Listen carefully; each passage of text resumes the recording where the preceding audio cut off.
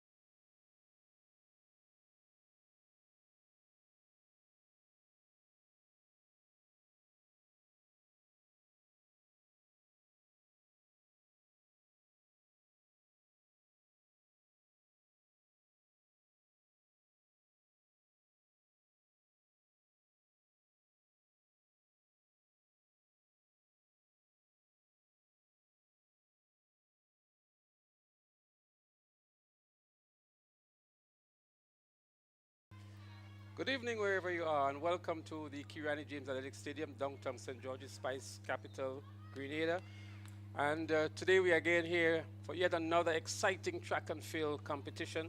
We're here for the Investment Migration Relays, or the IMA Relays, National Relays 2025, in pristine conditions here at the Kirani James Athletic Stadium. And to bring you the commentary wherever you are on your smart devices, your computers, etc. We have with us here Mr. Bernard Antoine, Mr. Clyde John, and yours truly, Leslie Smith, who is going to bring you all the excitement wherever you are. But we still have a lot of space here at the Kirani James Athletic Stadium, so you can come on down and join us here in these pristine conditions at the Kirani James Athletic Stadium. We're getting ready for the first event for today, which would be event number 1. Sorry, it will be event number 25, which would be the 4x100 meters. It's actually a medley relay for the girls. It's a 12 by 8 by 4 by 16. It's an open event, and the race has started. Classic Lighting Boca Secondary is there.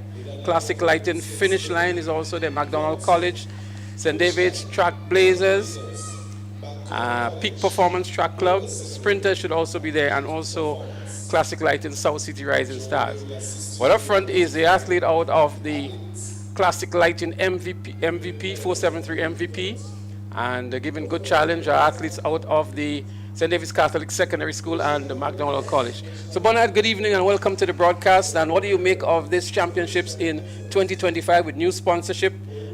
Pristine conditions, athletes all pumped and ready to go.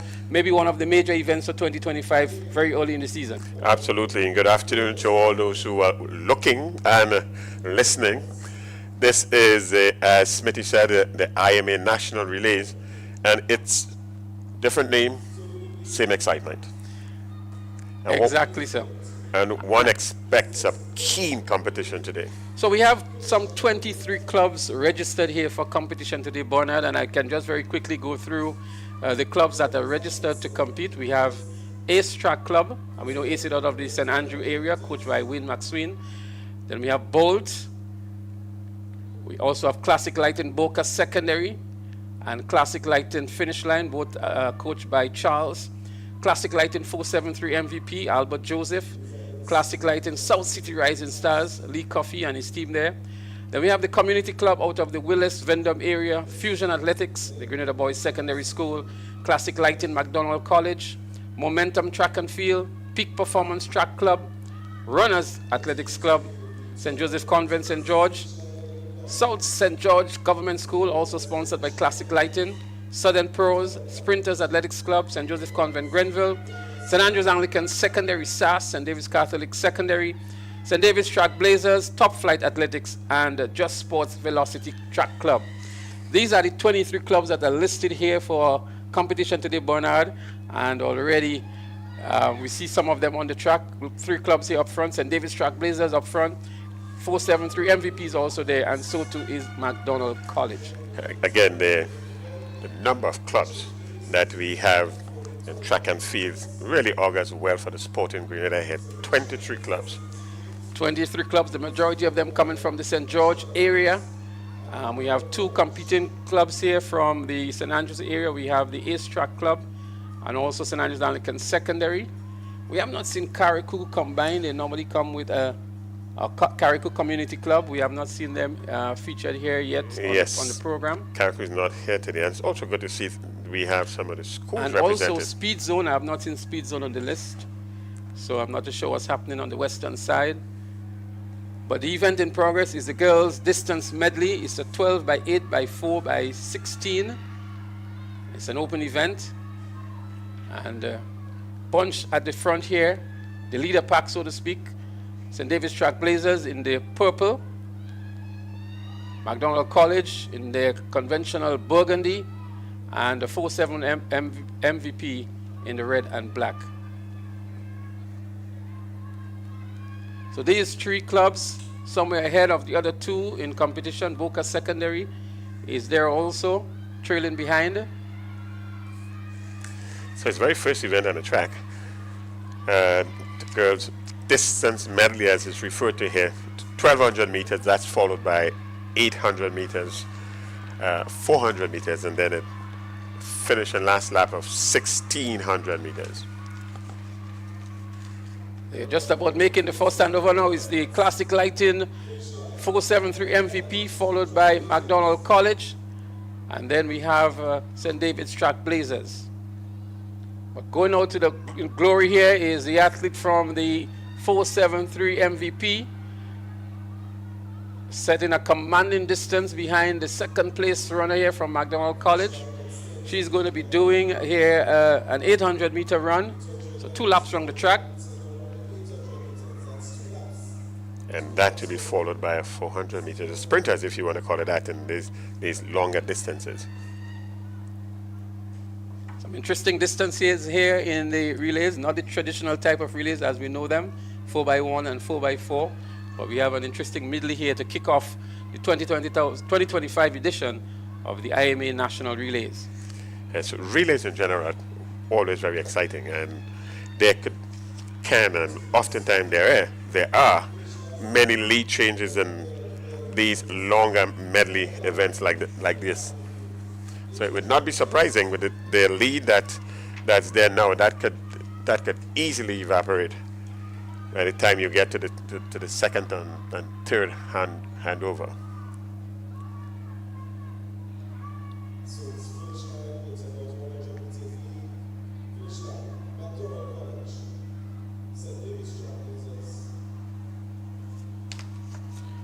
That's the athlete up here in front.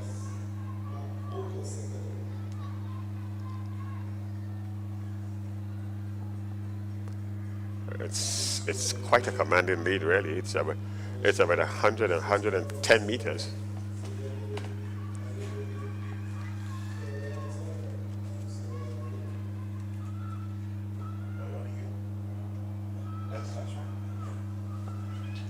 So that's the athlete Annie Logie here. She's the one in the lead at the moment. And she's actually running for Classic Lighting finish line. Annie Logie. So we were saying MVP, 473 MVP. It's actually finish line here. Annie Logie, who is leading and about to make the second handover. And she hands over to now. That could very well be. Try to get the name for you momentarily, but St. David's Track Blazers in the second position, McDonald College in third. That was a good run there by young Logie. In fact, she ran a rather interesting time during the converse boat, 2 minutes 11 seconds. That's a good time for that particular age group at the 800 meters. Another spirited run here. This time it's going to be a 400-meter run. And she's really motoring on nicely here. And this is actually Kayla McIntyre. Kayla McIntyre looking good on that 400-meter leg. And she's obviously going to bring in the baton first and with a commanding lead over the St. David's Track Blazers. So Kayla McIntyre hands over now. And she hands over to who looks like Kiana Alexander. And Alexander will do the last leg, 1,600 meters.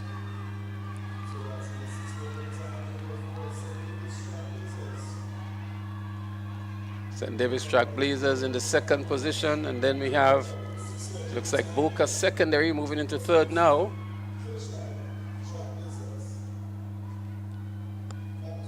Looking good here is the athlete, powering away nicely.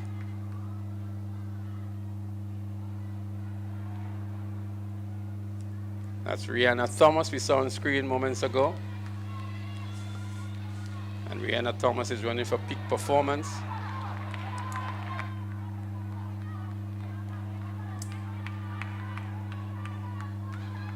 Well, that's our leader here. That's the leader on the last leg. That's Kiana Alexander. Kiana Alexander off finish line. She's doing the 1,600 meter leg.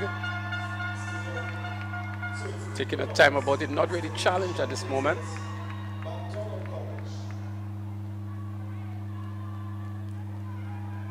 It's Alexander for finish line, followed by St. David's Trailblazers, and then we have, it looks like Boca Secondary School. It's quite a significant lead for. It's going to take a Herculean effort for anybody to run back here to catch Kiana Alexander off finish line. There she is. Measured performance, not been challenged, as I said. Maintaining good form and good rhythm. Pretty much flat-footed at this time. But we see a strong run being made here now by the athlete from the St. David's Trailblazers, closing in the gap here now on Kiana Alexander. As a matter of fact, she moves into the lead now. And it looks like that's a lap. It's just catching up rather. So we still have the same leaders. Same at the same lead, correct.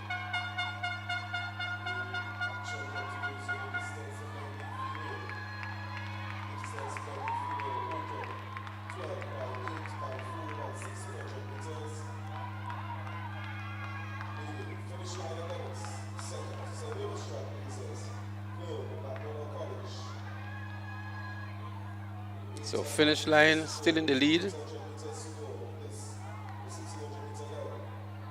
St. David's Trailblazers closing in.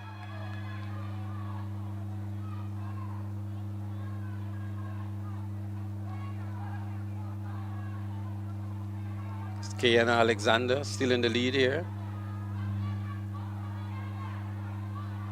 He's about to lap again the athlete from the Boca Secondary. Trailblazers really closing in now and nicely positioned. And that really is the beauty of these long medley races. You do have lead changes, and this, we just might have a lead change.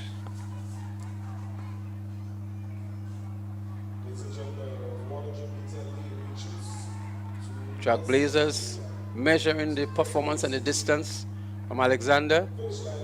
And it looks like Kamaya Telesford. Is it Kamaya Telesford we see in there? It's actually Kanisha Pascal. She's back on the track. Kanisha Pascal, she's a veteran runner here out of St. David's Trailblazers. And I think it's curtain's call now. There she goes. Having noticed her in the race now, Kanisha Pascal is going to take a very daunting task to beat her. She's just coming off a baby and she's back on the track. Kanisha Pascal it is. Former national athlete, would have represented Grenada for several years in the longer distances. And here she's doing the anchor leg for St. David's Trailblazers. It's 400 meters to go. With only 400 meters left, I think Kiana Alexander will have her work cut out for her, because Kanisha Pascal may be noted for the longer distances still than the 1600 meters, but the way she's positioned there now and the form that she was in years gone by, Bonan is going to be a good one towards the finish, but my money would be on Kanisha Pascal here. From the experience and the accolades that she have to her name, she would obviously be one of the favorites for this one. She already made up, 150 meters to catch the finish line athlete there. And now she's in the lead, only slightly, but she is. Well, I can tell you Kiana Alexander is not going down just like that. She's putting in a good fight as well. And it's going to be a sprint for the finish. Kiana Alexander goes to the lead one more time. Would Kanisha Pascal respond? Does she have it in the tank here to respond? Alexander is actually pulling away from her, establishing maybe a 10-meter lead. And she's looking good. Let's see what Kanisha Pascal has in the tank. But it is Alexander from finish line. Maybe that 150 meters was just too much for Kanisha Pascal. But Kiana Alexander defying the odds here now and powering to the finish line with about 50 meters to go. It is Kiana Alexander out of the finish line. Classic lighting finish line it is. Kiana Alexander wins the first event of the day, brings gold to her club. Kanisha Pascal, although being a veteran and a favorite, would have to settle for the silver for her club. A good and strong run indeed by Kiana Alexander. She really did not panic, Bernard. No, she maintained her composure. She knew what she was worth. She knew what she had. And she was able to bring home the victory for her club. It's a beautiful run, beautiful run. She she did inherit a significant lead. So at one time she was leading by as much as 120, 130 meters. That was closed, and in fact, Pascal erased that lead completely. But 30, 40 meters to the end, she regained the lead, and in the end, she won this rather easily. Well, I think the distance that Kenisha Pascal had to cover to get up to Alexander, that would have taken a lot out of her, and so she had nothing left for the kick towards the end. But again, a good run by Kiana Alexander, and I think what impressed me most is that she obviously would have known who Kenisha Pascal is. She didn't panic when Kenisha went past her slightly. She maintained her composure. She knew what she had, and then she chose the 200-meter mark to make the final kick. And there was no answer from Kenisha Pascal. It was curtains call from then on. Yes, and we have the final team still on the track. It's completing this first event on the track. As the athlete from Peak Performance.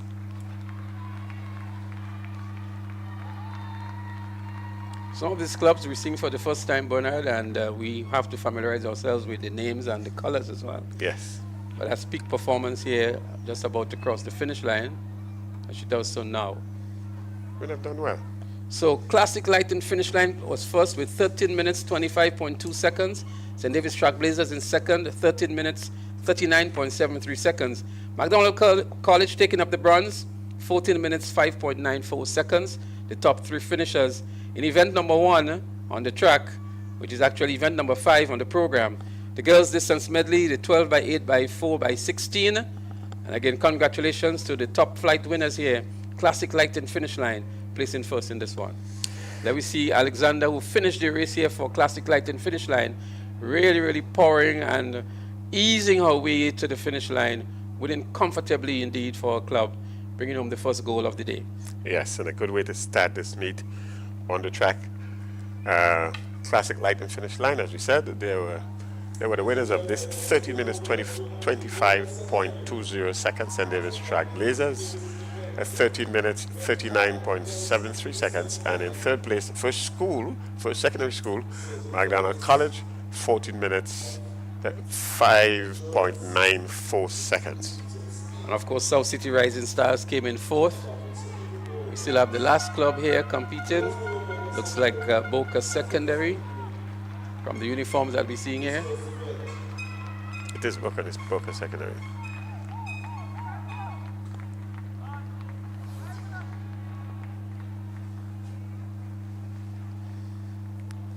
And that's the spirit to get the race completed.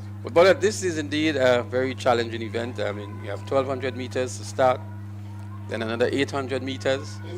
400 might be maybe the easiest of the legs, and then to finish it off with 1,600 meters. It means that you have to have a very balanced team, but this is more of an endurance type relay. It's a good start to the track. Well, the boys are making their way onto the track, or the males are making their way onto the track. It's going to be the same medley event, 12 by 8 by 4 by 16.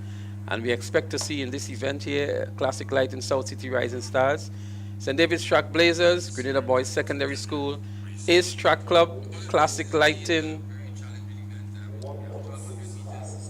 should be there as well. St. Andrews Anglican Secondary, Fusion Athletics, Bolt should also be there.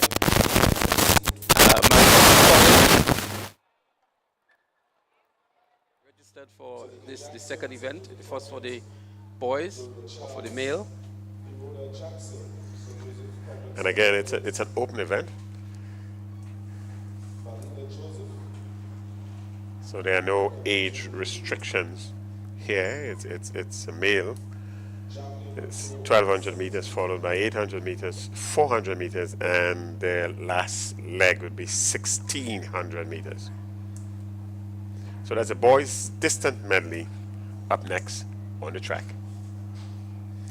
So conditions, Bernard, look pretty much decent for good track and field performances. It's not too hot. We know these days it's very windy, so it may affect some of the athletes who are running into the wind. But at least it's not scorching hot, so to speak. It's not cold as well. The temperature may drop significantly later on in the evening, But at the moment, I think we have excellent conditions, or close to excellent conditions for track and field. Yes, and you are looking at the IMA National Relays of 2025 here at Grenada James Athletics Stadium in St. George, Grenada.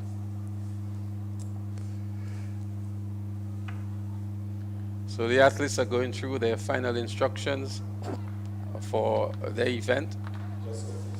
Quite a number of teams we see line up here for the medley event in the male category. The 12 by 4 by 12 by 8 by 4 by 16.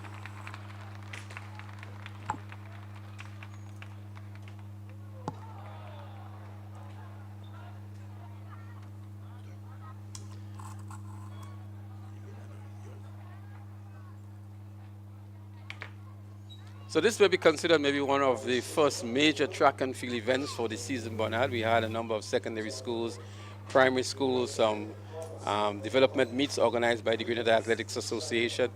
But I think in terms of a national event, I think this might be maybe the most significant of them for the season so far.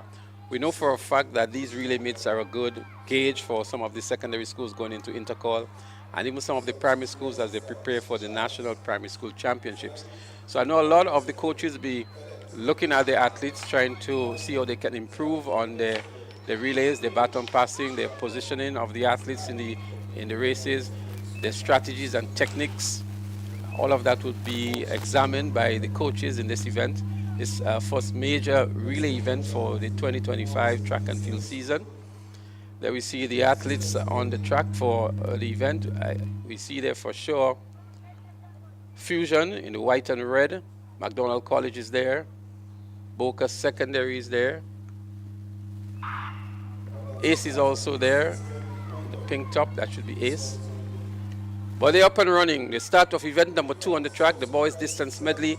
It's a 12 by 8 by 4 by 16 open event. And we have some 6 clubs participating in this one. St. David's Track Blazers up front already. McDonald College looks like the club in second. Finish line in third. Fusion is also there in the 4th position.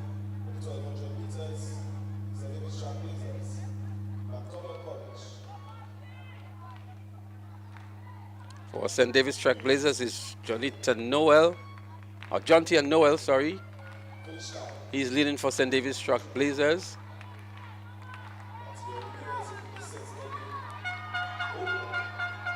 Relays in general, they are the ultimate really team sport.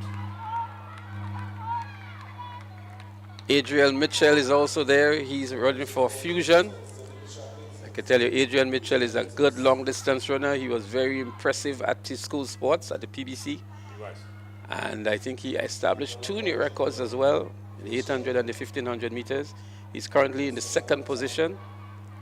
Adriel Mitchell out of Presentation Brothers College. But at the moment, it is still Jonty and Noel of St. David's Track Blazers. On this, the first leg, which is a 1200 meter leg. 2 athletes looking pretty good, pretty comfortable, maintaining good form as well.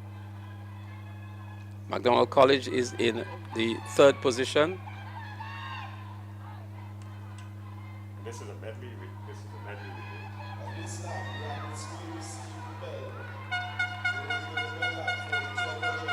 So they're going into the bell lap now. They would have just over 400 meters to go. Adrian Mitchell beginning to stomp his authority on this one. He moves into the lead. But Noel from St. David's Track Blazers is still there. They have 400 meters to go. Let's see who has the kick and who has the power. Adriel Mitchell for Fusion Athletics in the lead. But Noel is giving him excellent challenge here. He's right on his heels. And he's not giving up at all. It's going to be a close one for the first handover. Mitchell pumping a lot. But the challenge is on between these 2 athletes. Noel is about to make a move on the inside. A bad idea indeed. You don't ever try to overtake on the inside. He recovers nicely and comes back on the outside again. That's Jonty and Noel, Track Blazers. Adriel Mitchell is under some pressure. They're going stride for stride here with 110 meters to go on the first leg. John T. Noel recovers nicely here and distance himself a little bit here, 5 meters ahead of Adriel Noel. It's going to be John T. Noel to hand over first for St. David's Trailblazers. Adrian Mitchell will have to settle for the second handover. And it is St. David's Trailblazers. Then Fusion Athletics Club. Just about 7 meters distance, these two clubs. And then in third position, maybe just about to hand over now, it looks like South City Rising Stars. We will try to get you the name of the athletes on this leg here, but it is St. David's Trailblazers in the lead. Maybe 25 meters thereabout. Looking very comfortably indeed, St. David's Trailblazers.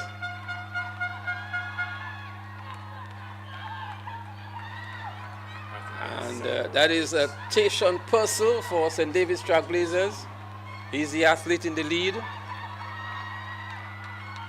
Tayshawn Purcell.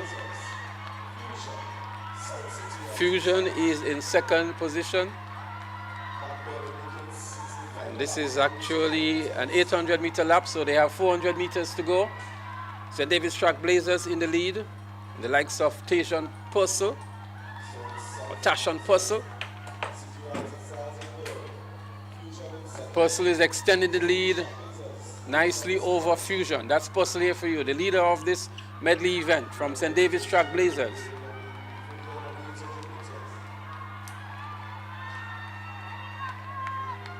Purcell looking very comfortably indeed.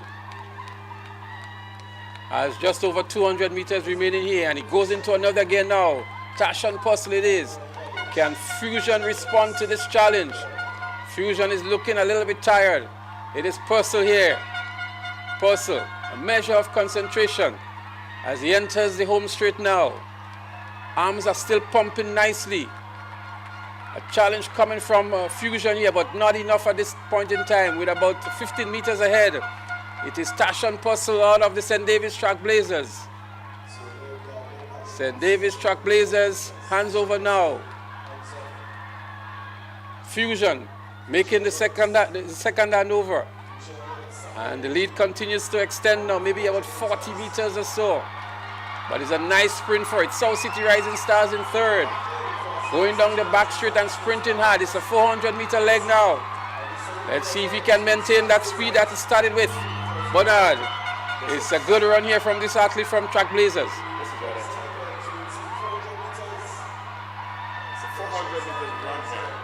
Akedon James it is, as he laps one of the athletes here. Akedon James from the St. David's Trailblazers. And let's see the athlete here coming in from Fusion. But it's a 400-meter leg. He's closing in on the gap, but maybe not enough here to catch St. David's Trailblazers. The final leg here now, which is going to be a 1,600-meter leg. 1,600 meters ago. Well, we anticipate there's going to be a change in the lead here as Fusion Athletics moves into the lead over St. David's Trailblazers. Is he going to keep up with him here? But Fusion looking good.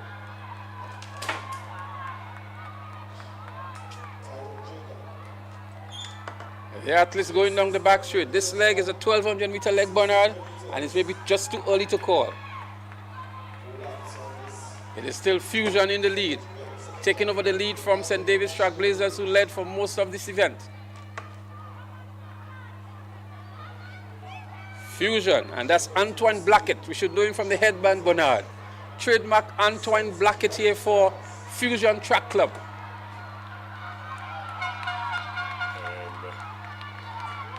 Antoine Blackett, more known for maybe the 400 and 800, but he's here. He's doing a good job here. Very good job, actually. He has now established a lead of, 30 meters. Somewhere in that vicinity there. Antoine Blackett is going to be difficult to catch him, but let's see what St. David's Track Club has. As we see a change in the third position as well. South City Rising Stars been relegated to fourth position now. Antoine Blackett it is here for you for Fusion Track Club.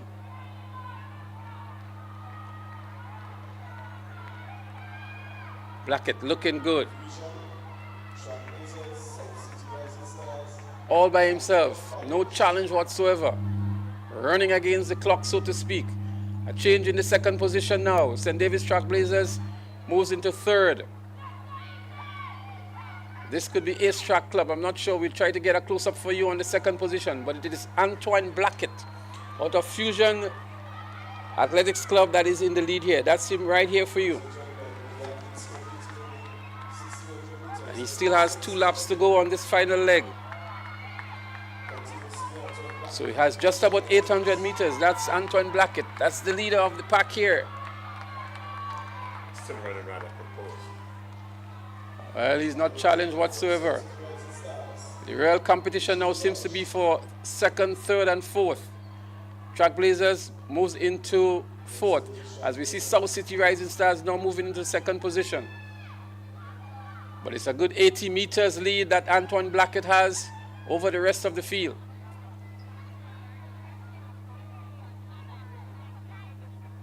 And Antoine Blackett, as we know him, still has a good sprint towards the end. So if he can... Yes, but there's still 2 laps to go. It's, really, anything can happen with 2 laps. That's 800 meters to go. Well, Blackett on challenge at the moment, looks around, glances around to see where the competition is going to be coming from. Does not see any competition really. And so he's just motoring on nicely.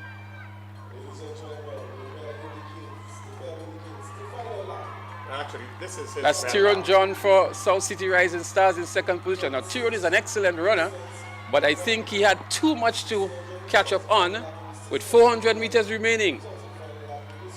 Tyrone in second position, but it's going to be a tough one for him. Tyrone Jacob it is in second position. Let's see what Tyrone has, but that lead I think is just too commanding at the moment, and Antoine Blackett, as we know him, still has some kick in him as he begins to pump the legs. The knees go up a little higher. The arms are pumping a little faster. A little grimace on the face as well.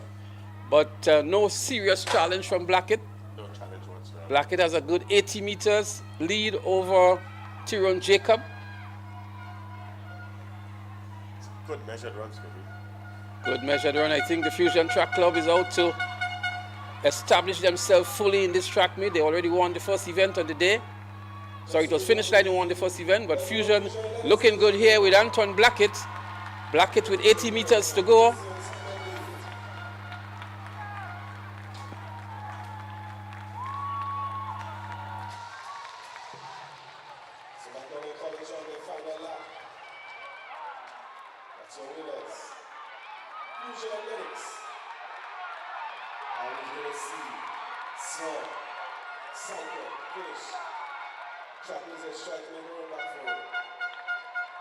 This one for Fusion Athletics Club and St. David's Trailblazers running back nicely here to pick up the third position in Akedon James.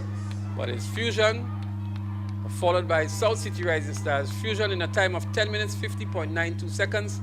South City Rising Stars 11 minutes 5.25 seconds.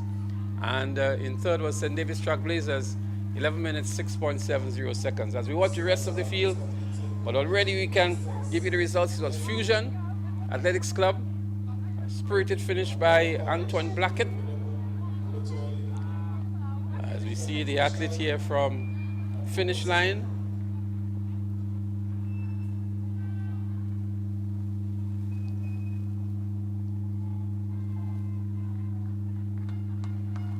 Followed by McDonald College, and then we have Boca Secondary. We also have some field events as part of this event. So although it's a relay meet, we have we have the high jump, which is currently in progress, and we also have the javelin. As the final sets of athletes cross the finish line. And this is the second track event for the day. The boys distance medley 12 by 8 by 4 by 16. Bernard, again, a good run. I think the positioning of the athletes was excellent. St. David's Trailblazers they did most of the early running, but I think that third leg for Fusion really made a difference. And by the time the baton was placed in the hands of Antoine Blackett, it was almost game over. There was actually some real planning and the execution that went into that race for the Fusion Club. from the second leg. You're going to see some. You're going to see So some there. just seems to move for Boca Secondary. Distance medley. We have our confirmed winners, the results for the first 6 positions. The times already posted on the scoreboard. And let's bring on Boca 150 meters to go. The race of certainly infused with endurance, speed, topping off even more endurance. Here it comes now. This is. Ladies and gentlemen, Boca Secondary. Boca Secondary. Medley and also this event.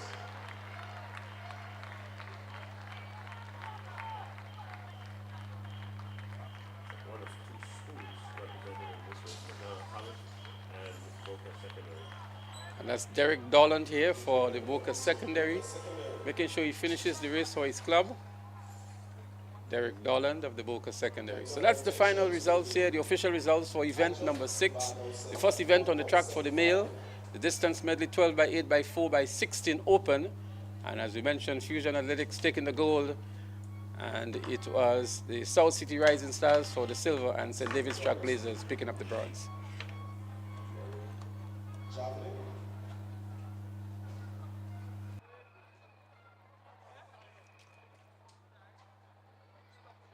Mentioned to you earlier on, we have the javelin event in progress as well as the high jump. And that's the girls, we should have the girls javelin throw. The under 17 boys. The under 17 category, the boys high jump open should also be happening, and the under 17 boys javelin. So I think the javelin we have going on here now, the under 17 boys.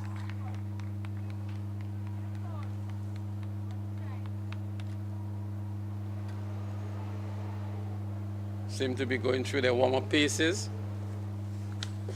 It's an open high jump event that's also happening there. We should see from the open high jump, we should see the likes of Daniel Douglas and Zidane Rennie from SAS, Ezekiel Best from finish line, I think it is, Kyle Abraham also from SAS, Kazim Lewis, Dante Oliver, Xavier Roberts, Xavier Knights, Daniel Cruikshank, Timothy Greenwich, Winnershon Linton, Joshua Richard, Michael Gidhari, Dishon Smart, Trevor Woodruff, Tavon Hall, DeAndre Smith, and Jay Phillip.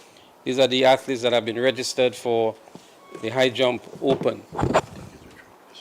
The under 17 boys javelin throw, we should see the likes of Caleb Alexander, Dejon Antoine, Dante Oliver is also registered here, Kazim Telesford, Jaden Lewis, Jelani Coffey, Danon Mitchell, Delron John, Jaden Lewis, Delron John, Ethan Bob, Trevon Joseph, Cameron Lewis, Ethan Francis, and Kalen Clarence. So that's the boys javelin. Well, Delron John would be one of the favorites here. He's a character athlete. He won the javelin at Intercol Games as well last year in the junior category. And he's now competing in the under 17 category here at the IMA National Relays. We are getting ready for some more action on the track. And up next on the track would be the mixed 4x100 meters relay for under 9s. This should be some exciting. Well, the under 9s will be doing a exciting 4x100 meter event. They have not made their way onto the track yet. They're just about doing so as we segue back to the javelin. And that's Dejon Antoine from Southern Pros, who just had an attempt at the javelin. It's Antoine from Southern Pros.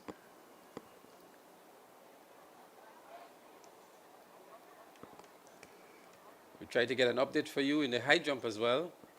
You just saw a failed attempt by an athlete from the South City Rising Stars.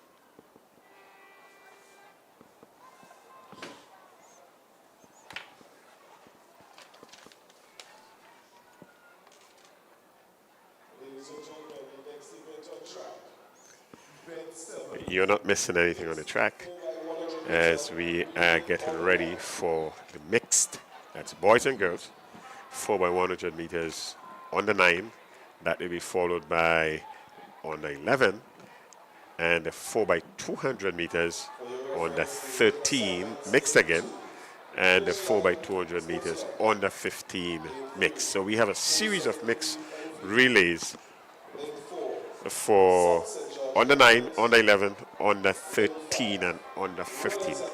That will be the action next on the track. We will still be viewing the javelin for boys and the javelin for girls on the 17, as well as the boys high jump. So the athletes are taking up their positions on the track for the 4x100 meters relay on the 9.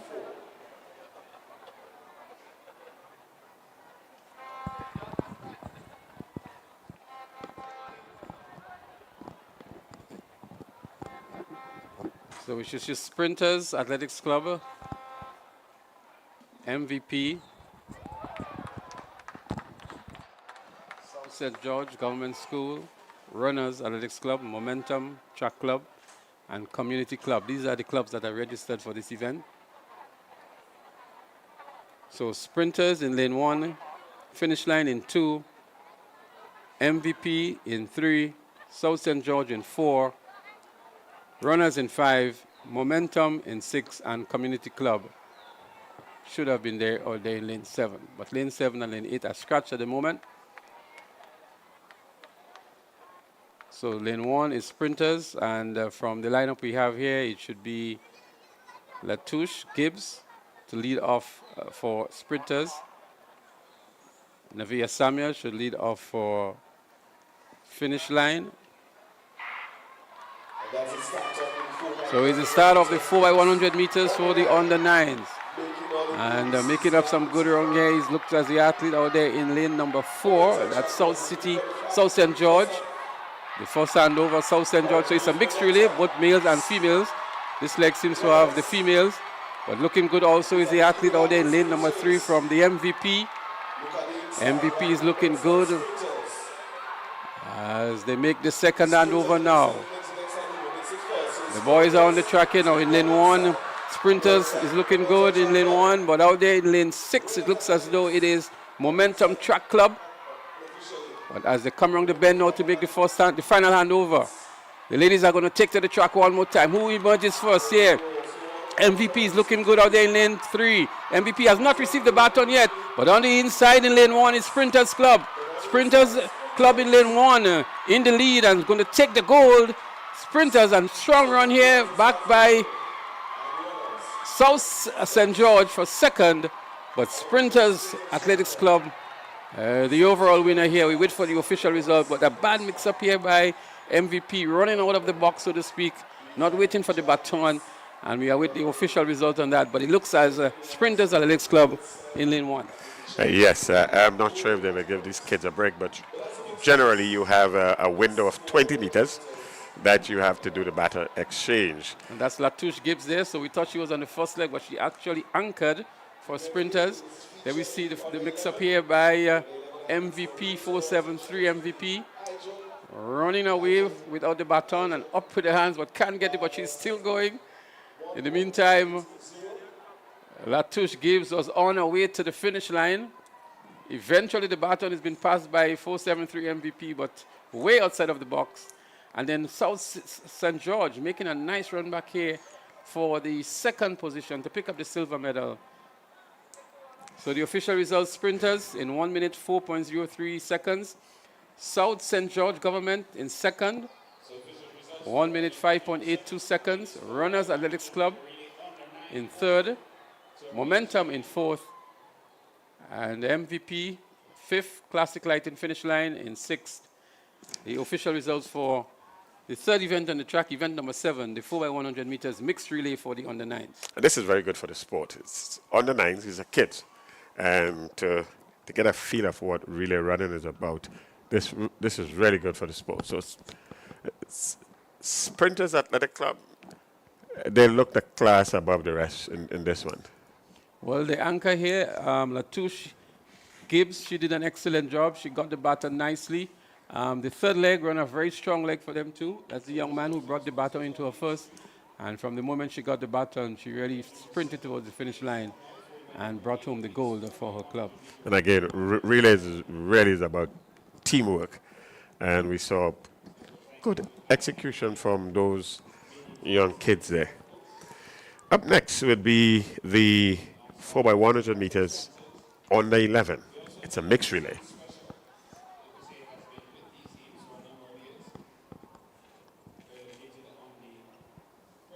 So we still do have a lot of space here at the National Stadium. Yes, the Kirani James Athletic Stadium.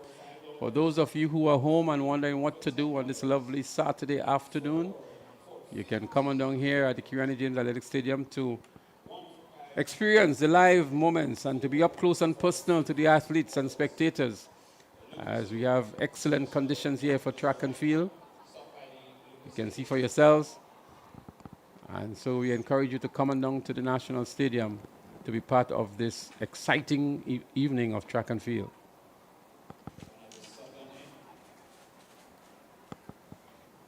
So the athletes for the next event, that's the 4x100 meter relay on the 11, they're getting themselves ready.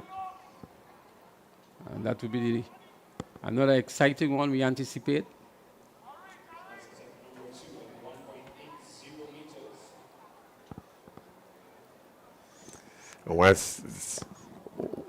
While some track events are taking place, we still have the field events continuing. So continue with the high jump.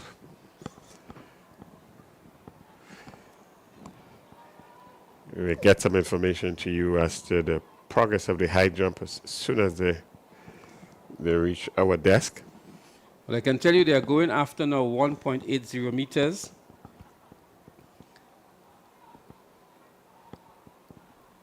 And we just saw a failed attempt there by an athlete from Fusion. 1.80 meters. That's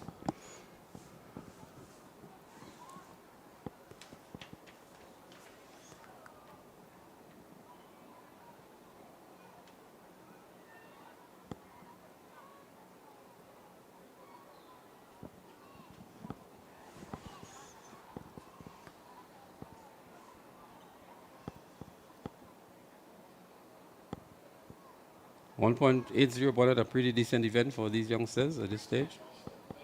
yes, it is. It's on the 7th. No, it's an open open event, actually. It's yeah. an open event. 1.80. It's an open event. So that last effort by the athlete from Fusion was an unsuccessful one.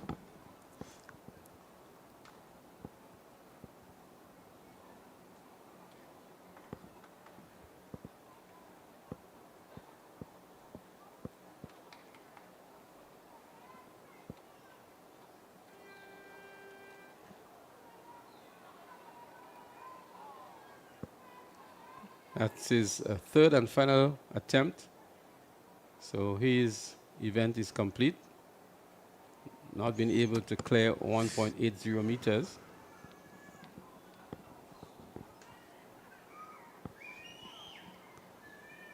Whilst that is taking place, the under 11s are getting themselves ready for the 4x100 meters relay mixed.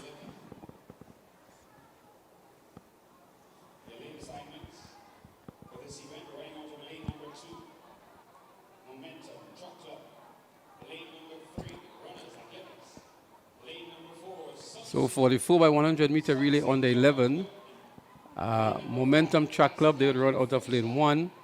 Runners Athletics Club, Momentum would be in lane 2. Runners would be in 3. South St. George Government in 4.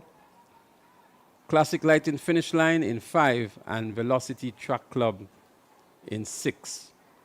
The lane assignments for the upcoming event, the 4x100 meters on the 11 mixed. So 5 teams represented here. This should be a keenly contested one.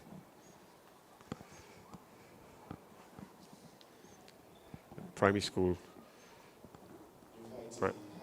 kids on the 11, 4x100 meters mixed relays. That's up next.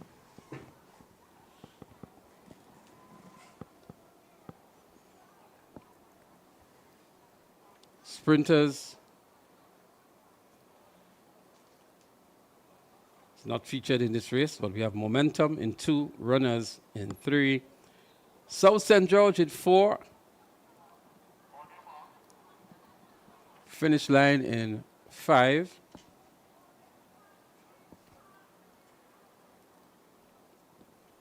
and Velocity in 6. It's a nice clean start to this one. The 4x100 meters under 11 mixed. Let's see who mixes up the stagger first. But looking good is the athlete out there in lane 5 from the South St. George. First handover is South St. George. But also looking good is Finish Line. Finish Line. Maybe the biggest of the athletes in this event here, Finish Line, as they make the second handover. It's Finish Line looking good out there in lane number 5.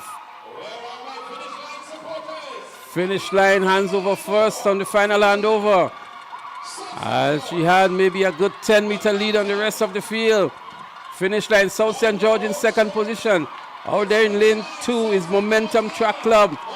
But it is Finish Line running for it. Here comes South St. George. Is she going to catch her? She doesn't. Finish Line followed by South St. George. Another exciting conclusion to the 4x100 meters under 11 mixed relay. Under 11, and I dare say very, very, very competitive. It was Jasmine Glean who anchored here, receiving the baton now and really maintaining her composure and form here. Jasmine Glean from the Finish Line Club. She did receive some challenge towards the end from South St. George Government School, but she was still able to maintain the lead and bringing home the gold for her club. I thought it was rather impressive. Jasmine Glean, there she goes there, easing up towards the finish line, but maybe knowing where South St. George was. Yes. We really expect them to run through the finish line. There we see it again, Finish Line finishing first in 59.76. South St. George in second, 59.98. Momentum Track Club in third with 1 minute, 0.74 seconds. And Runners picking up fourth, Velocity picking up the 5th position. The path of passing was fairly smooth on this one. It's not much of hiccups or anything in this one compared to the first event with the under 9s. The under 11s, they were much smoother in terms of the baton passing. A little bit of waiting and so forth, but no baton was dropped or anything like that in this one. As we look back to the replay of the final leg in the 4x100 meters under 11, Glean here receiving the baton early. Good run here by South St. George. South St. George been featured nicely in some of the early events within the age categories. We know they're actually a powerhouse in the St. George's Primary School Championships. Yes, and that's coming up soon. You know, the St. George's Anglican School is another top school in the St. George's area for the primary schools. As we're getting ready now for event number 8, the mixed 4x100 meters for under 11.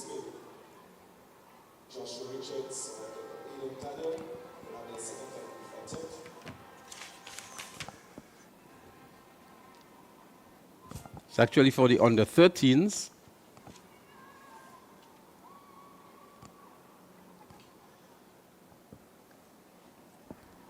So we should see Fusion Athletics Club in lane 2.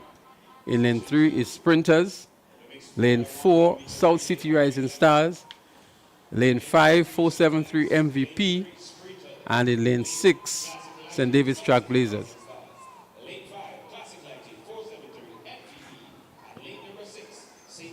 So it's Fusion, Sprinters, South City Rising Stars, 473 MVP, St. David's Track Blazers.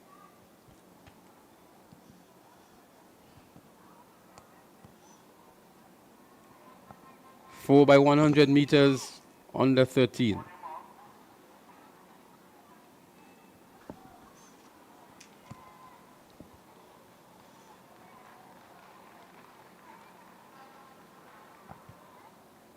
They're under status orders.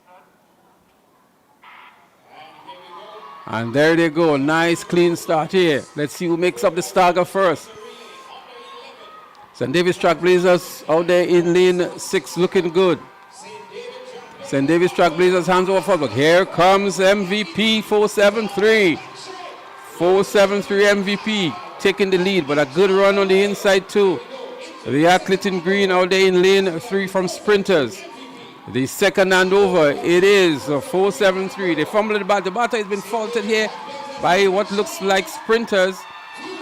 But on the outside, St. David's Trailblazers is coming back nicely on 473 MVP. What a good run here by Trailblazers. They hand over the batter just about the same time as they head into the final leg here now. 473 MVP emerges ahead of the pack. St. David's Trailblazers giving good chase here. A good run back here by the athlete in lane 4 from South City Rising Stars.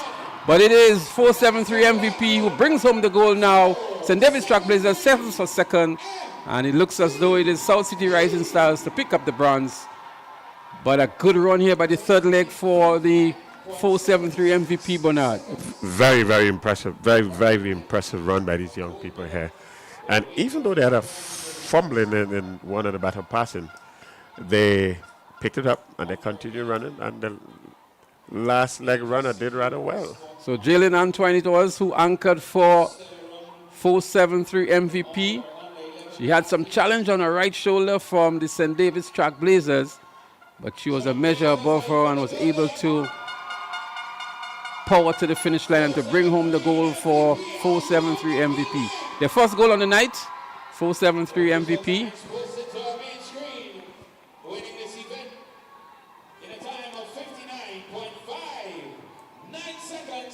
There we see the official results, 59.59 seconds for MVP. Trailblazers in second, 1 minute, 0.10 seconds. And it was South City Rising Stars who actually pick up the bronze medal in 1 minute, 3.28 seconds.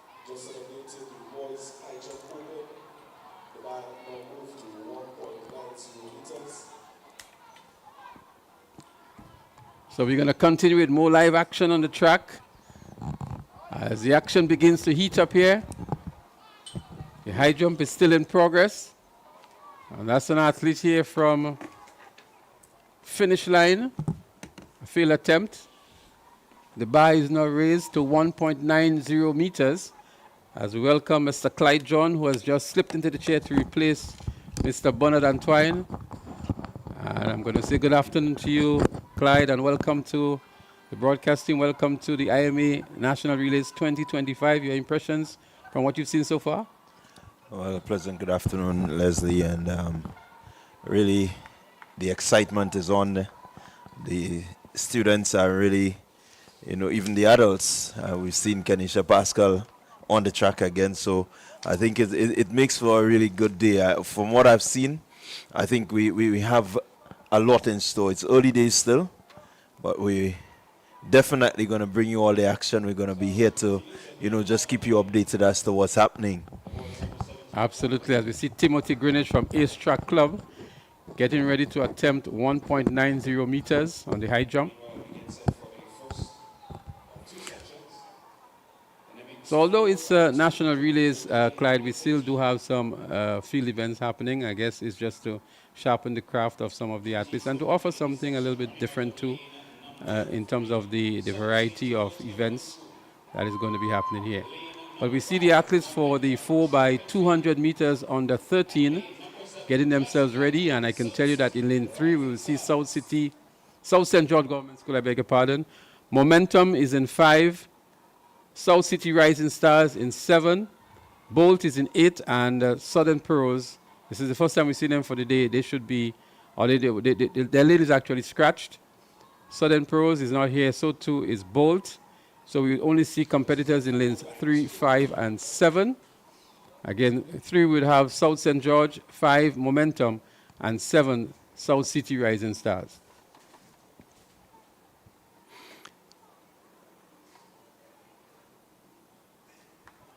Yeah, so quite a lot happening. As you rightly said, Leslie, the field events makes, for that addition, we talk track and field, even if it's still track and field. So we want to say kudos to the organizers, at least for keeping the field athletes occupied. Most times we put the spotlight on the track and we forget that track and field is a combined event. And I'm sure, Clyde, that there are some persons, although they like the track, they might just be here to view the field events. And definitely so. So the athletes are on the track for the 4x100 meters. Actually, it's under 13, so there seems to be some mix-up here with the naming of the events from the information we have here. So it's the 4x200 meters really under 13. South St. George Government School out of the Springs area. Momentum track and field is in lane 5. And Classic Lighting, South City Rising Stars, they are out there in lane 7.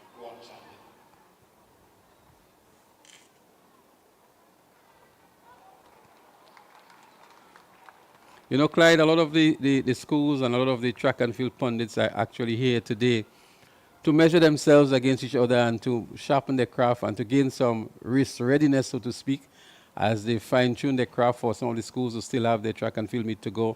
And then for some of the more major meets, as we look towards the National Primary School Championships, the Intercol Games, the National Champs, and all of the other events that are scheduled on the athletics calendar for 2025. Yeah, it's really a good test of the athletes, you know, their position in terms of their competitiveness. You are well into your training. You want to be able to test the gauge before the major meets, you know, where you at, how you stack up. You see for the likes of South St. George, right, they have their branch meet early next month. And so they will be getting a feel as to their competition. You know, even if it's from a different club, but you just get to see a few of the athletes, you get to see where you at, what maybe you need to do to really enhance the training so that these kids could be at the top performance come primary school games. And then the big one is obviously the intercol games where the secondary schools gauge against each other. And I can tell you from my experience covering these games over the years, we're going to come back to that comment later on as we get ready for the start of the 4x200 meters relay for the under 13. Again, we have South St. George, Momentum, and South City Rising Stars. They're up and running here. Pretty slow start so far, but let's see what happens here. South City Rising Stars out there in lane 6. South St. George, lane 7, I beg your pardon. South St. George in 5, and Momentum in lane 3. So it is South City Rising Stars who is in the lead here, out there in lane 7. South St. George in 2nd, and Momentum on the inside in 3rd. It's a mixed relay again, so the boys taking off on the lead, handing over to the ladies now. South City Rising Stars out there in the lead still. South St. George making a good run for it in lane 3 on the inside. What a good run indeed from the inside here. Really covering some good grounds. It's a 4x200 meters. So this is a 200-meter leg. South St. George with a good run on this leg here. They hand over just about the same time. South St. George fumbling with the baton. So too is South City Rising Star, but coming through in the middle is Momentum as the boys take on the 3rd leg here. Momentum looking good. So too is South St. George. 200 meters on this leg as well. It's for a sprint for the final 200 meters coming up shortly. But it is South St. George with a slender lead over Momentum. The final and over now. South St. George hands over first. Then it's Momentum. South City Rising Stars trailing in 3rd position. But it is South St. George. I am sure the likes of past Principal Davis Adams and others are delighted to see the performance here today of South St. George. It's going to be South St. George. Momentum is giving good chase, but you won't be able to catch her. South St. George is going to bring home the gold for Springs community and the environs. South St. George it is winning this one. Momentum in 2nd, and South City Rising Stars would pick up the bronze. Yeah, really good spirited run there from the athlete from the South St. George government. And like we were saying, you know, they get a feel as to what condition the athletes are in. They've been training, preparing, and so now it's time to execute. This will give them, you know, really good, strong hopes of, you know, maybe upsetting some of the bigger teams. Well, we know that South St. George, when it comes to the St. George's branch sports, has been a force to reckon with. And so definitely they're just warming up, looking at them, they're looking good, they're looking ready. And so definitely some confidence will go in, to the meet. So Kayla Abraham anchoring there for South St. George. The official results, 1 minute 58.87 seconds. Second was Momentum with 2 minutes 2.84 seconds. And the South City Rising Stars picking up the bronze, 2 minutes 9.26 seconds. What I like here, Leslie, is the fact that we get to see these youngsters, it tells you something about the future of athletics. And definitely being on a stage like this, some of them are really doing well, I looked at the student that finished that anchored that leg. Kayla Abraham. Still some work to do, in terms of technique, but you can see that she's strong, she has power, and she's able to really anchor well. Absolutely so. In the high jump, just for those of you who are monitoring, the bar is now moved to 1.95 meters as the athletes for the next event get themselves ready, which would be the 4x200 meters for the under 15.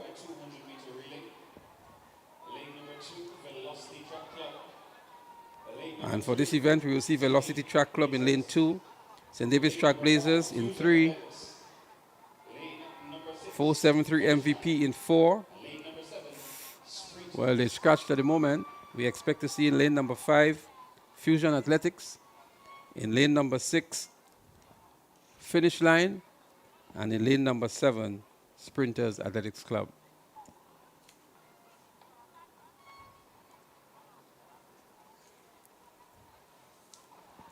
So again, the youngsters really being able to be on the track here. I like the confidence that I see from some of them. I stood out there just a while ago looking at the under 11s, and I saw a little one that was just ready to go. They knew exactly what they need to do. So I think we need to also give kudos to some of the coaches that have been working. You can see a lot of these youngsters, as small as they are, they tend to understand what it takes to be at this level.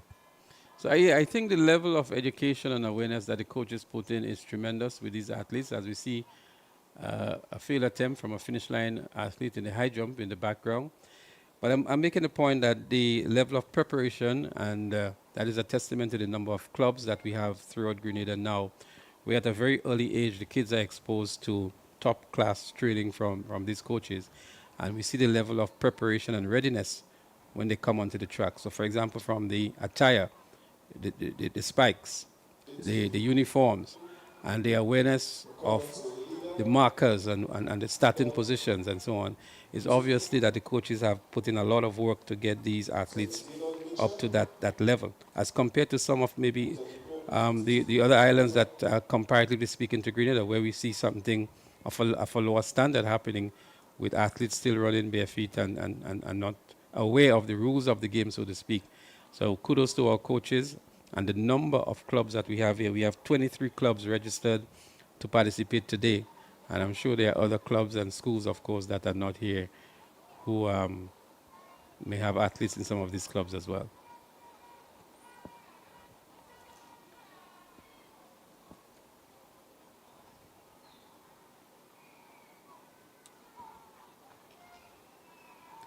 So it's live track and field action here at the Kirani James Athletic Stadium.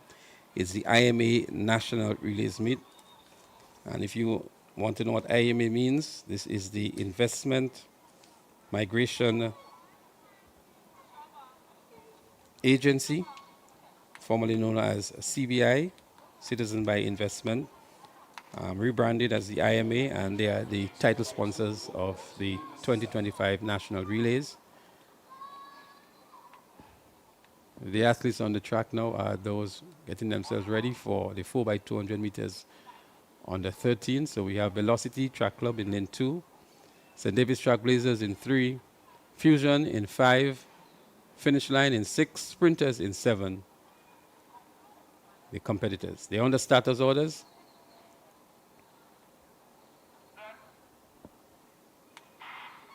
And there they go. The start of the 4x200 meters on the 13th.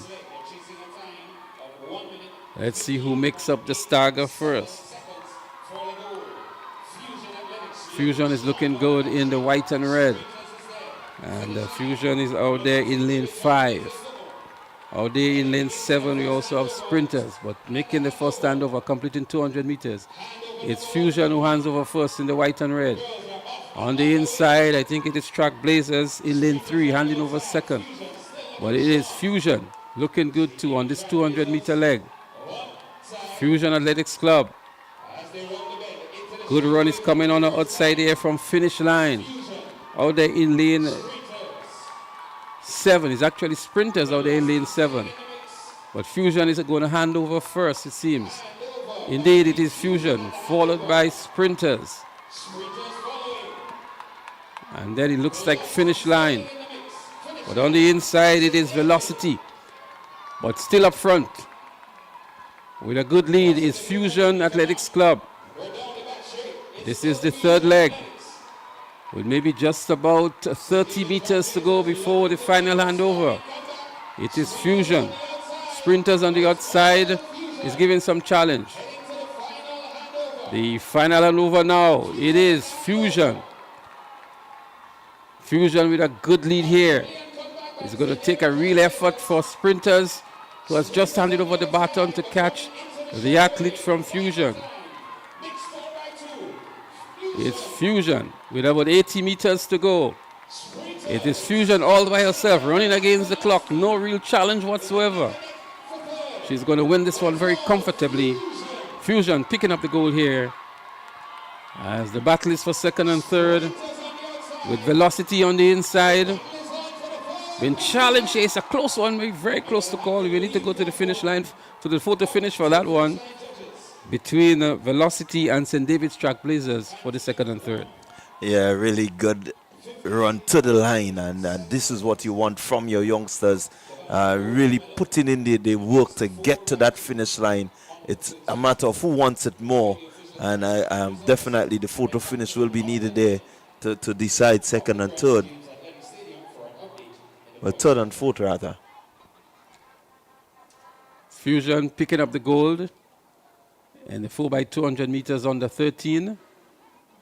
And it was a real close one to call for the second and third. As you see, the spectators are really building up here. The premium seats would be those right next to the finish line. And they attract premium price as well. Yeah, it's good to see so that. It's Fusion Athletics in 1 minute 56.01 seconds. Sprinters was in second with 2 minutes 0.89 seconds. Velocity picked up the third position, 2 minutes 4.77 seconds. And David's Trackblazers pick up the fourth position, and the finish line was in fifth. As we look back here, the very close call for second position. In the end, it was sprinters over Velocity for the second position. Yeah, certainly a good finish there. The time when has had to go down to the hundreds of seconds. And that was actually for third and fourth positions there. Yeah, definitely. They actually returned the same time. So I guess the photo finish had to come into effect here, as we suggested, to see which torso crossed the line first for the third and fourth positions. Then we look back again, very close one. Battling for third. It was not a battle for gold here, but a battle for third position. And these two athletes are really going for it, leaning towards the line, both of them. In the end, they ran the same time, 2 minutes 4.77 seconds. But the torso of the athlete from the Velocity Track Club was ahead, and she was judged and given the bronze medal for the event. You want to make sure that, if you keep that sort of enthusiasm, you want to keep that competitive edge. It's all about sharpening the tools, for that big major meet that is going to come. So it's good signs here, really good signs from these youngsters. It begins to charge the atmosphere come National Primary School Games, because these are under 13s. Exactly so, as the under 15s are already on the track.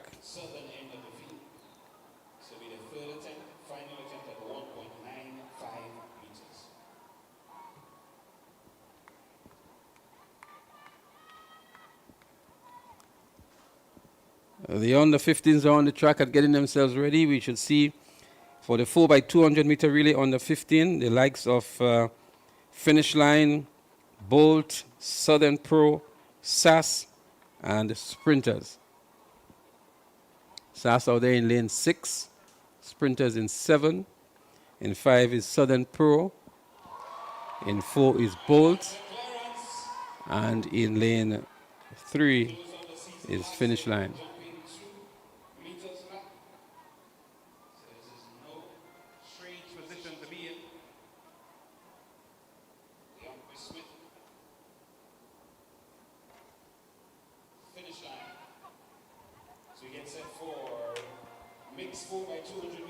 Under 15. So the athletes are getting themselves ready. They're waiting on the officials to call this one. It's live track and field action here at the Kirani James Athletic Stadium, the IMA National Relays 2025. We're down to event number 10, which would be the 8th event on the track so far.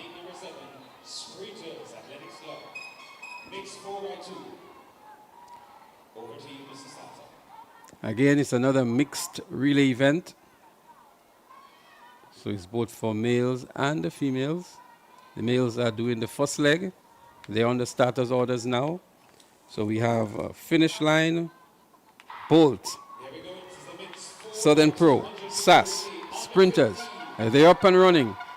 SAS making up the stagger nicely here on the athlete from Sprinters. And then also looking good is the athlete in lane number 4 from Bolt. But SAS making up the stagger here nicely on Sprinters. It's a 200 meter leg. It's a mixed event. The ladies would do this second leg. Handing over first, here is SAS. Out there in lane number 6. SAS goes off. Sprinters is in trail. The rest of the team making up here now. Well, there is SAS right in front of the screen here. On the second leg of the 4x200 meters under 15 mixed. SAS followed by Sprinters. Followed by what looks like Southern Pro. And then there is Bolt. But it is SAS making the handover now for the third leg. SAS with a commanding lead here over Sprinters. SAS goes off in a flash. Sprinters is trailing. The others are trying to catch up. Southern Pro and Bolt. But it is SAS with about maybe 60 to 80 meters lead. Not very often you see that kind of lead in a relay event. A commanding performance here by the athletes from SAS. And it's going to take a Herculean effort to catch SAS on this final leg here now. The ladies have it as she sprints towards the finish line here with 200 meters on this leg. SAS with a commanding lead. It's almost 100 meters SAS is leading by hereby. Let's see what happens as she runs down the finish line. SAS with 80 meters to go. And we see Southern Pros making a run back here, but it is SAS. It's not going to be catching her today. She wins comfortably in the end. A commanding performance by SAS to win this event. It's the first time I think we've seen them on the track for the day. And what a way to establish themselves and to announce themselves on the track. The athletes from SAS, as the rest of the athletes come in now, but indeed a very good run from SAS. Yeah, tell you what, even if it's mixed, the machinery of SAS seemed to be well oiled. You look at the execution, you look at the way they commanded the track, it tells you that, you know, they are really looking to gauge their positioning. It's really good for these athletes. Again, you look at the physique and the way that they approach their races. It says something is happening. Well, a good run here from the athlete from SAS. That looked like Philip Michelet anchoring for SAS. So there's the official result. SAS 1 minute 47.94 seconds. Southern Pros in second. Classic Light in Boca secondary in third. Sprinters in fourth. And Bolt Legends in fifth. The high jump continues. The bar is now at 2 meters. Finish line is still in competition there. So too is Ace Track Club. The action continues to build up here. We still have a lot of relays to go. And from the looks of it, we should have 33 events today At the moment, we're down to event number 10. We've just completed event number 10, and that includes a couple of the field events. So quite a large number of events still to go. So there's a lot of time for those of you who are home to still journey down to the Kirani James Athletic Stadium to relive or to experience in live color the IMA National Relays 2025. An attempt here by the athlete from Ace Track Club, a field attempt in the high jump open.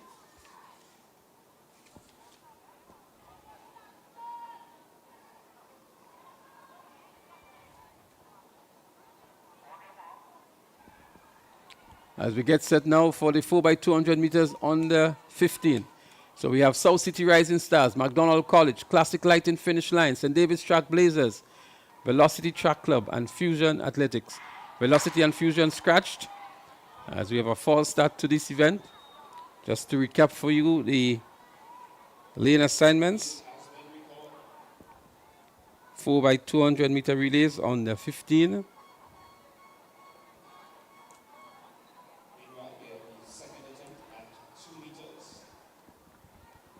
In lane 3, we have South City Rising Stars. Lane 4, McDonald College. Lane 5, Finish Line. Lane 6, St. David's Track Blazers.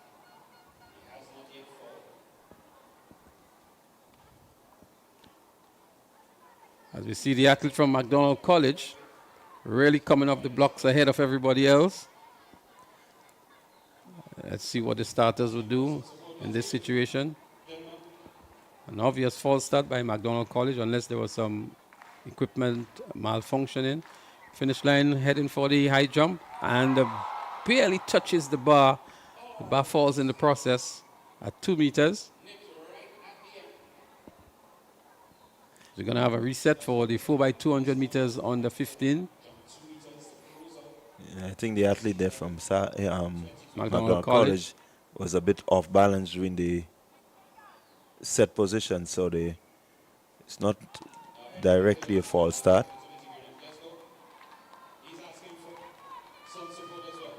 So again, to call the lane assignments for you, South City Rising Stars in 3, McDonald College in 4, Finish Line in 5, as we look at the athlete from Asia attempting 2 meters. Almost clears this again, touching the bar on the way down. And that was his third and final attempt. So we still have an athlete from Finish Line who has another attempt. So meanwhile, we wait for the start of the 4x200 meters on the 15 boys. We were taking some of the high jump. It's excitement, an exciting competition down there at the high jump. Yeah, that was Timothy Greenidge, character medalist in the high jump.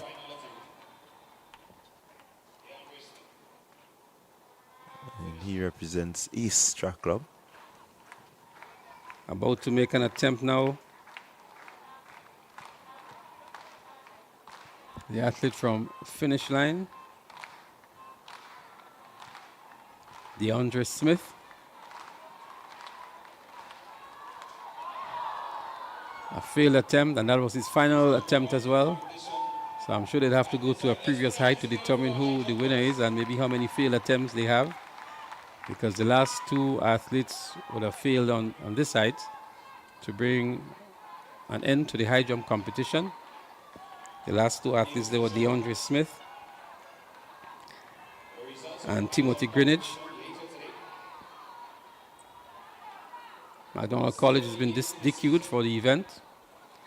So we saw the obvious false start by McDonald College, and they have been disqualified from the 4x200 meters for the under 15 boys. It's always very unfortunate when you have a disqualification, because I'm sure the rest of his teammates might be up in arms against him. But they're up and running now, so 3 clubs competing here. We have South City Rising Stars, Finish Line, and St. David's Track Blazers. On the inside, South City Rising Stars making up the stagger nicely on Finish Line. South City Rising Stars on this 200-meter leg in the lead at the moment. Let's see who hands over first. South City Rising Stars on the inside, hands over first. Then it is Trailblazers on the outside. It's another mixed event, so it's not a male event, but a mixed event again in the under 15 category. Running back here is finish line nice, but South City Rising Stars on the inside and St. David's Trailblazers on the outside, actually in the lead now. Finish line is trying to make a run back here, but it is Trailblazers on the outside. Trailblazers about to hand over now. This is the second handover. Trailblazers. And it is South City Rising Stars on the inside. South City Rising Stars moving into the lead now. A very strong run by the athlete from the South City Rising Stars over the St. David's Trailblazers. There they go. Heading for the final handover. South City Rising Stars and St. David's Trailblazers battling for it here. Let's see who makes the handover first. It is South City Rising Stars. St. David's Trailblazers maybe some 10 meters behind. South City Rising Stars off and going. 15 to 20 meters lead here. It's going to take a real effort to catch her on this 200-meter leg, the final leg in the 4x200 meters under 15 mixed relay. South City Rising Stars.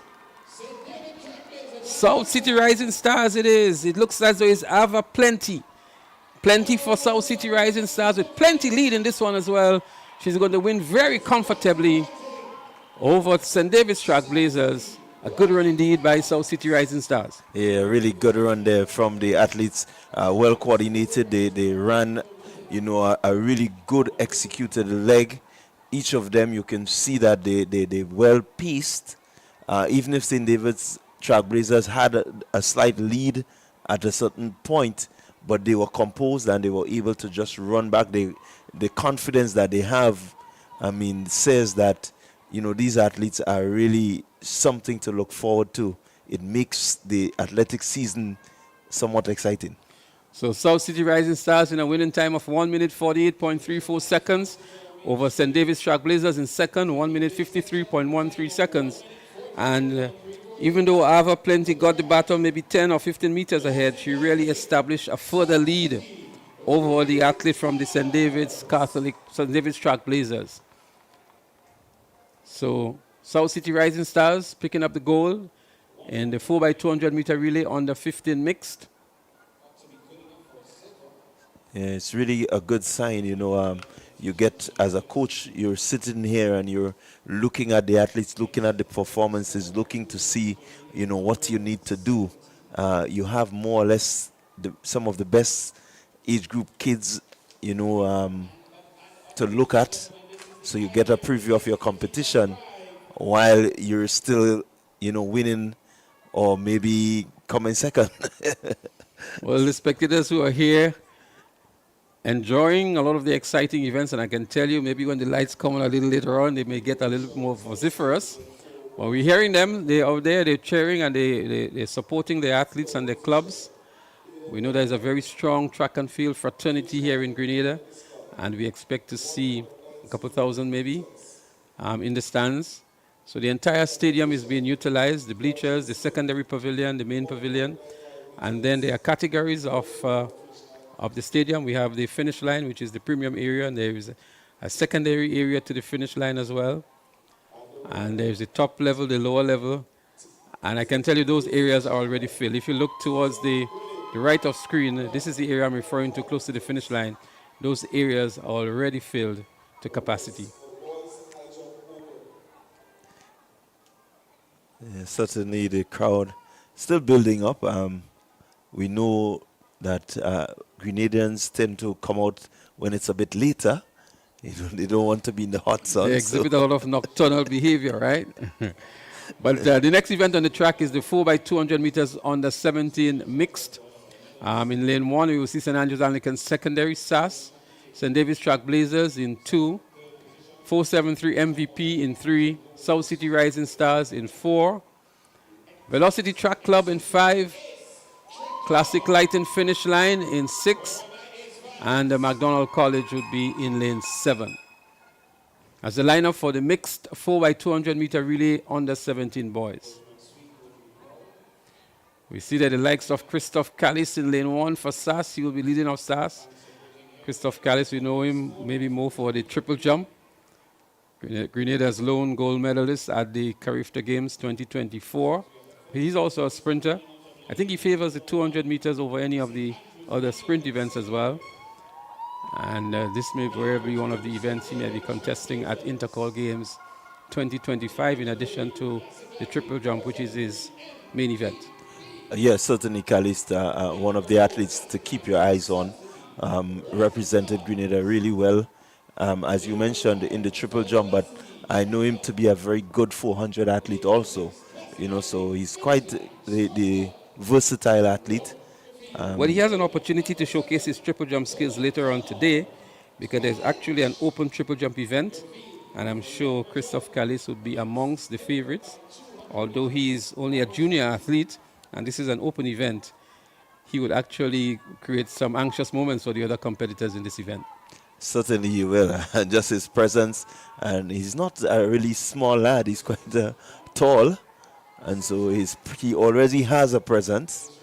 And so, I mean, by the time he gets maybe his first jump in, he will announce himself to say, hey, I'm here. So St. David's Track Blazers is also featured in the event upcoming, and also is the MVP.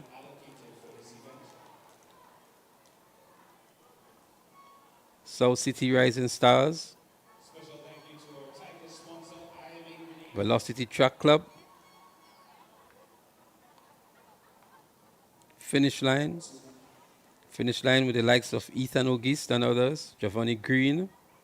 Annalisa Brown would also be there for Finish Line. Some very familiar names, Carifta athletes as well.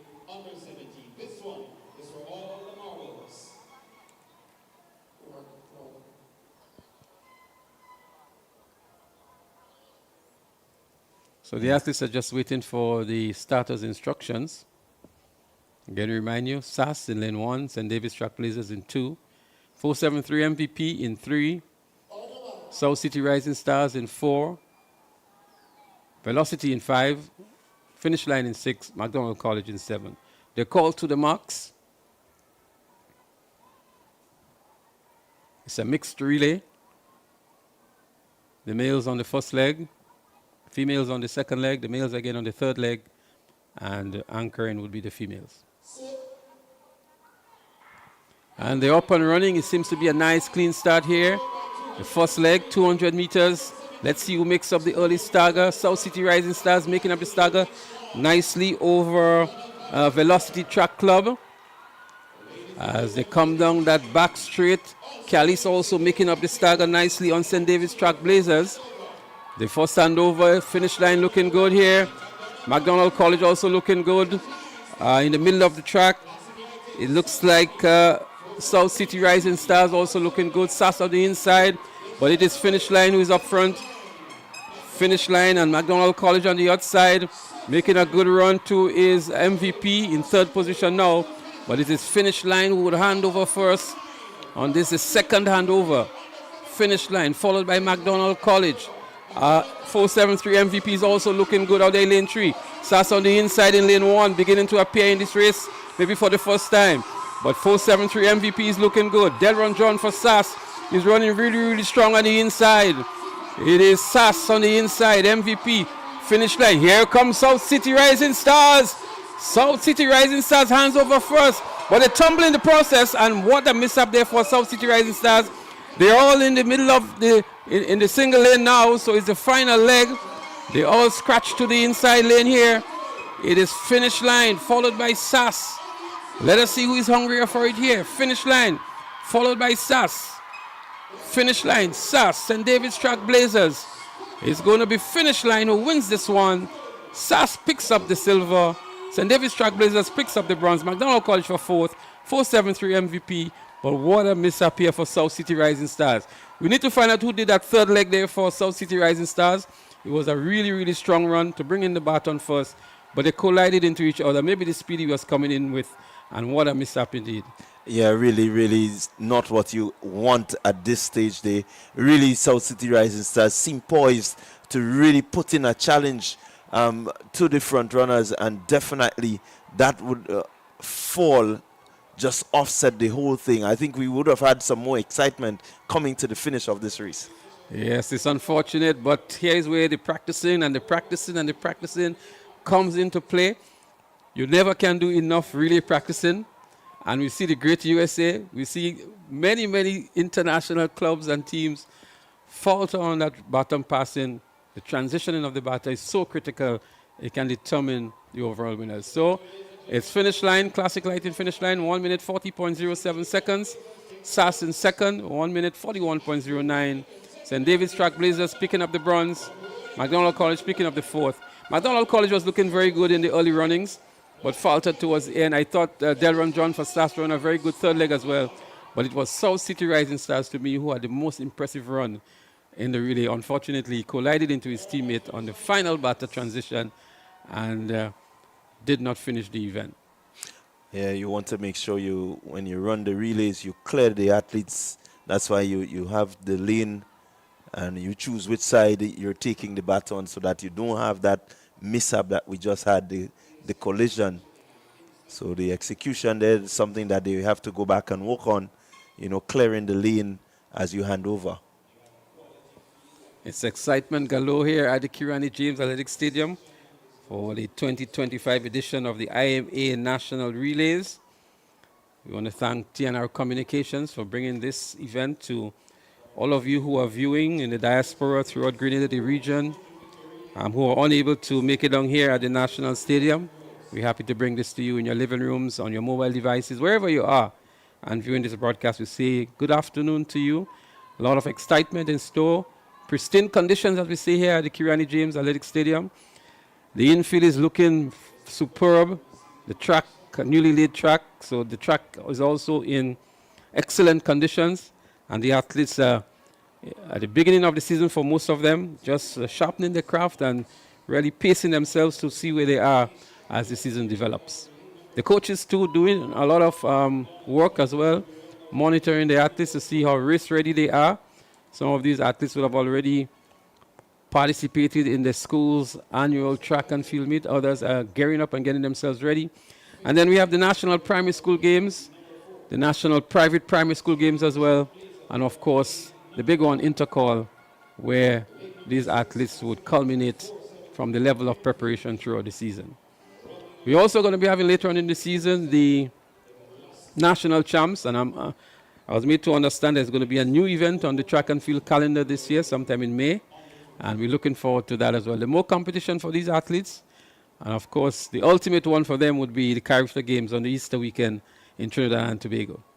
Yeah, certainly looking forward to that. Even in this race, you have a number of character athletes, the likes of Shaffonia Houston. We've seen Amaya Chandler, Kyle. Quite a few of them are here in this event. You can look forward to Ethan Sam and these boys. And that's the 4x200 meters mixed relay for the under 20.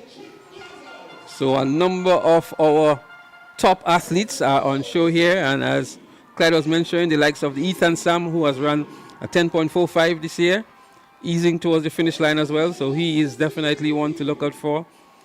Shaffonia Houston, she's also the character athlete. But quite a number of top-class athletes are in this one. Yeah, you have the likes of Shade John and Kamaya Tellis, but they also featured. Michael Reddit is also in this one for St. David's Trailblazers.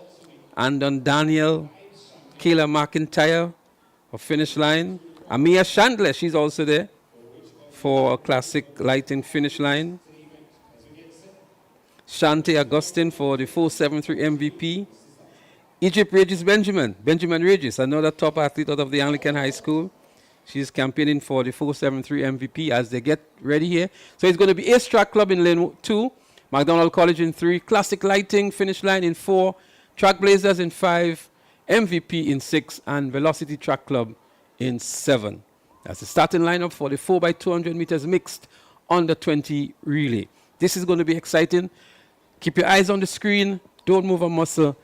Even if you're thirsty now, you have to take that break after this event because this is going to be a scorcher. And they're up and running. A nice clean break here. Let's see who makes up the early stagger. It's difficult to call at the moment, but Ace is definitely making up the stagger here on McDonald College. Ace making up 2 staggers here over finish line as well. Let's see who makes the first handover. On the outside, it looks as though it is Velocity Track Club. MVP is also there. Good run from MVP. Track Blazers is also there. Gap established between the rest of the field. 473 MVP. Looking good. It's 473 MVP. Looks like Shanti Augustine here, but here comes St. David's Track Blazers. Track Blazers. Looking good is Track Blazers. The second handover is made here now. Track Blazers over Shanti Augustine for 473 MVP. There they go. Ace just making the handover now. Ace is in third. St. David's Track Blazers followed by 473 MVP. And that looks like Redhead for St. David's Track Blazers. Michael Redhead. On the inside is Ace Track Club.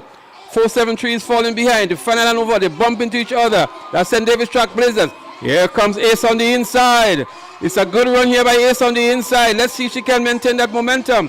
473 is also making a good run back here. St. David's Track Blazers, but it's Ace Track Club on the inside. It's a tough one here to call. Here comes 473. Ace Track Club on the inside. McDonald College is also running good for 4th position. Ace Track Club on the inside, followed by Track Blazers. Let's see who wants it more. She's dying, but St. David's Track Blazers wins it over Ace Track Club. 473 MVP settles for the 3rd position, but it is a good run by Track Blazers here. Yeah, that was Kamaya Telesford. Kamaya Telesford anchoring for Track Blazers. Encroaching on the line a bit is Kamaya Telesford. And for Ace Track Club, it looks as though it was Lauren McIntosh who anchored for them. She was ahead at one point in time, but really faded towards the end. And in the end, it was St. David's Track Club in Kamaya Telesford who brought home the glory. Tell you what, looking at these athletes, these will be some of our Carifta athletes in Telesford and Regis Benjamin, who finished there for MVP. An interesting thing I noticed here is that Shephonia Huston actually is registered for Ace Track Club. So we know her campaigning before for, I think, was South City Rising Stars. But now she is with Ace Track Club, St. David's Track Club, winning 1 minute 36.69 over 1 minute 36.95 of Ace Track Club. And 473 MVP picking up the bronze, 1 minute 37.27 seconds. Yeah, even if it's early days, but seeing these athletes on track and seeing how they progress will be very interesting. A lot is placed on them in terms of being able to remain healthy, remain strong, and really put on this sort of showing, because I think we did really well last year in the Carifta Games, and so this year we're looking to bring even more heat to the Carifta Games. So having these athletes healthy and performing like this at this time of the year is a good thing. Absolutely. Most of the athletes are not yet peaking, but it's always interesting to know what event they are peaking for, whether it's their school sports, whether it's intercall, whether it's Carifta, and that's a challenge that these coaches have, to maintain a high level of performance throughout the season. But we know obviously the coaches prepare them to peak for a particular event. Yeah, you definitely want to make sure that you choose your events. That's where the management of the athletes come in. Some meets they may just need them to give maybe a 80%, and hold back something just to make sure that they get themselves into that prime for the prime meets. So it's very important, the periodization of these athletes. These coaches have a lot to do. So it's not just about getting them running, but you have to, prioritize as you go forward. So we have on the schedule here the next event to be the 4x200 meters mix for the 20 plus. And 2 clubs are registered for this event. That's St. David's Track Blazers and Finish Line. So we have not seen the athletes making their way onto the track yet for this event. But that's the next event on the track, the 4x200 meters mixed relay 20 plus. So a while ago, we saw some of the top athletes in Grenada, even at the secondary school level, competing in the 4x200 meters mixed relay for the under 20. And it was an exciting event indeed in the end.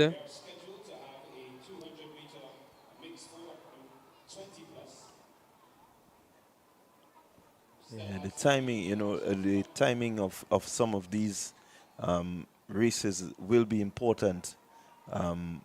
Even if they're mixed events, remember we sent a mixed team to the Carifta Games. We had them running. So, there's just so much that looking at these races now, and I think that's where they having the relay meet this early is quite important on the calendar of all the different clubs and schools and so on.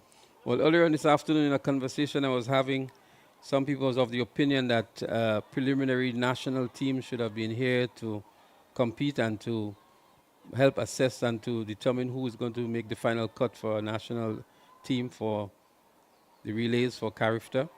And maybe that would have been a good idea to select a number of students who, not say students, athletes who have the potential to represent Grenada and to bring them on show here as a measure of a selection process for the Carifta team. But nonetheless, they're competing for their clubs and the selection process can still take place. But we want to underscore the point that the more they race together, the more they practice together, the more they get used to each other, especially for relays, gives an advantage over the others who have not yet been practicing together or who have been put together at very short notice to compete. Yeah, quite agree with you there. Having them, work together, it builds the team morale because really is, definitely is a team event. You want them to gel, you want them to be able to be comfortable with each other, and it will help the synergy and make sure that, when it's time to really compete, they know their partner so well that they know exactly what their partner will do. Absolutely, absolutely. So you're not missing anything on the track at the moment. As I said moments ago, you're waiting for the start of the 4x200 meters mixed relay for the 20 plus. And there are two clubs registered for this event, St. David's Track Blazers and the Classic Lighting Finish Line.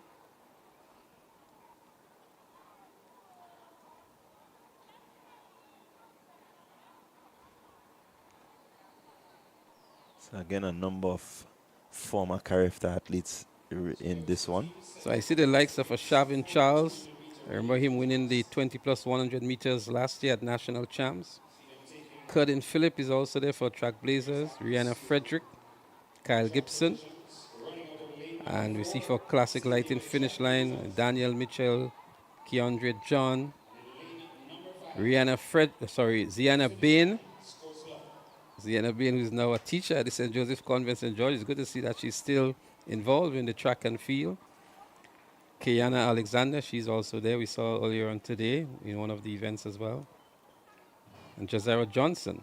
DeAndre Smith, who just competed in the high jump. He's going to be, he's registered here. We're not sure if he'll make the final four for finish line.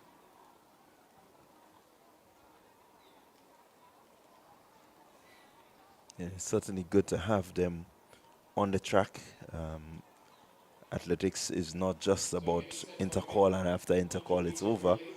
There's so much meets getting to Diamond League and I all was so these happy things. to see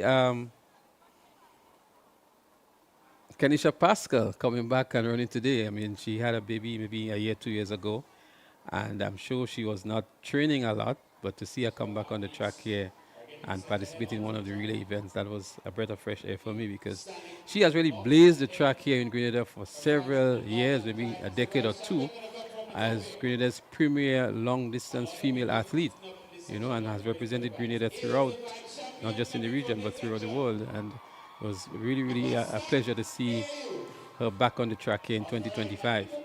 And again, having her in a race like this, the youngster, I think it's Alexander, being able to run off and leave her, it's momentum. It says to Alexander, hey, I've defeated one of the greats, so that just spurs her on. Absolutely. The sort of impetus that they would get, the fact that I'm competing with somebody who, has dominated this sort of events, 5,000, 3,000. It gives you that sort of motivation to want to continue. As we see the athletes getting ready for event number 14, the 4x200 meter relay 20 plus. St. David's Trailblazers and Finish Line, the two clubs competing in this event. Trailblazers will be running out of lane 4 and the Finish Line out of lane 5. But Clyde, for a fact, we've seen a very impressive performance so far from Finish Line. They've been doing a good job today. Some of the maybe bigger name clubs, the Ace Track Club from St. Andrew, 473 MVP. But Finish Line holding their own. Even South City Rising Stars, coached by Lee Coffey, not been as impressive as we've seen them over the years. I'm not sure what's happening with South City Rising Stars, but it's early days in these games. Let's see what happens later on in maybe the quote-unquote sprint relays, you know, and see how these athletes are performing.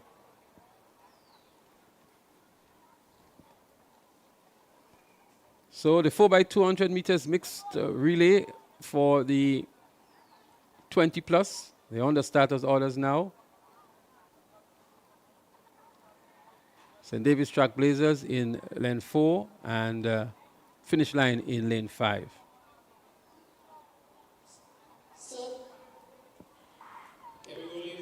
So they're up and running, a nice clean break here. Let's see who is going to emerge as the first handover, but it is Finish Line and Trailblazers. Finish Line and Trailblazers. Trailblazers closing in nicely and making up the stagger on Finish Line. The first handover, it is Trailblazers, followed by Finish Line. Finish Line falters with the baton, oh my goodness me. But Trailblazers is blazing glory here. With a 20-meter lead is Trailblazers. Finish Line has a lot to catch up, having dropped the baton. But it is Trailblazers comfortably ahead. Rihanna Frederick. She hands over now. Finish Line just about making the handover. It's a 200-meter leg.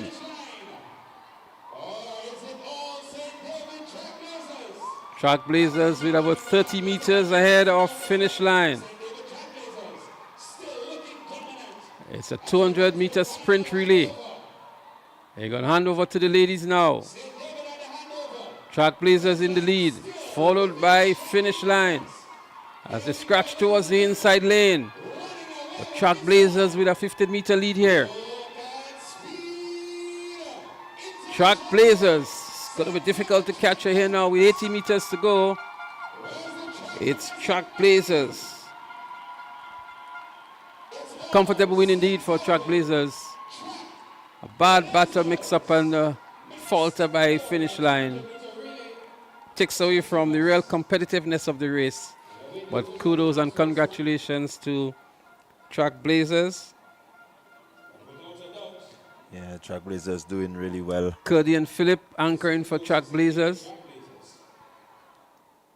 And the Finish Line having dropped the baton. It's always going to be difficult for them to catch up with Trailblazers. Phillip in the end, powering to the Finish Line and winning comfortably to win the gold medal. Yeah, a number of errors by some of the teams, you know, really not working in their favor. You want to be as smooth as possible. You want to make sure that you give yourself that opportunity. And so the dropping of the batter, they're really detriment to the finish of the event. I do believe it could have been a bit closer had that baton not fallen. Absolutely. So we've seen some bad batter transitions for the day so far. We've seen athletes really running into each other. South City Rising Stars, I think we saw that. So Lee Coffey, we know he has some work to do with that particular relay team. And these were not 4x100 meter relays. These were 4x200 meter relays. So you expect that the athlete coming in should not be coming in that fast to be colliding with the athlete waiting to receive the baton.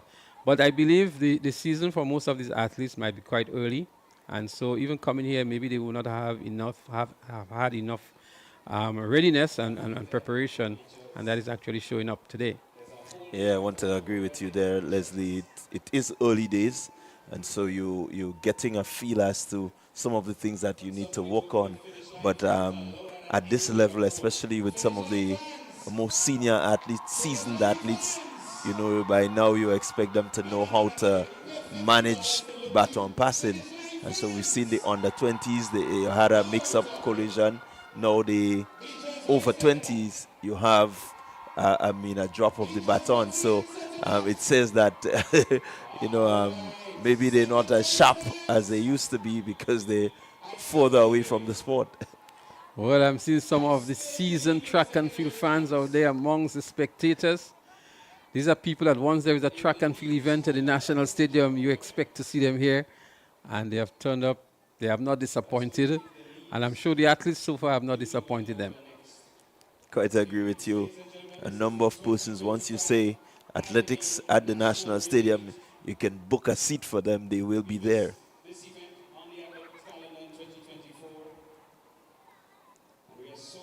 Well, it's early, it also brings the anticipation of who's going to be at the stadium for the meets to come, national championship, intercall games, primary school games, and Whits and Tides, and we can talk about quite a few events to come.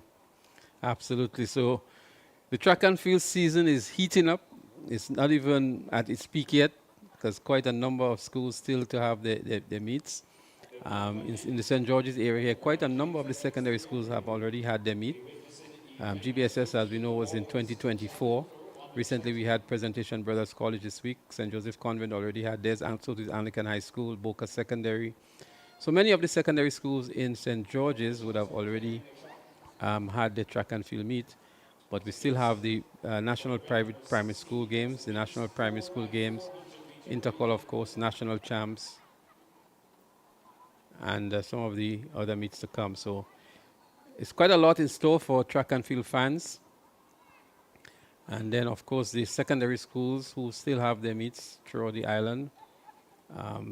St. Joseph Convent, Grenville SAS, Grenville Secondary, MacDonald College, all these schools have yet to have their sports meet. So those fans who are really interested they can traverse the entire country and find track and field that they can attend to for the rest of the season. Yeah, you have some diehard athletics fans. They follow their athletes. They go wherever the athletes go. And so you definitely... And the beauty of it too, Clyde, is that these games are recorded. So even if you don't have the opportunity to go, you can view it. And even better still, you can review the tape. You can look at the tape, right? And just look at the events that you're interested in, to see who are the top sprinters in all of these schools.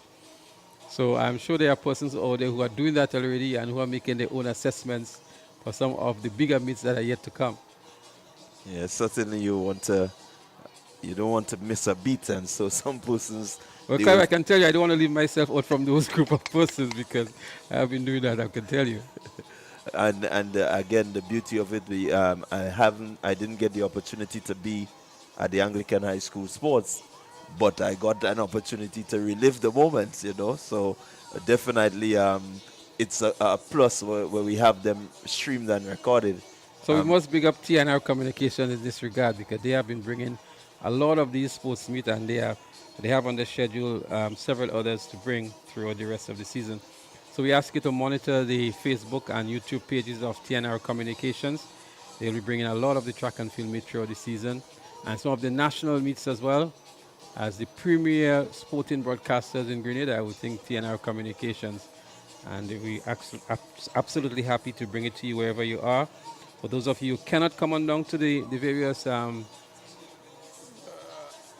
playing fields and the stadium, and those of you who are out of Grenada and are following track and field, we're extremely delighted to bring it to you wherever you are. Yeah, certainly TNR has been the leader and continues to be the leader in broadcasting of the sports on a whole here in Grenada. And just to give some of the athletics fans a bit more information on what's to come, we have the next up Primary School Games 2025. You have the different branches having their meets. So you're going to be looking at St. David's branch on the 28th.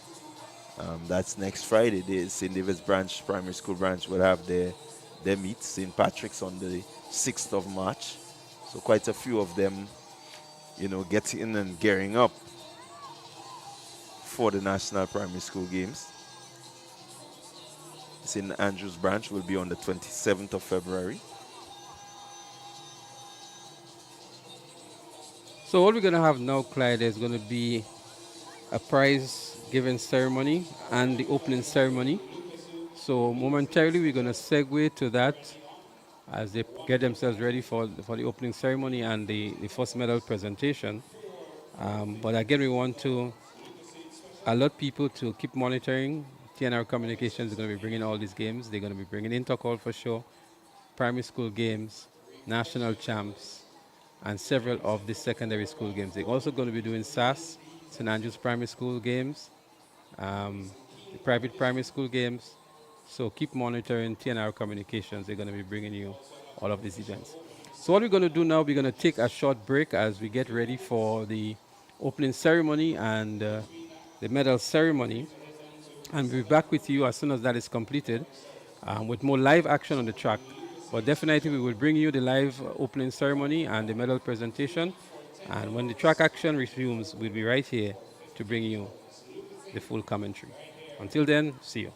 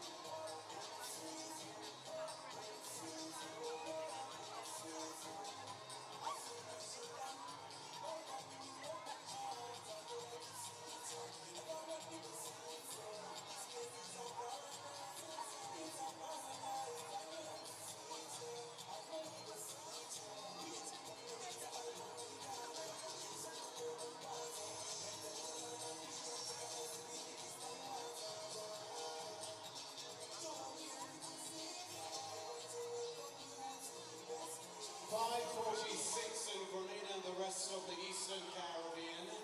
The official opening ceremony will get on the way shortly.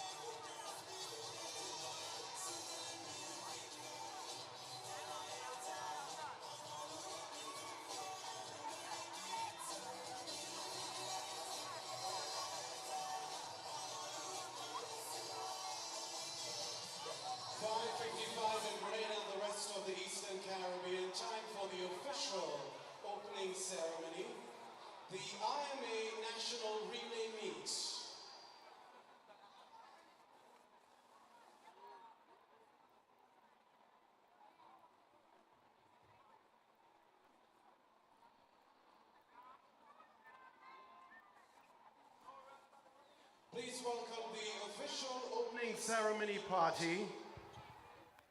The Honorable Delma Thomas, Minister for Youth and Sports. Ms. Carleen Purcell, Deputy Chief Executive Officer of the Investment Migration Agency, Grenada. Mr. Conrad Francis, President of the Grenada Athletic Association. Mr. Conrad Francis, President of the Grenada Athletic Association. Mr. Jeffrey Neptune, former Carifta bronze medalist. He also represented Grenada at the World Senior Championships in Rome in 1987. Miss Kemig de Gale, former Carnival Queen of Grenada 2018. She's accompanied by Mr. Matumda de Gale, a brother and sister combo.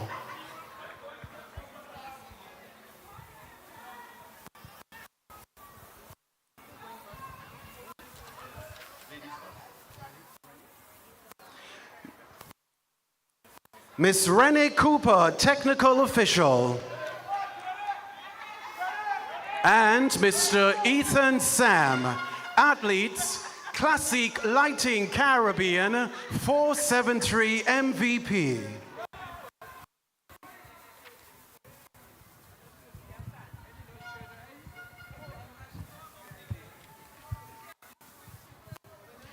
In all things, we acknowledge the presence of God, and so we invite to the fore Mr. Jeffrey Neptune to lead us in prayer.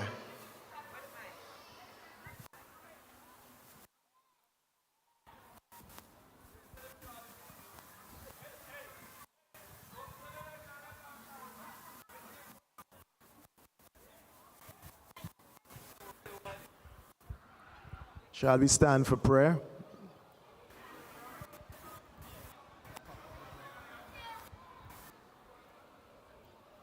This is the day that the Lord has made. Let us rejoice and be glad in it. Heavenly Father, your word declares that in everything we should give thanks, for this is your will for us. We pause to give you thanks for our sponsors this afternoon, IMA Grenada.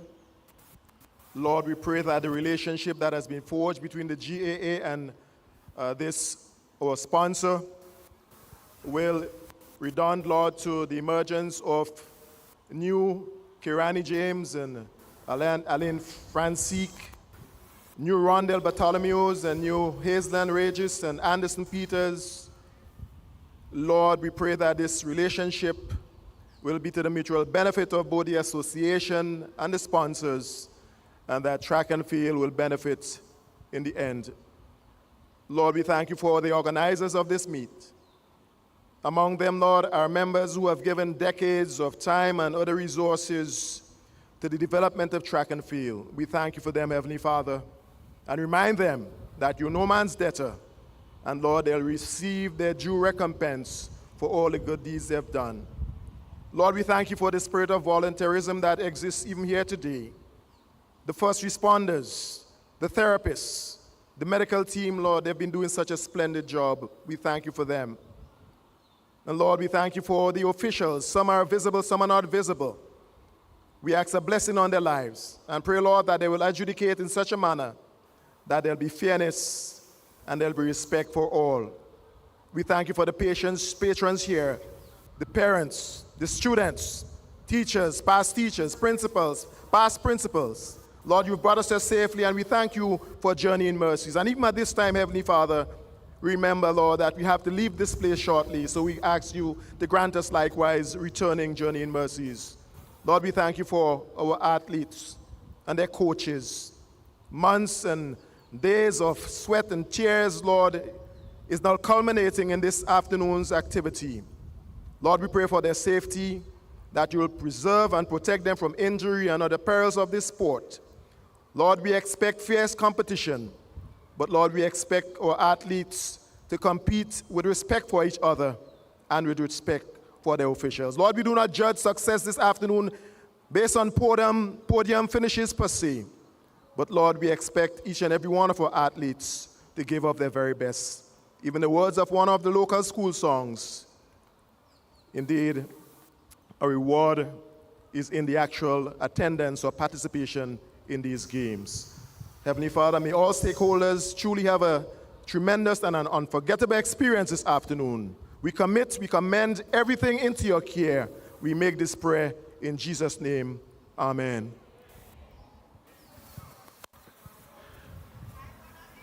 Please remain standing for the national anthem of Grenada.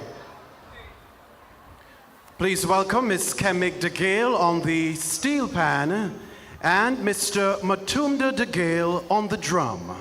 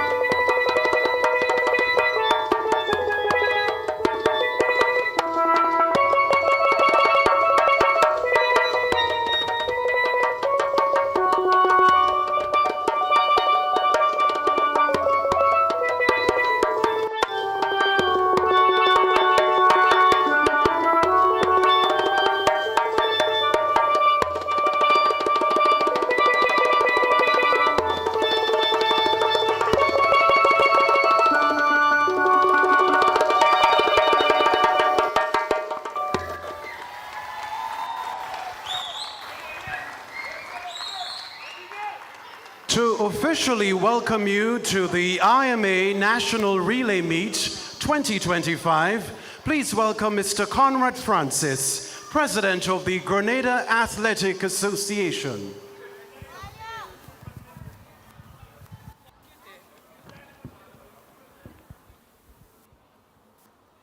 Honorable Minister of Youth and Sports, Delma Thomas. Ladies and gentlemen, distinguished guests, athletes, officials, and spectators. It is with great excitement and anticipation that the Grenada Athletic Association welcome you to the inaugural IMA-sponsored National Relay Meet.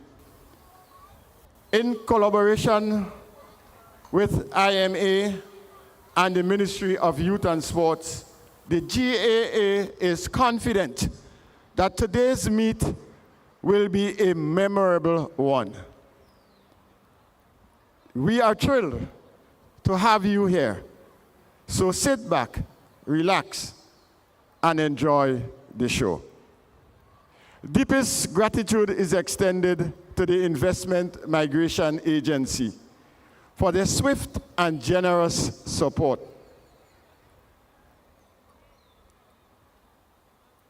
IMA's commitment to making this event possible on such short notice is a testament of their dedication to sustaining and nurturing the growth of athletics in our beautiful island.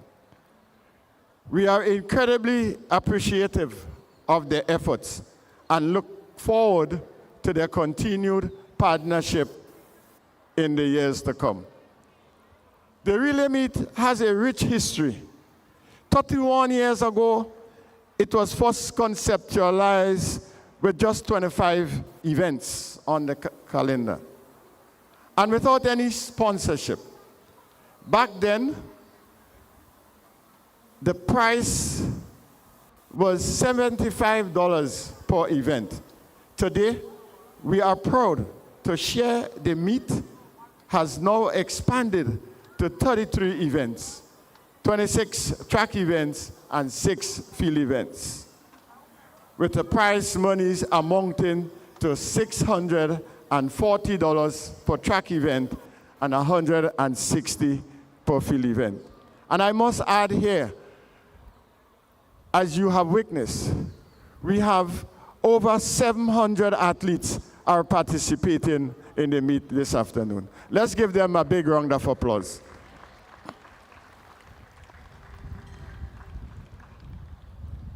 We are hopeful that in the years ahead, the association will continue to see both the number of events, the prize amounts increase, providing even greater opportunities for our athletes. Once again, I want to wish you a very good meet. I see that you have already started enjoying it, so please let the show continue. As mentioned earlier, in our midst is the Honorable Delma Thomas, Minister for Youth and Sports. She'll address us at this time.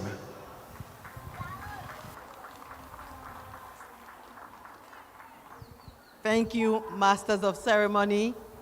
A pleasant good evening to everyone. There is something special about a relay race. It's not just about speed, it's about trust, teamwork, and the understanding that success is never achieved alone. Today, as we gather for this exciting meet, we celebrate not only talent of our athletes, but also the power of unity and perseverance. Each baton pass represents hard work, sacrifice, and the belief that every contribution, no matter how small, moves the team forward. And that's the lesson we can all take beyond the track. To our athletes, this is your moment. Run with passion, run with your heart, and most of all, run knowing that your efforts inspire those around you.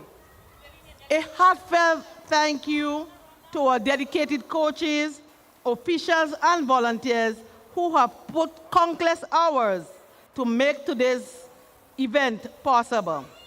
Your work is the foundation of an investment in our young athletes. I want to place on record our thank you to Kentucky Fried Chicken, who have been sponsoring the event over the last couple of years. Let us give them a round of applause. But I am happy to announce that IMA Grenada has proudly come forward to sponsor this very important meet. Let us commend them, brothers and sisters. I also want to thank the Grenada National Stadium Board, the Ministry of Sports, and the government of Grenada. The government of Grenada is committed to putting our sports on the calendar, is committed to providing the support for our athletes across Grenada, Carriacou, and Pidi Martinique. To the fans and supporters, your energies, drives, and to our athletes to give their best. Thank you for your support. Thank you for coming out in your numbers here this Saturday evening to support our athletes. We look forward to the end of the races. We look forward to the continuing of the event. And we look forward to our athletes putting out their best. Thank you very much. I declare the sports meet officially open.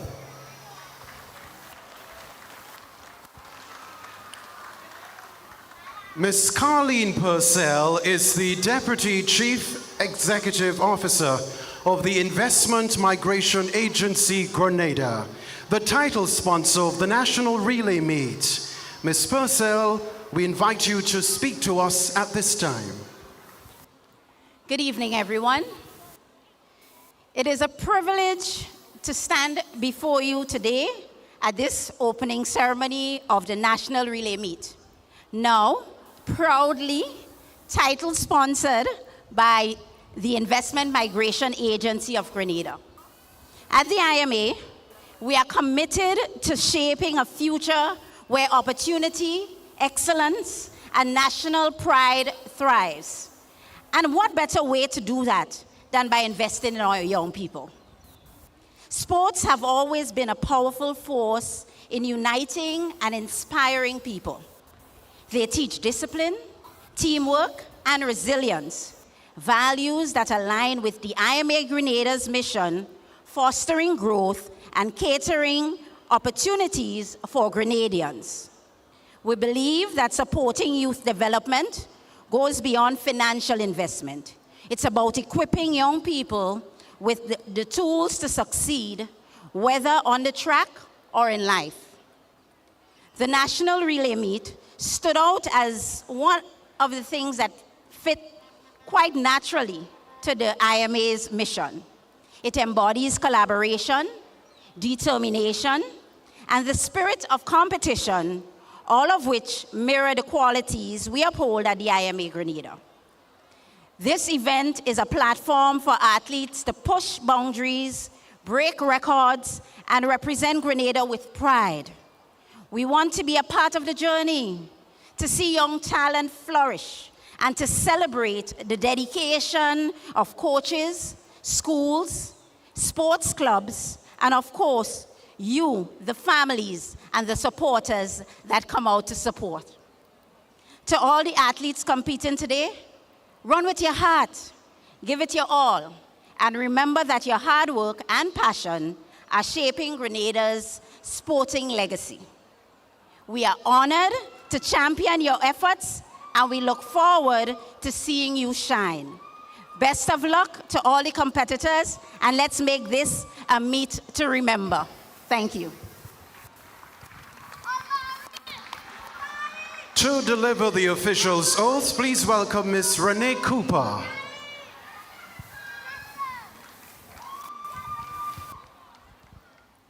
Good evening. In the name of all the judges and official, I promise that we shall officiate in this IMA National Relay Meet with complete impartiality, respecting and abiding by the rules which govern the sport in the true spirit of sportsmanship. Thank you. Now to deliver the athlete's oath, please welcome Mr. Ethan Sam, himself an athlete, Classic Lighting Caribbean 473 MVP. In the name of all competitors, I promise that we shall take part in this IMA National Relay Meet, respecting and abiding by the rules that govern athletics, committing ourselves to a sport without doping and without drugs, in the true spirit of sportsmanship. I thank you.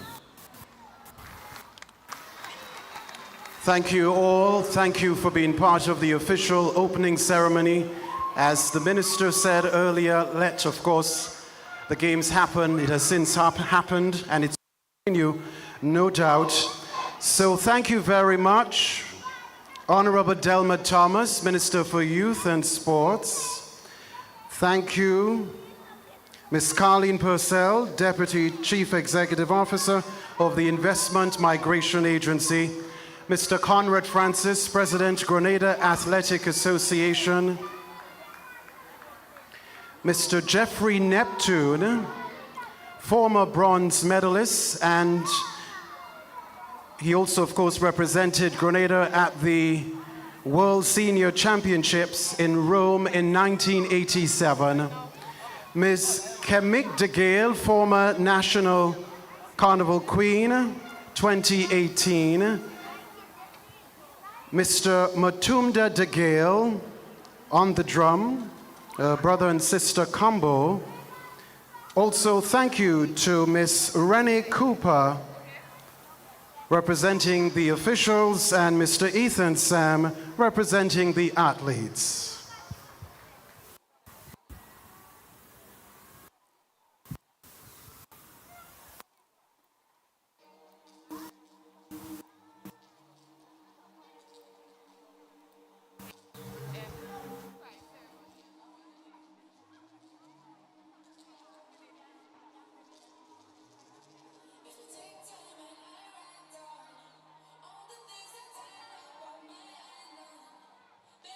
It's now 6:15 in Grenada, rest of the Eastern Caribbean. It's time for an awards ceremony.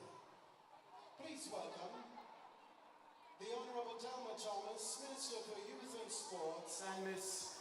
Carleen Purcell, Deputy CEO of the Investment Migration Agency, Grenada.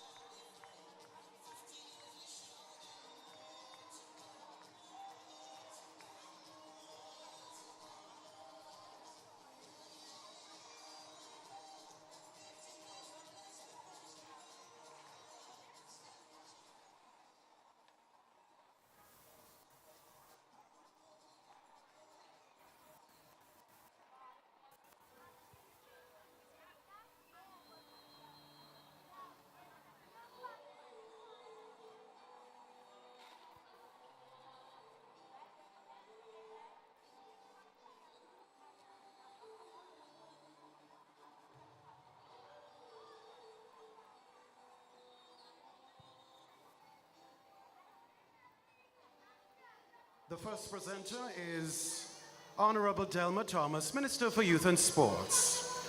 Event 5, Girls Distance Medley, 12 by 8 by 4 by 16 open. Third position, MacDonald College.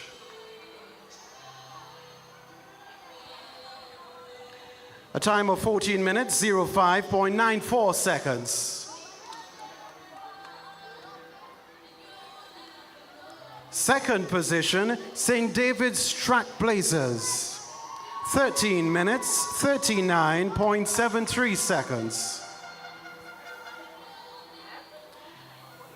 And in position 1, Classic Lighting Caribbean, finish line. 13 minutes, 25.20 seconds.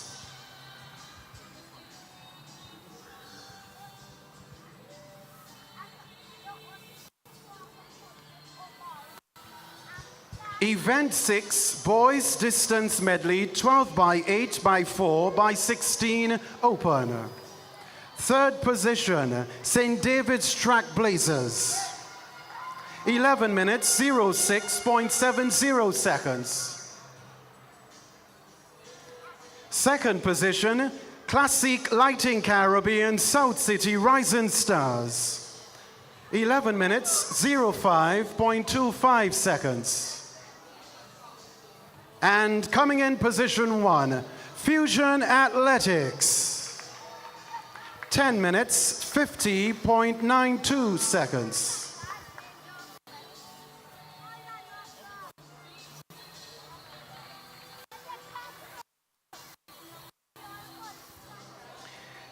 Event 7, Mixed 4 by 100 meter relay under 9. Third position, Runners Athletics Club. 1 minute, 06.27 seconds. Second position, South St. George Government School. 1 minute, 05.82 seconds. And position 1, Sprinters Athletic Club. 1 minute, 1 minute, 04.03 seconds.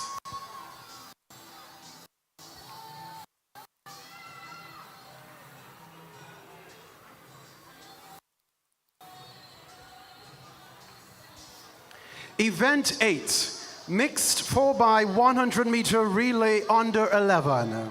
Third position, St. David's Track Blazers. 1 minute, 11 seconds. Second position, South St. George Government, 59.98 seconds. South St. George Government, 59.98 seconds. And position 1, Classic Lighting Caribbean, 473 MVP, 59.59 seconds.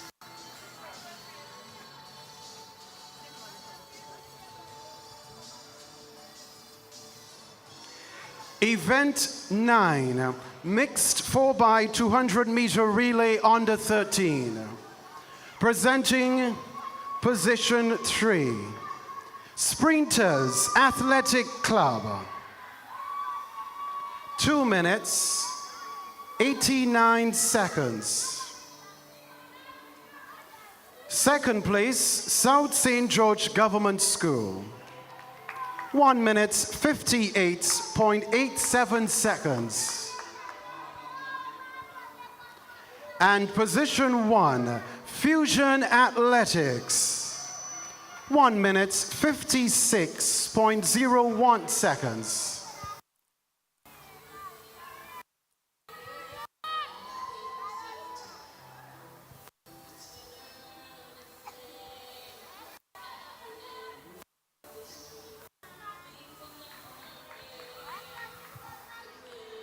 Event 10, mixed 4x200 meter relay under 15.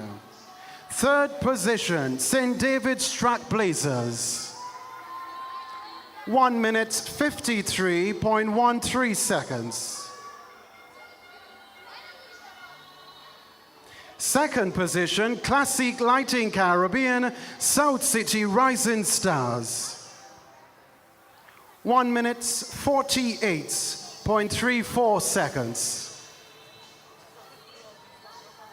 And position 1, St. Andrew's Anglican Secondary School.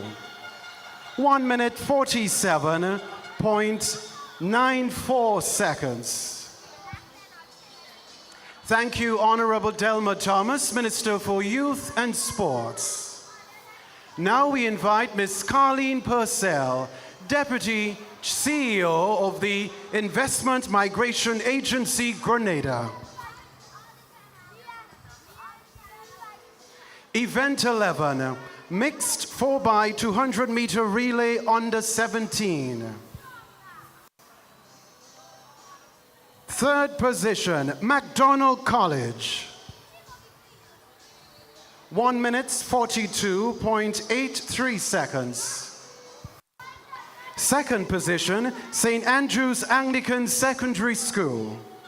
1 minute, 41.09 seconds.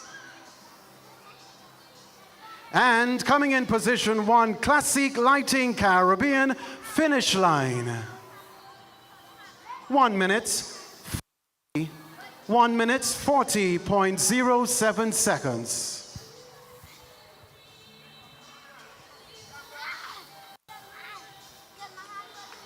Event 12, mixed 4x200 meter relay under 20. Third position, Classic Lighting Caribbean, finish line. 1 minute, 41.82 seconds. Second position, Velocity Track Club. 1 minute, 39.29 seconds. And coming in position 1, Classic Lighting Caribbean, 473 MVP. A time of 1 minute, 37.27 seconds.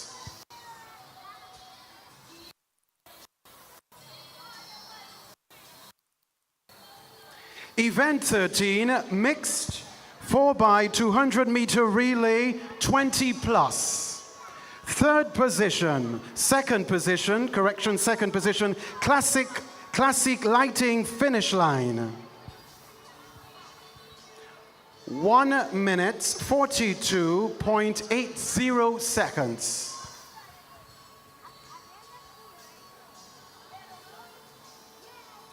And position 1, St. David's Track Blazers, 1 minute 38.98 seconds.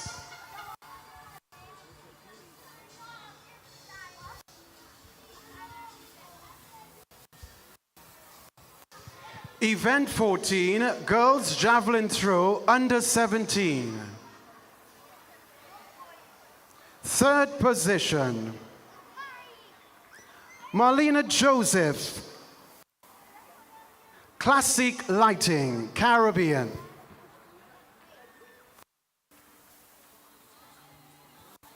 A time 21, a distance of 21.34 meters. Second position, Zuria Charles, St. Andrew's Anglican, Secondary. A distance of 24.37 meters. And position 1, Theona Jackson, St. Joseph's Convent, 25.75 meters.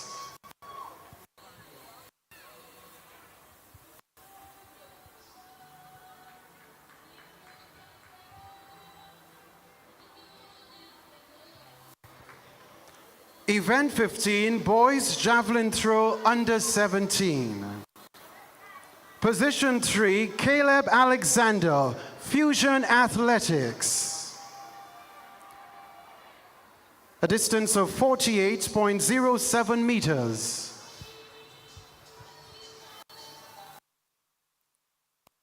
Second position, Delron John, St. Andrew's Anglican Secondary School, 50.49 meters. And coming in position 1, Danon Mitchell, MacDonald College, 52.45 meters.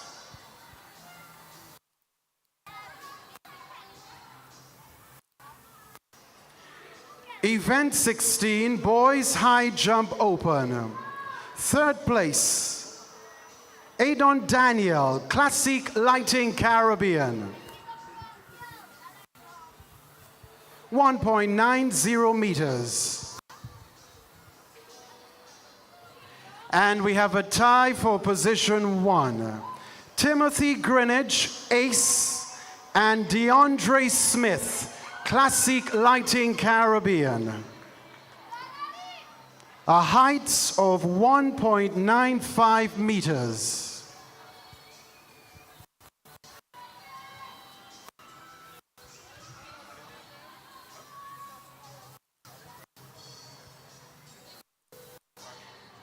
Thank you very much, Ms. Carleen Purcell, Deputy CEO of the Investment Migration Agency, Grenada. This is the end of this award presentation. Thank you very much to the presenting officials.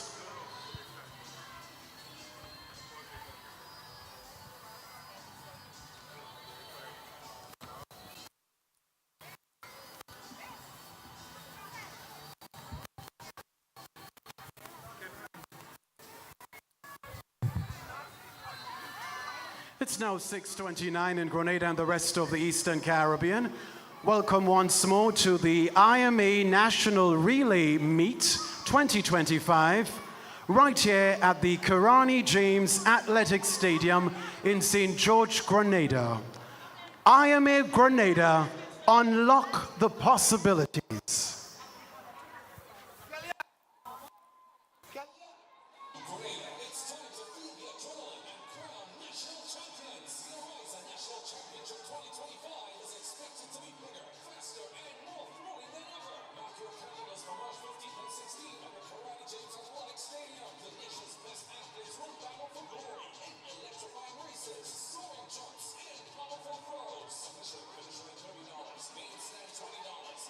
$20.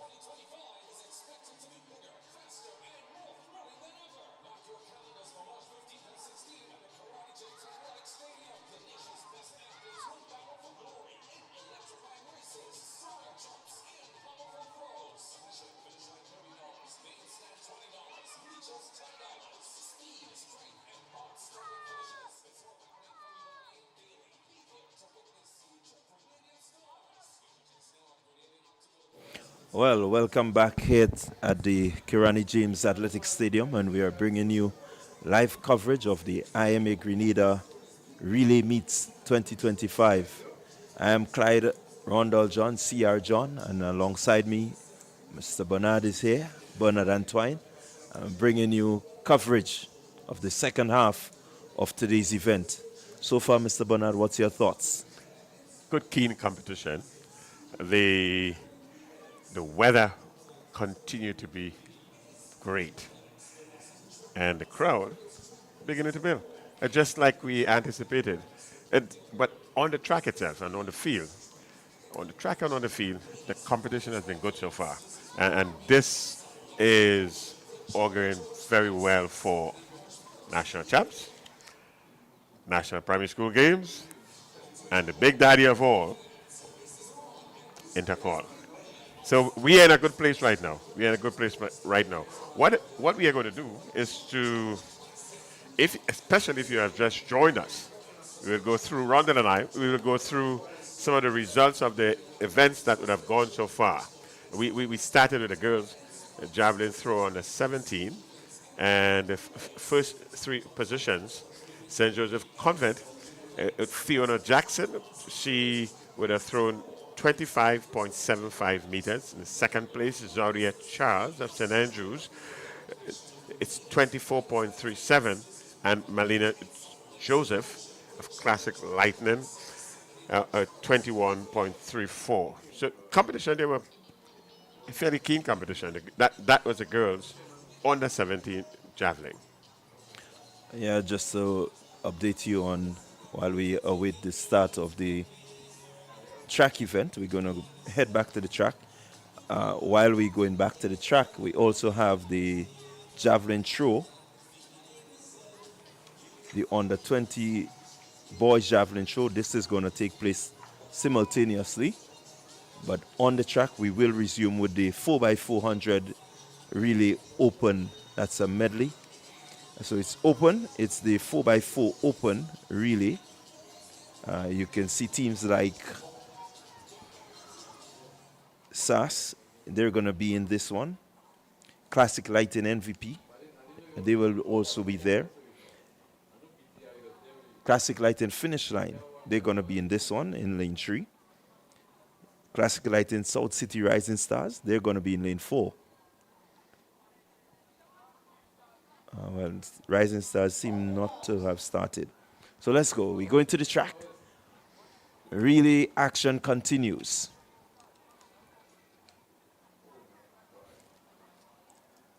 So just to run through the field, McDonald College, they will run out of lane 5.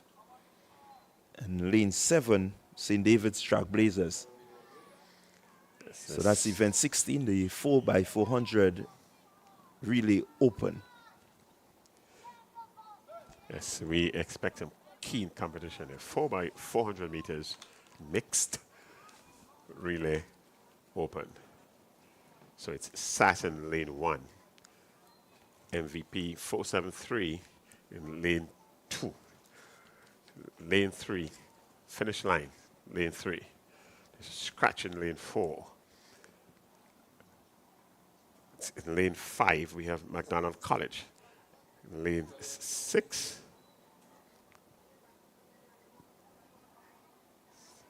we have another scratch in lane 6. And in lane 7, St. David's Trailblazers. Well, you can look forward to seeing the likes of Cameron Matlin. He will be, well, he should have been here. Deshaun Thomas running there for McDonald College. Tishona Bascom will be running as part of the mixed team for the St. David's Trailblazers.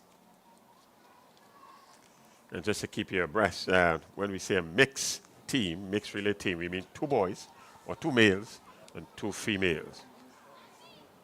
So it seems we are starting with an all-male team to begin with for all teams. So the first 400 meters will be run with all males. Lane 1, 2, 3, 5, and 7 are occupied. There should be a keenly contested one. 4x400 meters open mixed relay.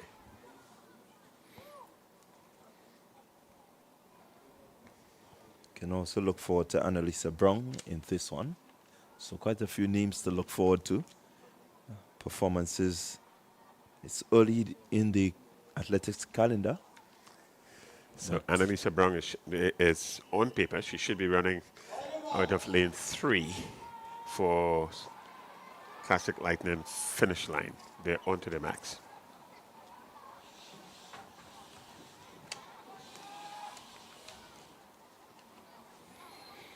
So here we go.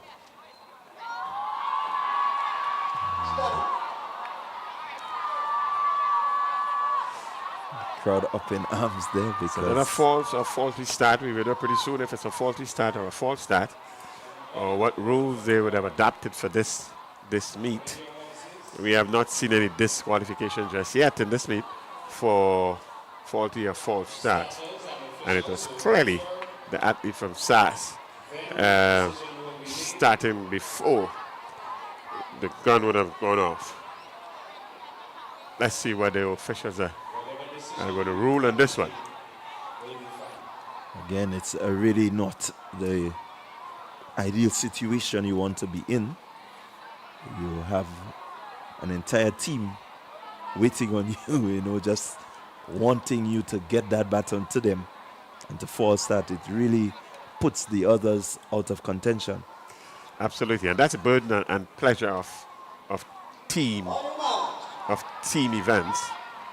Takes one person and everything would have changed. So there seems to be a green light for the entire field, so they're treating this seemingly as a faulty start. Well, as the officials deliberate, they will come up with... Yes, a yellow card for the entire field. So it's a faulty start. No disqualification here run out. A sigh of relief will be breathed by the persons down in the stands, those that are supporting SAS.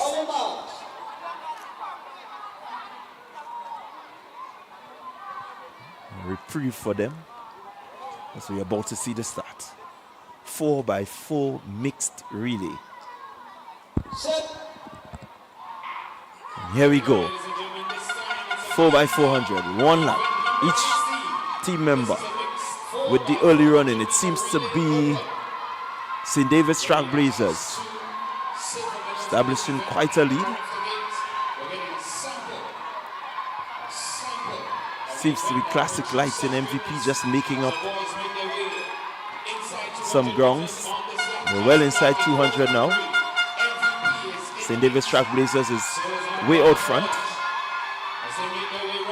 Seem to be slowing somewhat. Needs to put in the afterburners here. Make sure that he gets the first handoff.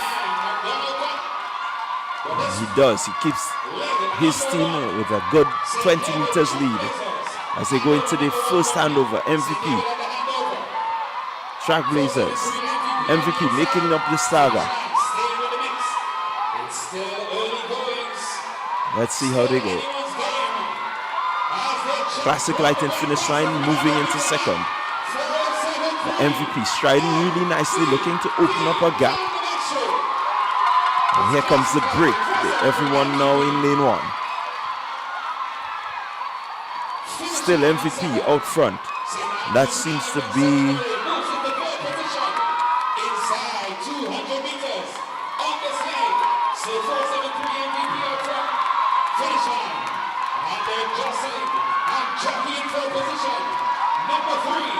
Samara Alexis there on that second leg.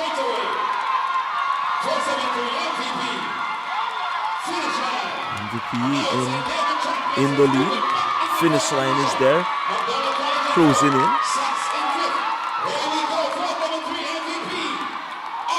St. David's Trailblazers still there. A bit of a mix-up between MVP, the two MVP athletes. But out front is MVP with some 40 meters lead. Looking smooth, looking well. St. David's Trailblazers making a move on the inside. On finish line. MVP looking to establish a bigger gap. Here he comes, pouring home.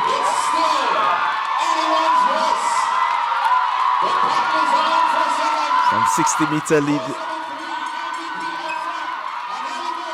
And that's the handover now.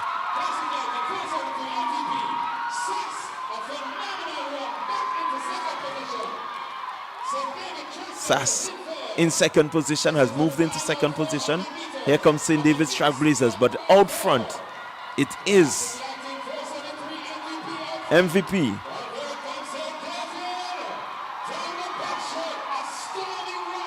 St. David making up some distance.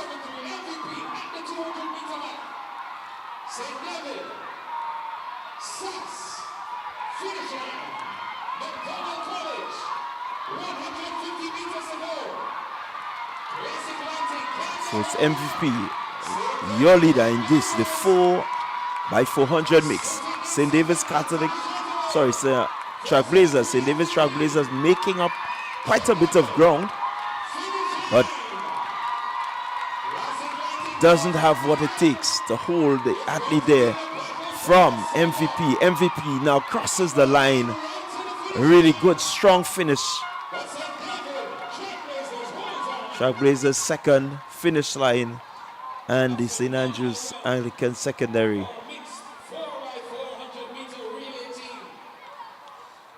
Really good, strong run there from the athletes from MVP Track Club. They did really well in terms of getting that baton and having maintained their speed throughout the event. One of the exciting races at the 4x400 meters, and it lived up to its billing. Whilst the MVP team was clearly out front for the minor places, that it was keenly contested. So it's MVP taking this one with 3 minutes 45.31 seconds. St. David's Trailblazers, they are second officially, 3 minutes 49.3 seconds, and Classic Lightning finish line third, 3 minutes 49.67 seconds. It's important to just keep abreast of these times. Yes, yes. It's important. You'll have within the character games the mixed relay being a constant feature now, as it has become, in fact, on the world scene. It has become a standard event at the Olympics now. So most of these major meets, that 4x400 meters mixed relays, has really found its place. So that was the event number 16, the mixed 4x400 meters open. Up next on the track is event number 17, the girls 4x100 meters. So we enter the sprints. We enter the serious sprinting now. The 4x100 meters, and we are going to start with the under 9s. It's a girls 4x100 meters under 9.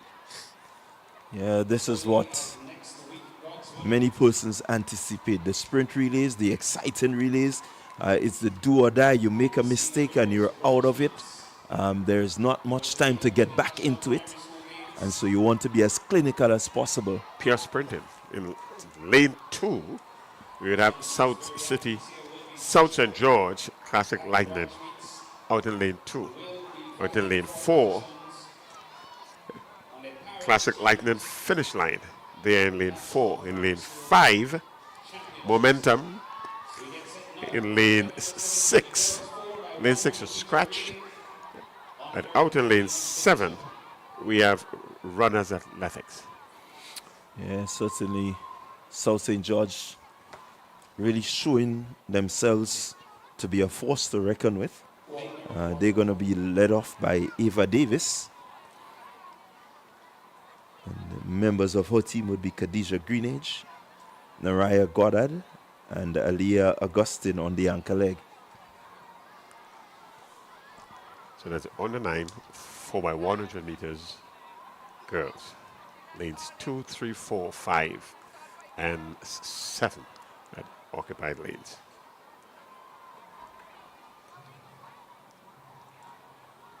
So it's good to see the tiny mites are there. They're going to do their thing. I'm looking at lane 7. And while she will be on the 9, she seemed to be maybe, I don't know, I don't want the height to fool me, but she seems to be about maybe 6, thereabout. You really can't start too young. So this is actually a beautiful sight. It really is. You know, growing up in my days at primary school, I could not have said that I ran at the national stadium. There we go. At the age of 6. And a national competition. So it's really good early exposure for these youngsters. So just to remind you, you are looking at the IMA National Relays for 2025 at the Karani James Athletic Stadium, St. George, Grenada.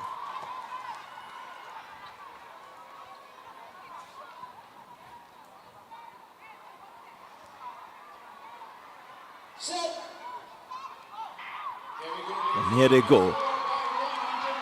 On the 9 girls, 4x1. Let's see who make up the first. Looking good out there in lane 7. And making a good handover. Here goes. This runners athletics. Runners athletics with a slight lead.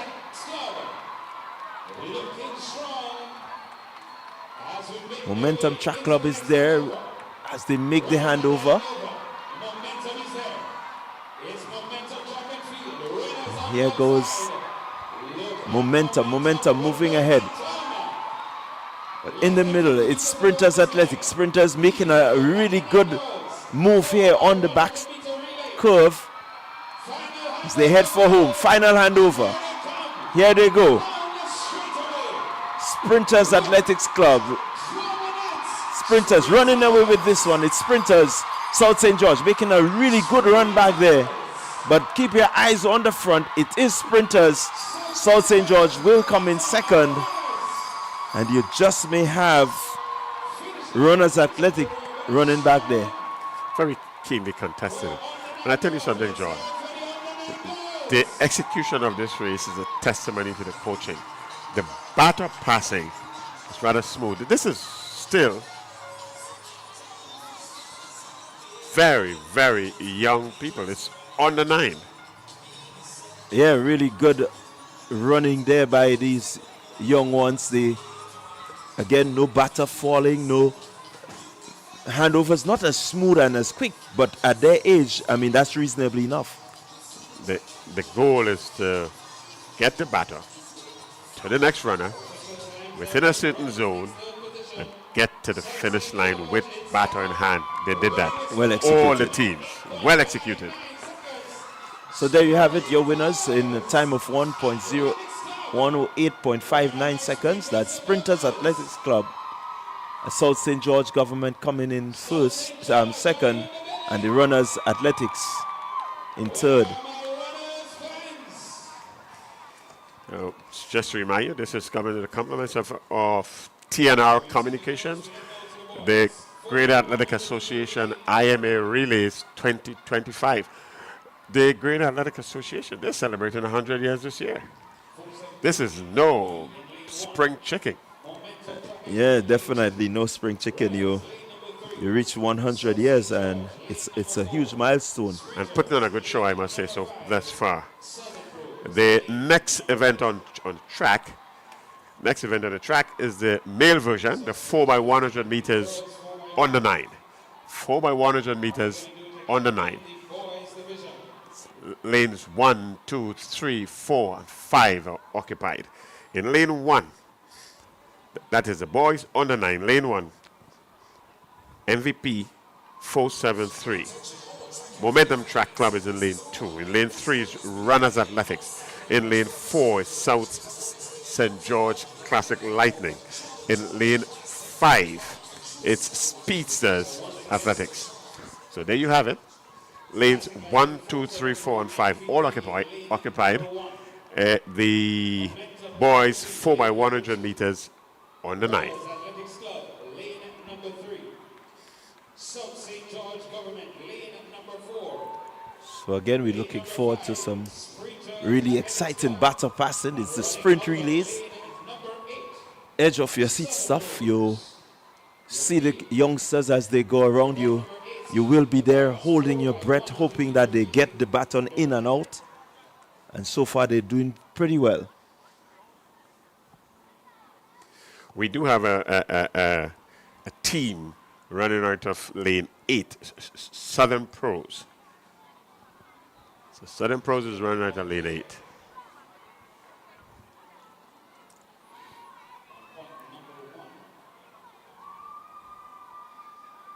Some adjustments being made. A handover point number 2. We're looking for white flags right around the field. That's going to signal They're just looking to ensure that the field is ready. 473 NTP lane 1. Yes, finish line, there's a scratcher finish line. Was supposed to be in lane 6, as is the community club was supposed to be at lane 7. So lanes 6 and 7 are unoccupied. But Southern Pros is lane 8, and then lanes 1, 2, 3, 4, and 5 are occupied. Stadium is sprinters going to do it again in the boys. On the 9, boys 4x100 meters. South St. George took the silver. They're getting ready. The youngsters seem eager.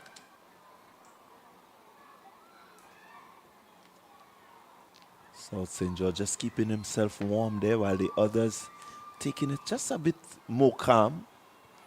If you're a parent in the crowd now, you can't be calm because your son or your daughter is out there, or your son rather.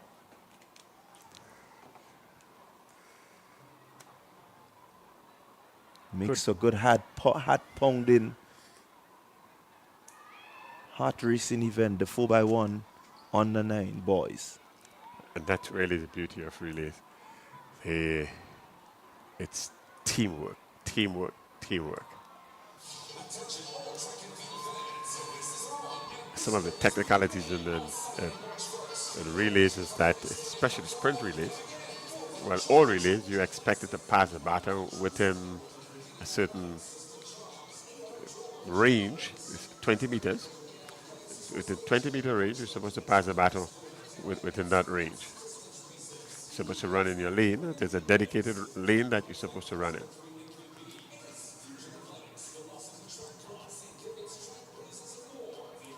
So just to remind you, some 23 clubs registered here for today's meet. And so far, they've delivered. We have the likes of Velocity Track Club, Top Flight Athletics, St. David's Track Blazers, St. David's Catholic Secondary, St. Andrew's Anglican Secondary, St. Joseph Convent Grenville, Sprinters Athletics Club, Southern Pros, they are here, South St. George Government School, St. Joseph Convent St. George, the Runners Athletics Club, Peak Performance Track Club, Momentum Track and Field Club, they're there, McDonald College, Grenada Boys Secondary School, Fusion Athletics, they're also there, the Community Club, Classic Lighting, South City Rising Stars, Classic Lighting MVP, Bolt Breaking Out Legends, they're there, Classic Lighting Boca Secondary, and Classic Lighting Finish Line. Yes. And we are just about the halfway stage because we have some 33 events that will be run off today. So we're just about halfway stage. It's 7 p.m. local time in Grenada here. And we are about to witness the start of event number 18. the 4x100 meters, boys under 9.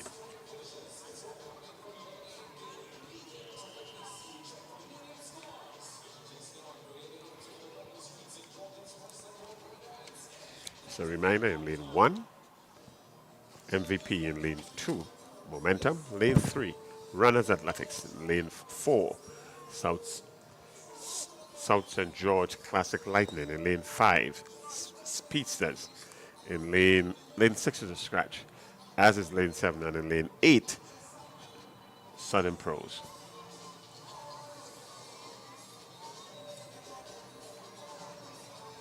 Slight hold up on the track. You're not missing any action. Just the officials are getting all the technicalities attended to before we see the start of event number 18. The boys, 4x100 meters on the 9. So again, a lot of these athletes will feature in the National Primary School Games. They should. And so this is a preview of what's to come. South St. George, lane number 4. Sprinters, lane number 5. Southern Pros, lane number 1. At that age, you have to exercise a lot of patience, and that's exactly what's being done now. You are witnessing the IMA National Relays at the Karani James Athletic Stadium in Grenada, and they're on the starters orders. So here we go, 4x1, under 9 boys. They're off. Let's see who makes up the stagger as early as possible. MVP in running. South St. George government looking good. But making the first handover will be Sprinters Athletics Club. Sprinters moving off. But South St. George is right there, not giving any room for them to breathe. There goes Sprinters Athletics and South St. John as they make that handover. Here they go. Coming around the bend. Still nothing between them. St. George looking to move ahead. He does, but keep your eyes on lane 1. MVP making a move on the inside. South St. George, MVP. Let's see them as they go. South St. George with the lead. Looking to finish and finish strong. It's South St. George government running away. Running away with this one. South St. George really looking well. Crosses the line now. Sprinters with a run back. Exciting relay action here at the Karani James Athletic Stadium. That was the under 9 boys. And I mean, really, really well executed by these youngsters. Well executed in a comfortable win by South St. George. South St. George Classic Lightning. It's a comfortable win. And again, it's good execution by these young men. So that was Tavion Buckmeyer on the anchor leg there for South St. George. Really keeping his composure, keeping his lead, and doing the business for his team. Getting the batter all the way through. No drops. So there you had it. That's your result. South St. George government. Time of 1:06.16 seconds. And running back, really making a good run back, is the Sprinters Athletics Club to come and take the second position. Really well done. And in the third position, runners at the club in 1 minute, 0.746 seconds.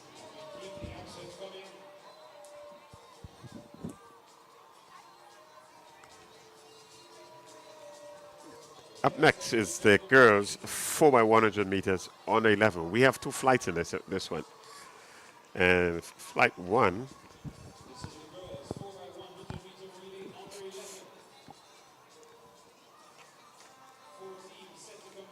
that's the girls, event number 19, the girls 4x100 meters on 11. We have 4 teams in flight 1. Bolt in lane 3. In lane 4, Momentum. In lane 5, Runners Athletics. And in lane 6, South St. George Classic Lightning. So in lane 3, Bolt. Lane 4, Momentum.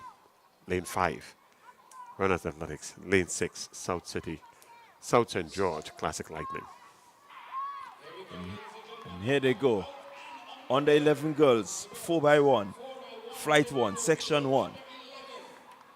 With the early running, South St. George government is there. They hand over there coming from Runners Athletics. Runners handing off first, but it's South St. George with a lead. Momentum is also making a challenge, but out front it's still South St. George. South St. George with the handover. Here comes Runners and Momentum. Still South St. George as she comes around the bend. South St. George looking to pull away. As she hands over now, and South St. George seems to be gone. South St. George.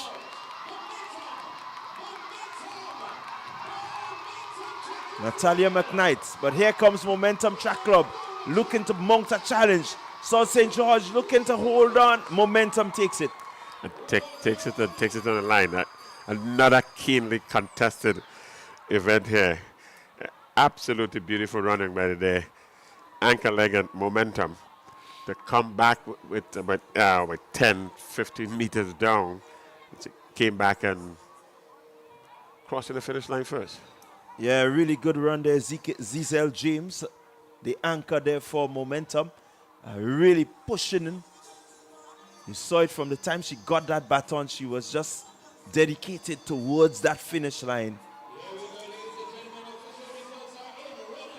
Really doing well there. A bit of a spatter in terms of a running style as compared to the athlete from South St. George Classic Lightning, who had a nice upright stance. But in the end, it's the speed that counts. Yeah, I quite agree with you. It is speed that counts, and they completed their race in a time of 63.34 seconds. Really good 4x1 run in there at the under 9 level. So we keep a note of the time here because there are 2 flights to get the eventual winner. So it's 63.34 seconds was the first place finisher in this one. So this flight should be number flight 2. Flight 2 of the girls under 11. And you can get the lineup. Lane 2 is occupied by Classic Lightning finish line. Lane 3, Classic Lightning MVP. Lane 4, St. David's Track Blazers. Lane 5, Speedsters Athletics. Lane 6, Velocity Track Club. So it's lane 2, 3, 4, 5, and 6, all occupied. And the girls, 4x100 meters under 11. Again, as you say, you keep your eyes on the time. It will determine who finishes in the gold medal position. 63.34 is the winner of flight 1.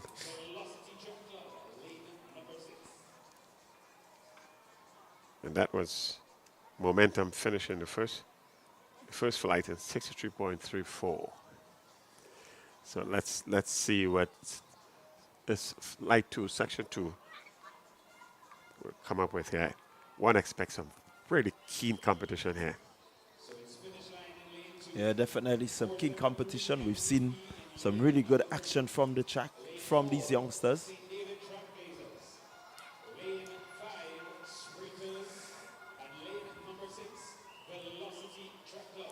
Event number 19. This is event 19 of 33.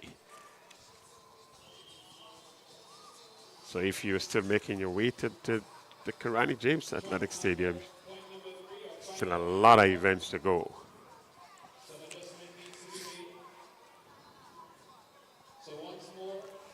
And as is tradition, we are going to end with the 4x400 meters boys open or male open.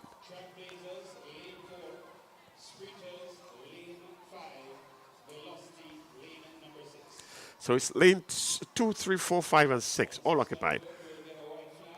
Lane 2, Classic Lightning, finish line in lane 2. Lane 3, Classic Lightning, 473 MVP. St. David's Track Blazers there in 4. Speedsters there in 5. And in lane 6, Velocity Track Club. This is the under 11 girls 4x100 meters. They are on the status orders.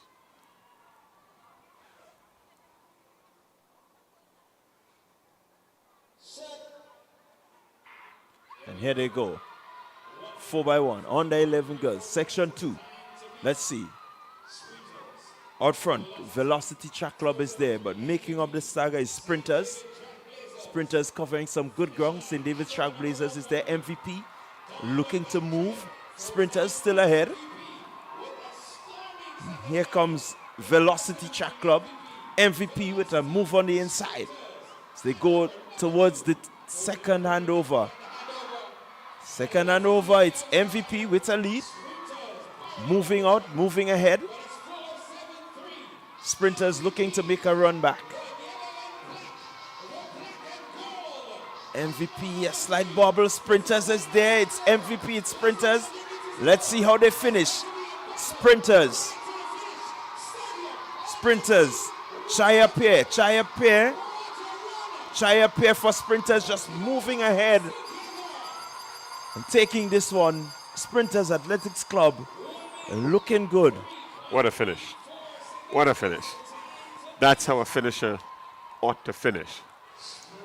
She colored that last leg. Made up the stagger, made it up quite easily. Yeah, you look at it there. MVP got the baton quite early. Sprinters with a decent handover, and Chaya was just able to power her way through. Look at her, look at the determination on her face.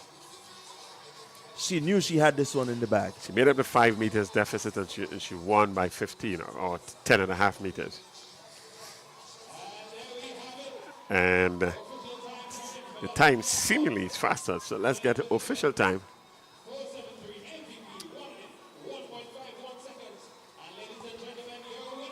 It looks like 60.65. So that's your winner. And definitely the top 3 here will be your top 3 positions. Sprinters Athletics Club, 60.65 seconds. While Classic Lighting MVP, 61.51. And Velocity Track Club, 63.09. So all of these teams going faster than the first section. And so they will make up your top 3 winners.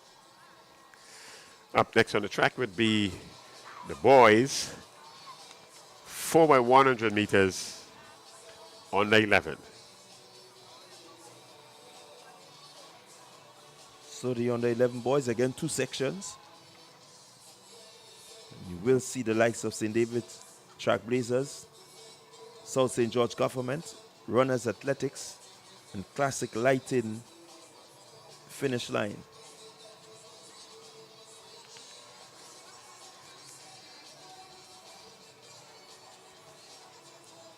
And that was a very, very keenly contested race just now.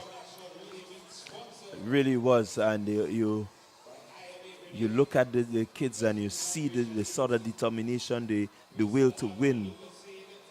You look at them, you see good technical competence in terms of how they get down the track. And so it makes for so much excitement. It does.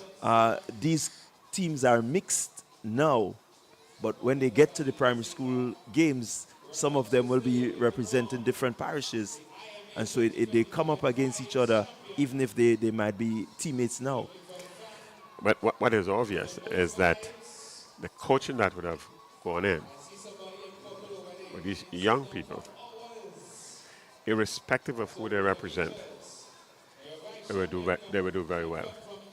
Because with a little bubble here and there, as can be expected with the age group of under 9 and under 11, they would have done relatively well in terms of the batter passing. It was smooth, in zone, a little bubble here and there, but nothing dramatic with batter falling or anything like that.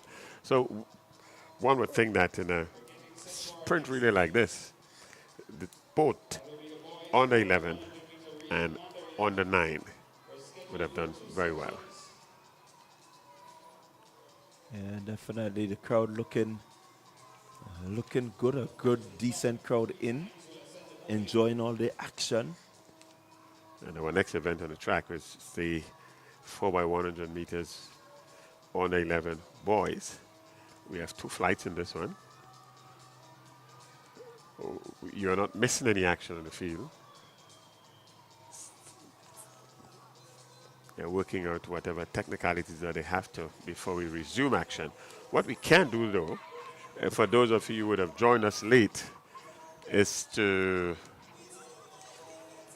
give you some information as it relates to events that would have gone so far. And the second event of the day was the boys javelin under 17. And Danon Mitchell from McDonald College, he was the winner in that one, 52.45 meters. And Delron John from SAS at 50.49 meters. He was second. And Caleb Alexander from Fusion Athletics, 48.07 meters. They were your 3 medalists in the second event of the day. And that was the field event of the boys javelin throw under 17. The boys high jump open. DeAndre Smith, Classic Lightning finish line, 1.95 meters, as was Timothy Greenwich from ACE, 1.95 meters. So the shared gold medal there. Joint winners, if you please, in DeAndre Smith and Timothy Greenwich. They both jumped declared heights of 1.95 meters. And in the third position were Adon the Daniel of Classic Lightning finish line. He also cleared 1.90 meters.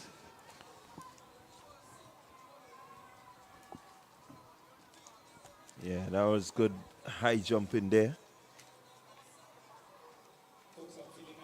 by these youngsters. The Greenwich, we know, a medalist at the Carafta Games last year right here in Grenada. And so while we on that break, we get ready for the next event on track. I'm going to turn you over to Leslie Smith, and he has a special guest with him. So I'm going to leave him to get to the business.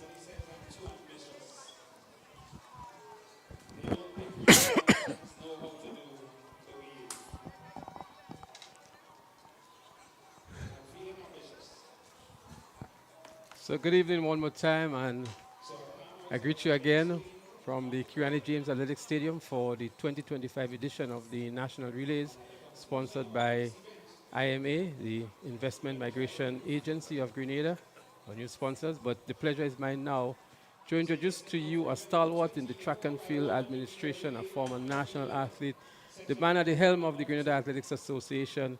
I speak of none other than Mr. Conrad Francis, who has graciously joined us here in the commentary position. And we're going to talk a lot about these national relays. We're going to talk about the new sponsors that the Games has. And we're also going to talk about the level of competition, preparation, and so on. So we're getting ready for the next event, which is the 4x100 meters relay for the under 11s. And Conrad, welcome and good evening. Good evening, Smith, and it's a pleasure to be here this evening with you. So, Conrad, we know that this is several years running of these games, the relay games. We've seen a lot of different things that happened over the years, and I think maybe the most notable thing for this year is your new corporate sponsor of the games, the IMA, and maybe you would want to speak a little bit about them and their contributions and the transition from the previous sponsors to the current IMA. Yeah, well, you said it right. This meet has a very rich history, and it all started way back in 1994. And we, as I said before, we started without sponsorship. Yes, we started. Yeah, we started without sponsorship. With just around about 25 events, and today we have 37 events on showcase, and we also, over the years, included field events. So we have 16 field events on show. But yes, our previous sponsor came on board in 2011 and was on board with us until after COVID. We had one with our previous sponsor, that's KFC. And they have made all efforts to make sure that the games continue. However, they were unable to do so last year and also this year. So we were informed of that very late, and we turned to MIA, and they quickly grabbed on it and decided to sponsor this year's national relay meet. And we welcome them.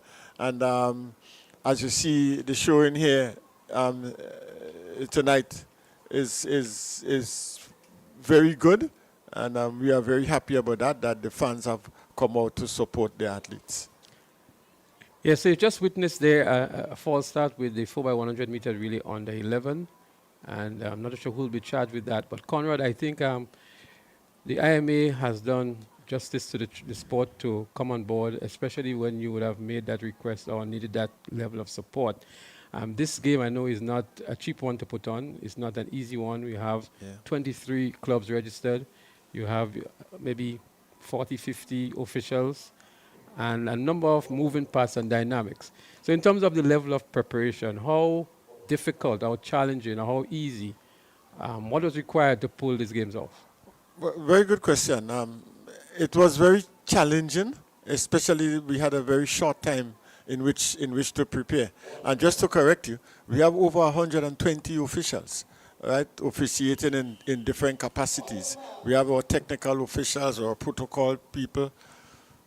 Yeah, so we come back to that, Conrad, as we get set for the start of the 4x100 meters under 11. So this time they're up and running. We have St. David's Track Blazers in 3, South St. George in 4, Runners in 5, and Finish Line in 6. They're about to make the first handover now. It's a very close one, some lane crossing as well. And we're looking good here. It's Finish Line out there in lane 6. Runners in 5 is also there, but on the inside, Track Blazers in lane 3 is also doing it. It's actually Track Blazers that hands over first, almost the same time with Finish Line, unless you will come around the bend first, but it's a very close one here. South St. George is also looking good, but Finish Line up front there in lane 6 seems to be ahead of the pack. It is indeed Finish Line who hands over first now on the final handover. Track Blazers seems to be handing over second, and South St. George is also giving a good challenge. But it's going to be a run to the finish line here. But it's Finish Line who's in front. A good run from South St. George. Track Blazers. Here comes South St. George. Is he going to make it? He's just run out of track here. And a strong finish by Finish Line. An even stronger finish by South St. George, as we saw an exciting completion to the 4x100 meters under 11 boys. So we're back to Conrad Francis, the president of the Grenada Athletic Association. And Conrad, you're indicating the large number of officials that you had to coordinate and some of the other arrangements to pull these games off. Yes, as I said, that we have, just a correction that you said, we have over 50 officials, and it's around about 120 officials serving in different capacities. We have our technical officials, we have our protocol people, we have people dealing with the meals, we have what you call ushers, because as you will notice that we've sectionized the stadium. We have different prices for different areas. We have Finish Line, we have section B, we have section C, upper and lower. So that takes quite a doing. So we have been very fortunate to have a group of volunteers that we can always call upon to serve us when we really need them. And it's something I always say, you know, when our athletes, our elite athletes go out there and perform well, it is a number, variable people are responsible for the performance that you see outside there. Because if our officials do not come out and officiate in these games, we will not be able to have our meets. And therefore, the athletes would not get the exposure they would need to show us their talent, so that this talent could be harnessed and then show it to the outside world and go out there and compete and get medals at the highest level. So that's why it is very important to have our sponsors on board, because our sponsors, the relay meet, as I said, started in 1994, and all of our elite athletes have competed in that event. And we hope to continue this. As you see, the young kids running the under 9, they are creating quite a buzz. I'm not sure if you're hearing the excitement downstairs, but with these events, they're creating quite a buzz downstairs. People love to see the youth, and that's where we start from. That's where we see them and nurture them and continue with that development through the different pathways until they reach the highest level. So we were commenting earlier on about the level of preparation of these athletes, especially the young ones, the awareness, the understanding and the rules of the game. And we saw that very evident from the way they conducted themselves on the track, you know.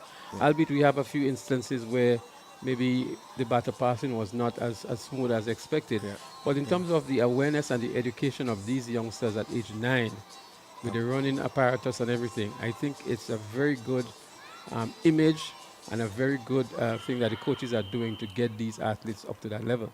Yeah. But over the years, as a federation, we've always encouraged our coaches and so on to form clubs. And over the last 10 years or so, there has been a mushrooming of clubs, especially in the St. George's area. And these coaches, they put And we're going to come right back to Mr. Francis in a moment as we witnessing now the start of the 4x100 meters for under 11 girls in progress. As we see the first stand over here now, it's a clean one. As we see, it looks like Velocity Track Club out there in front. Fusion Athletics, it is actually out there in lane 7. That's Fusion. South City Rising Stars is also there in the middle of the track, but Fusion with maybe 15 meters ahead of South City Rising Stars. On the second leg here, as they're about to make that third and final handover, is it? It is indeed Fusion Track Club. South City Rising Stars is there. And running out of lane 3, it looks like sprinters as well. But it is Fusion out there in lane 7 that wins this one. A close one for second and third. And indeed another exciting conclusion in the under 11 category. Conrad, I want to go back to something. We come back to the coaching and the program. But as we are speaking about the officiating and the officials, I noticed we have the video referee being involved here. And I was in the video referee room moments ago, and there has been quite a number of disqualification that people who are looking at the broadcast may not be aware of and thinking that this club crossed the finish line first, second, or third, and maybe not be featured on the medal podium. But the video referees, as I was looking at them, they are going through every leg, every race after it is completed to look to see who infringes, who crosses the line, who infringes on the lane, and then they communicate with the results people on the outcome of the investigation. And a lot of people may be not aware of that. And I think it's a good addition to the sport to detect these things, these irregularities, if you may call them that. Yeah. Our sport is continuously evolving, and that has been one of the things that have been added towards our sports. I mean, in football you have VAR, right? So in track and field we have the video referee. It's basically the same thing. So we have trained our officials in that, and Mr. Cyril Cox is our main video referee, and he has had extensive experience in that. He has officiated in other countries like Trinidad and so on, right? So he knows exactly what he's doing, and it is a very useful tool. Therefore, there is a demand on the clubs now to actually put emphasis on the batter passing, and we've had a lot of courses with coaches, really teaching them the rudimentals of passing the baton. And as I said before, that we are seeing a lot of, I would say, poor batter passing. But we hope as time goes on, and by the time intercall reaches, you will see better batter passing, because now you have points, and you don't want not to pass that baton So properly. that's something we are talking about in terms of the stage of the athletic season. and how much preparation has gone into the athletes. We know some schools have already had the annual track and field meet and others still to have theirs. But in terms of what you're seeing here, not just the batter transition, but the performance level of the athletes, how do you rate that as compared to the time of the season we're in? And we're going to take that comment from you just after this race, Conrad. So just remember the question. As we see here now, the start of the 4x100 meters for girls under 13. We have a community club in 2, momentum track in 3, velocity in 4, finish line in 5, and Southern Pros in 6. The first handover has been completed and looking good. Seems to be South City Rising Stars. But looking good is also momentum out there in lane number 3. But on the outside in lane number 5 is also finish line. Velocity Club is also there. As they're about to make that final handover now. The athlete there in lane 3 from Momentum Track Club. Momentum is in the lead here with a good momentum to his momentum. She is going to win this one, it seems, from our vantage point here. Momentum heading for the finish line now and crosses it just ahead of the athlete in lane 6 from Southern Pros. A good run here from Momentum. As we go back to Mr. Conrad Francis, who is here with us, and Conrad, the question was raised about the level of performance and the technical capabilities of the athletes at this stage of the season.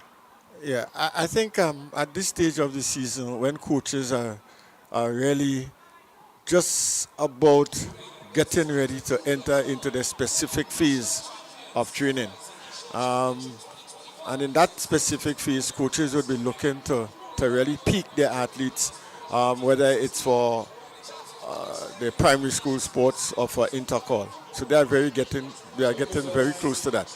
And we as a federation, over the past couple of months, what we have done is that we have created 5 meets, which started in October. And so far, we have 5 of those meets. We have named 3 of them. One is called the Neville Green Classic, which was held. And then we had the Adrian Mitchell Open. And next Saturday, we are having the Charlie George Classic. So we're finishing off with that. So our athletes are getting the competition that they need. Because you can train all year and you do not compete. Your improvement will be stagnated. So our athletes need to compete. So what we try to do is to have at least one competition every month from September to February. And as a federation, we are satisfied that we have done this and we have given the athletes the opportunity to compete. Those who do not know where they are now, that will be very sad, because we have provided the competition for them. And our coaches know how to periodize the program and to peak the athletes at the right time. And I think at this stage, they are just about entering the specific period where they increase the intensity of training and reduce the volume of work and prepare them for the various Conrad, this events. is a very difficult task I think the coaches have. Which events do they pick the athletes for? So they have the school sports, they have intercall, and they have Carifta, which may be 3 of the bigger ones. I mean, national champs is in the mix as well. So the coaches have a delicate balance to strike in terms of the preparation, how hard they push these athletes to pick at the right time, or when it is most important for them to pick. Yeah, they have to decide which is the most important competition for them. Simply as that. They have to decide that. We're going to come back to that, Conrad, as we look to the 4x100 meters under 13 girls, which is in progress. And we have in this one your community club. We also have momentum, velocity, finish line, and Southern Pro. South St. George government is also there in the middle of the track and looking good. In lane 4 is South St. George government looking good. As they make that next handover, South St. George comes out really, really strong and establishing a commanding lead here on that third leg is South St. George Government School. Maybe some 40 meters ahead on the final handover now. South St. George is going to win this one quite easily. They have a commanding lead on this one. And on the inside of them is Sprinters Club in lane 3, who's going to pick up the silver most likely. But South St. George is going to win this one comfortably indeed. And I'm sure Mr. Davis Adams and all the folks out there in Springs and surrounding areas will be very proud of the South St. George as they continue to do well here. The athlete here for South St. George anchoring, Leah Rose Charles, a familiar name for us in the track and field. She's no longer at the South St. George. No, she still is. She's still at the South St. George, I'm correct there by Conrad, and a name that we definitely know in the track and field. She's put on a lot of size as well, and looking good still is Leah Rose. So Conrad, we were talking about the peaking and the preparation of the athletes. Right, and I was saying that the athletes, the coaches must know which is the important competition for them, whether it is intercall, CARIFTA, or the school sports. You know, that's very important. So once you choose which is your most important competition, you work your periodization from that competition backwards. So I think the difficulty is to choose which event to pick for. Well, right, and you have to know. You have the to level of the athlete. You have to know the athletes. You have to know the athletes. If you think that the athletes, this athlete can make the CARIFTA team and go and get medals, you think. But what happens is that it is very big for this year. It is very easy because intercall is just around 2 weeks, a week and something before CARIFTA. So you can pick your athletes for intercall and allow them to hold that peak until CARIFTA.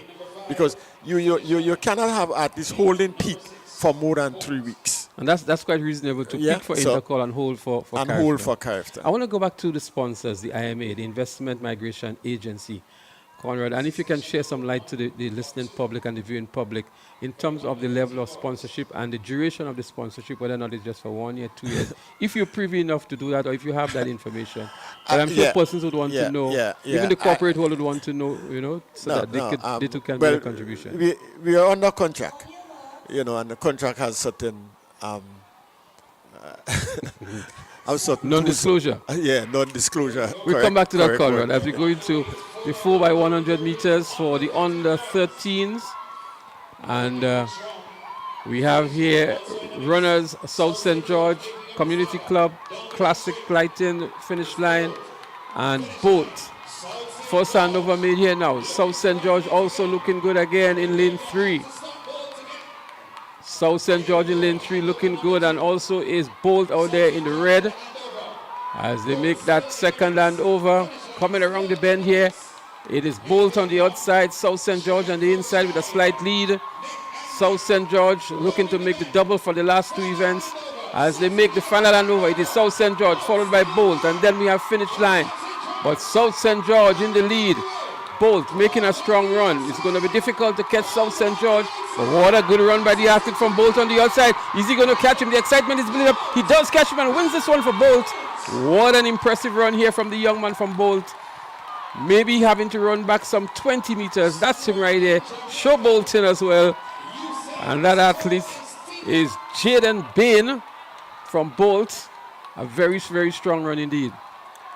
Yes, as you are saying, there are certain non-disclosures in the contract, but it's no secret we had a launch, and they presented a check to us for $75,000. And also, it is very important to note that the Ministry of Sports is collaborating with us on this. In fact, the permanent secretary, when she learned that we were not going to have the KFC relay meet this year, she called us and find out what is happening. Why are we not having a meet? And the conversation started there. And as you know, the permanent secretary is a former national athlete. Kim Frederick, she represented Grenada at the OECS Games in 87, 88, and 89, I think. So McDonald College, right? Yeah, she was from McDonald College. Back then. You remember those days with she and Volin Duncan in the distance races. Yeah, so she played a critical role in having the realization of this meet at this present time. Well, that's good. I think we're happy with what we've seen so far. The turnout has been good. You're able to use the entire stadium. Yeah. And you had the different levels, different categories of spectators. So finish line was premium. attracting a premium price as well, and that is sold out. Of course. The seats next to the finish line are also sold out. And we see quite a number of persons also in the secondary pavilion. The bleachers is not too well populated, but as we look at a nice cross-section of the crowd here, an appreciable turnout. Are you satisfied with the turnout so far, Conrad? Yeah, I'm satisfied. I mean, the fact that the meet was off for actually 2 years and having it come back, I'm very satisfied with the crowd. And especially as we had different price range, right? And as you know, it was not so cheap. And because, having a meet in a stadium is very expensive, eh? It's very, very expensive. So therefore, we try to be very modest in terms of our pricing. But I want to point out one thing and mention.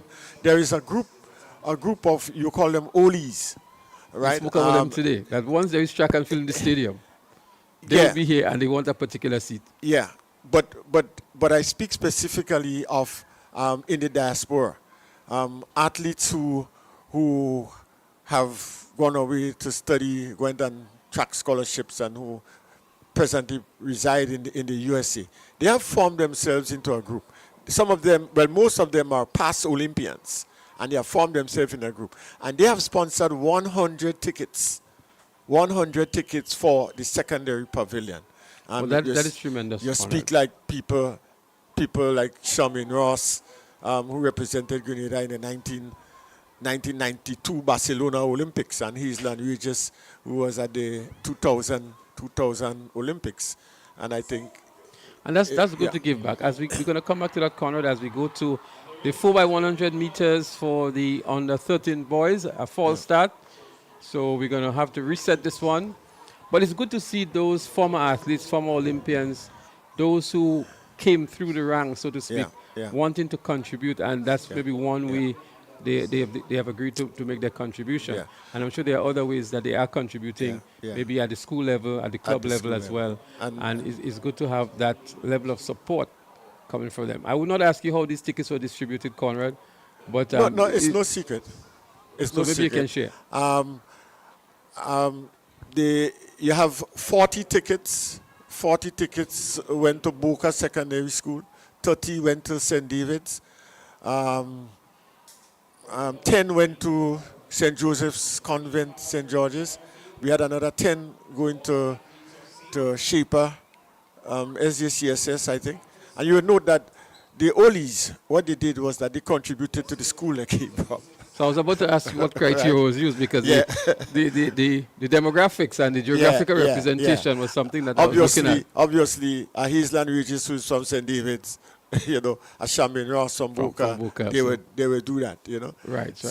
So this is an appeal to the other Olympians from other schools, from other areas of the country to make their contribution towards their sector as well. Of course. I think St. Joseph's Convent is in there too, with 10. Convent Grenville is in there with 10 tickets also. Okay, great. Yeah. So they're on their marks again. This time it's a nice clean start to the 4x100 meters under 13 boys. Let's see who makes up the early stagger. And the clubs here, we have Momentum in 2. Sprinters is there as they make the first handover. On the outside is St. Andrews Anglican Secondary SAS, and inside of them is St. David's Track Blazers. So it's SAS and Track Blazers up front there. The second handover goes now between Track Blazers on the inside there in lane 6 and SAS out there in lane 7. The others are trailing behind. SAS is making a good run back here, but they go stride for stride. That's SAS and St. David's Track Blazers. Very close to the line. The final handover is made now. SAS fumbles a little bit here. Would they recover to get past St. David's Track Blazers? But on the inside is some action as well. St. David's Track Blazers and SAS, they go neck and neck here. Track Blazers with a slide. SAS emerges ahead now. And SAS showbolting towards the end and winning it eventually. I'm sure there are a lot of people in the stands who may not be in agreement with the showbolting before the end. But there is a youngster there for SAS who brought home the glory for SAS. That's Omari Brown winning for SAS. Good run from St. David's Track Blazers as well, as they were battling for that finish line in the end. Conrad, I want us to move a little ahead, and I don't think it's too early for us to start this discussion. We had a fairly decent showing at Carifta Games last year. the next Caribbean Games are going to be in Trinidad and Tobago, which is close to us, and we always feel that when the games are closer, we can feel bigger teams. What sort of preparation is already ongoing for maybe selection of the team or having a cadre of athletes in a particular environment for preparation? Is there anything happening towards Caribbean preparations? Yeah, I'm glad you mentioned this because actually they really meet, this really meet, the funds, if they are surplus, that will go towards the financing of the Caribbean team.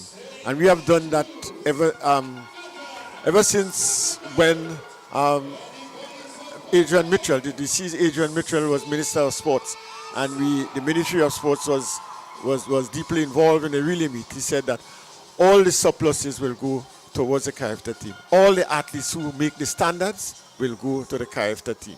So what we have done this year is that we have not selected a pre-selection team as such, but we ensure that the athletes that are earmarked are training with their various clubs.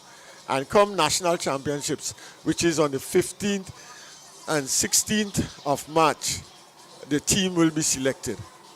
After that, after intercall finishes on the Thursday, I think, the Friday night.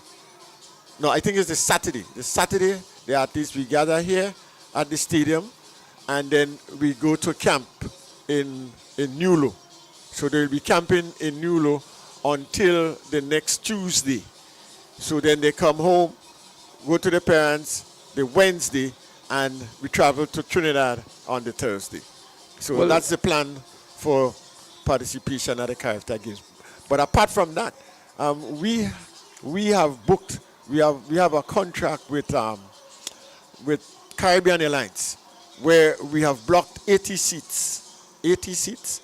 Our team is expected to be around 35 athletes, 5 officials, and the rest of the seats are open to the public so that they can purchase tickets. They will get it cheaper than if they go to a line or buy it online. And not only that, but to ensure that they have a seat, because there are a lot of activities that are taking place in Trinidad at that weekend. You have the Caribbean swimming, you have, I think, Caribbean cycling, something like that. So flights would be very difficult to get. So we are encouraging people, all those who want to go to the Caribbean Games, we would have approximately about 35 to 40 seats, 35 to 40 seats available so that it can be. So somebody who's interested at this very early stage, what would they need to do?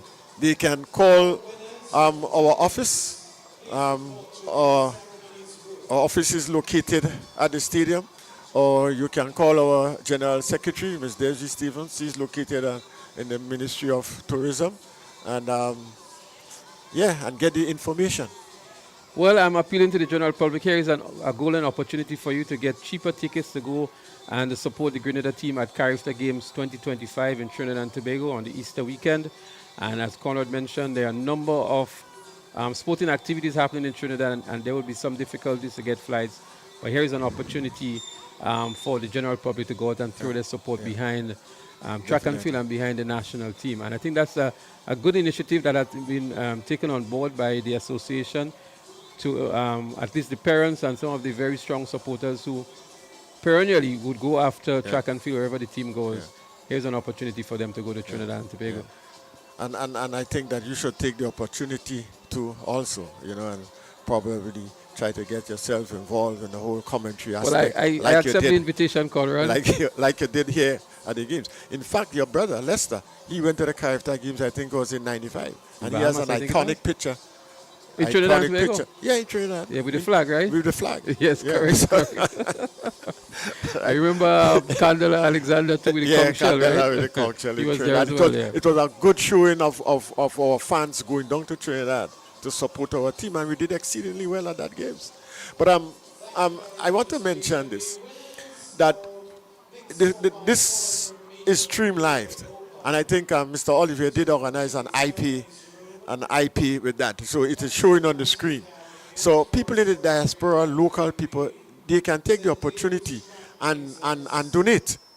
So when you donate something, you are donating towards the Caribbean team, because the funds raised from this event will go to support the financing of the So, team. Conrad, I just want to draw your attention. I'm looking at the screen now.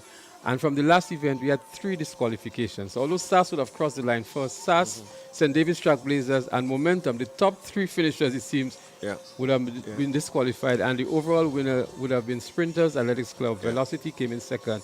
And here is again where the video referee is there to oversee and to ensure that there are no infringements and no shortcomings.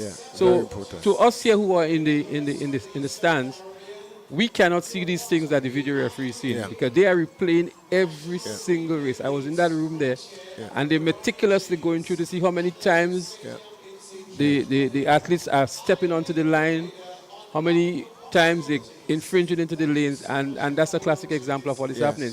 And so I'm saying that so that the general public must be made aware of this that is happening, so that you do not get confused by seeing a school or an athlete or a club crossing the line first and then hearing that they DQ'd. But that is because of the procedures that are in place. And I'm very happy that this event is being streamed, and most of our events now, courtesy TNR Communications, are being streamed, so people can really see that this is happening, because I think it is played in slow motion, so they can actually see that these athletes have had an infraction. And I cannot help but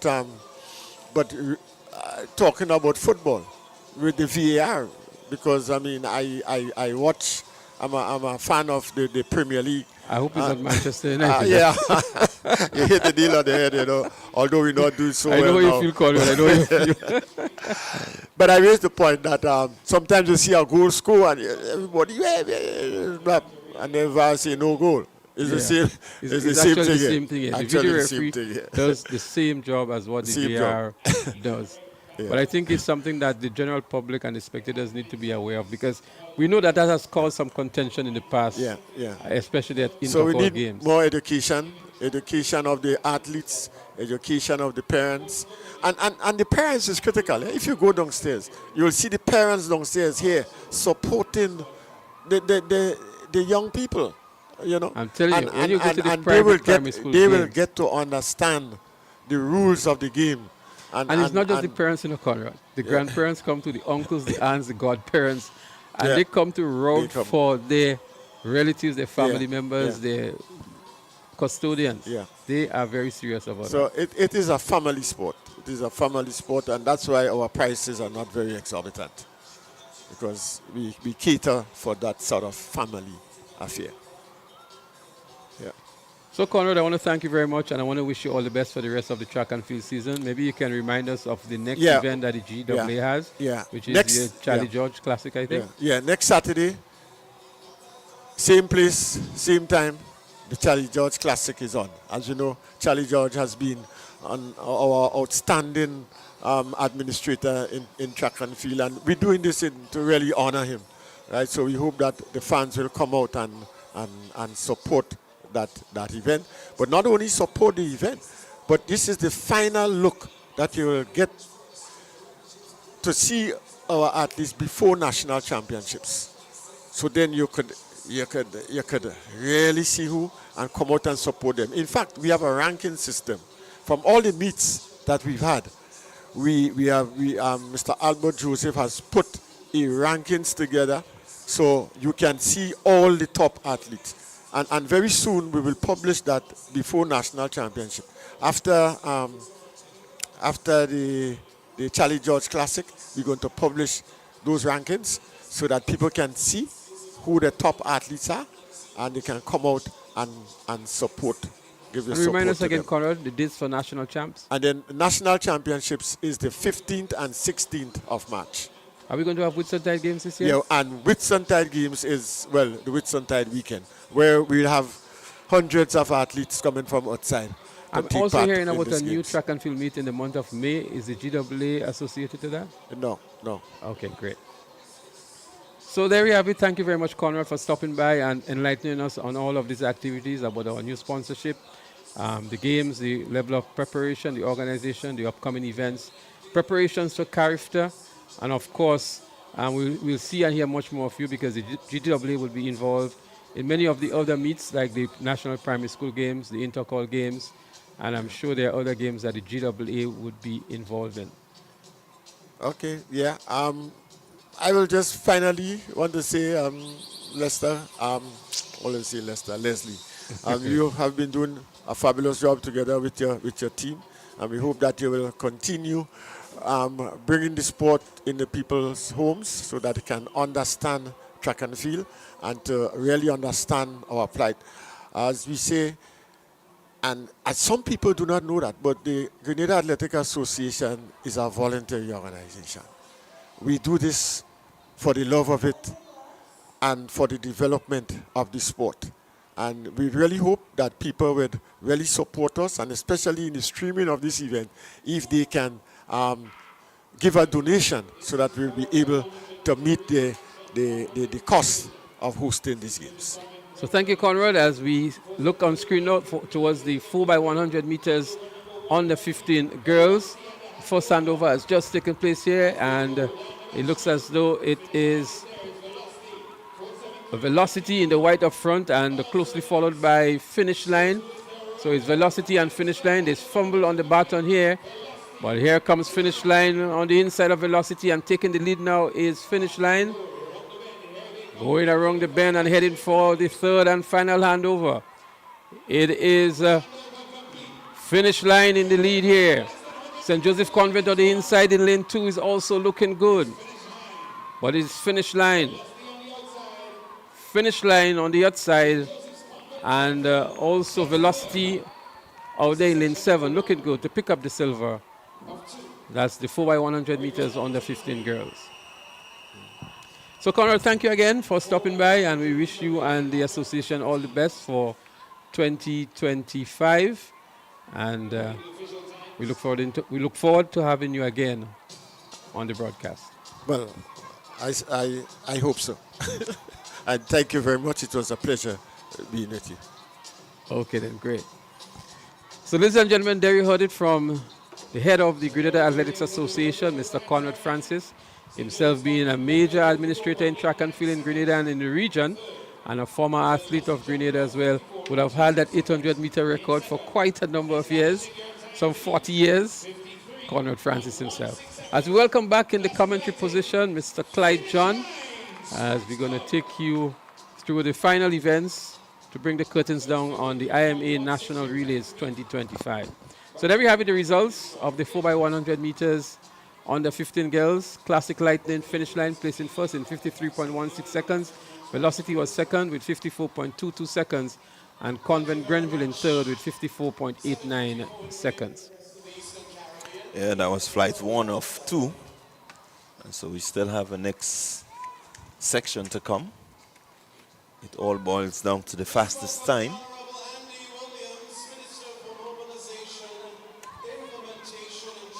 And as Conrad remarked, Clyde, the GWA is extremely satisfied with the turnout, notwithstanding the cost for the various sections, and quite an appreciable amount of spectators here. What we're going to do, we're going to take a break from the commentary and go downstairs for a medal presentation. And as soon as the action resumes on the track, we'll be here to bring it to you wherever you are.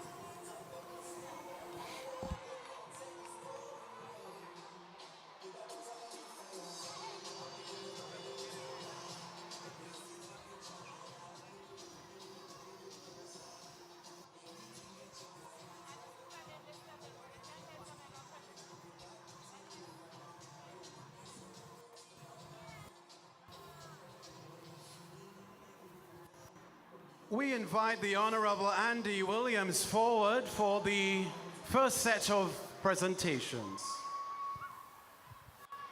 Event 11, Girls Javelin Throw, under 20. Third position, Shania Thomas, ace. 30.73 meters. Second position, Simone Batiste, St. David's Track Blazers. 31.96 meters. And position 1, Kamara Strawn, also representing St. David's Track Blazers. A distance of 43.91 meters.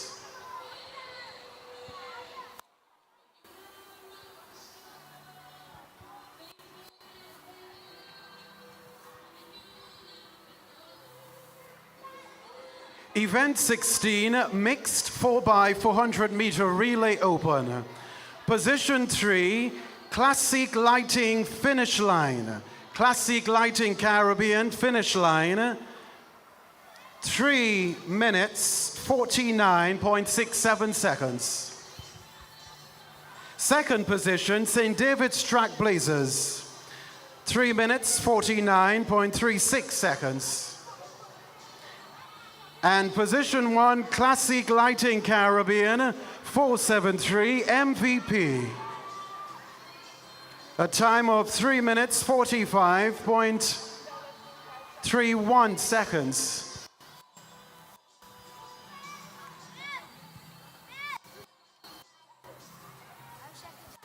Event 17, girls 4x100 meter relay under 9. Third position, Runners Athletics Club. 1 minute, 11.66 seconds. Second position, South St. George Government School. 1 minute, 11.32 seconds. And position 1, Sprinters Athletic Club.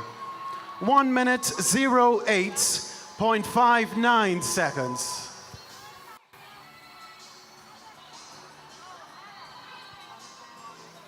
Thank you very much, Honorable Andy Williams, Minister for Mobilization, Implementation and Transformation. We now welcome Mr. Richard Duncan, Chairman of IMA Grenada.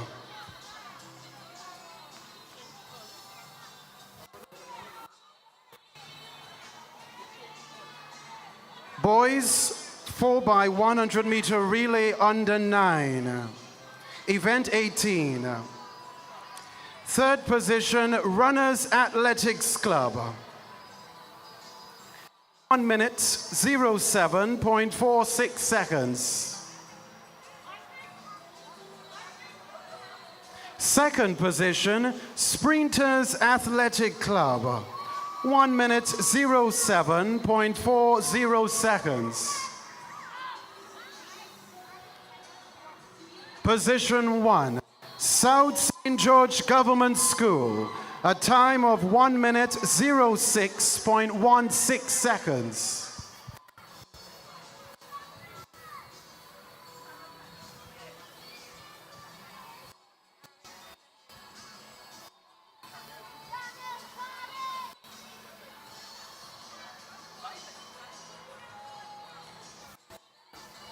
Event 19, girls 4x100 meter relay under 11.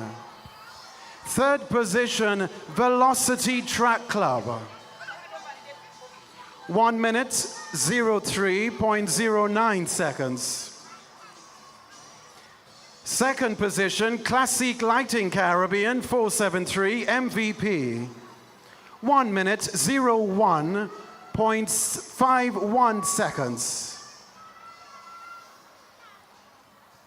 And position 1, Sprinters Athletic Club.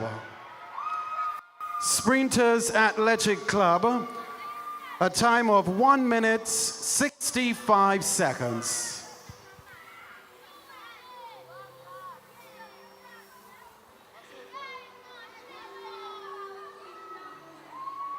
Event 20, boys, 4x100 meter relay under 11.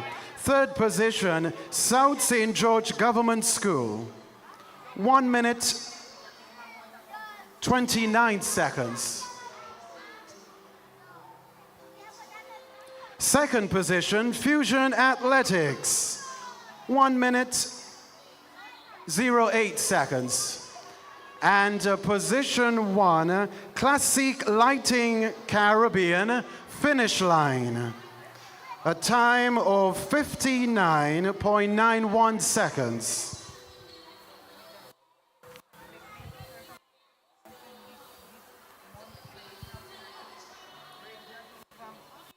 Event 21, girls 4x100 meter relay, under 13. Third place, momentum track and field, 57.04 seconds.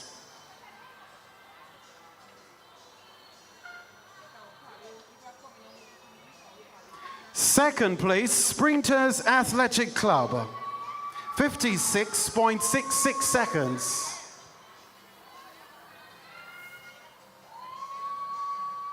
First place in this event, South St. George Government School.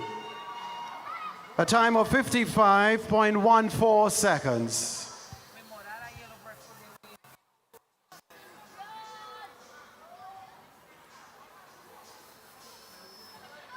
One other event in this award presentation. Boys 4x100 meter relay under 13. Third position, Sprinters Athletic Club, 56.05 seconds.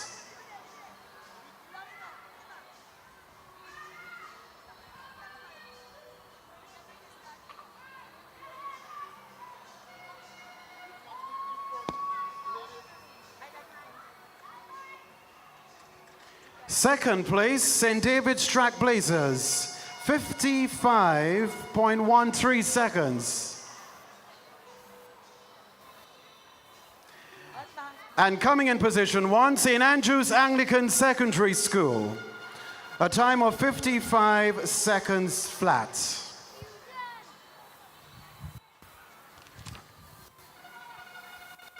This is the end of this award ceremony. Thank you very much, Mr. Richard Duncan, Chairman of IMA Grenada. Before him, Honorable Andy Williams, Minister for Mobilization, Implementation, and Transformation.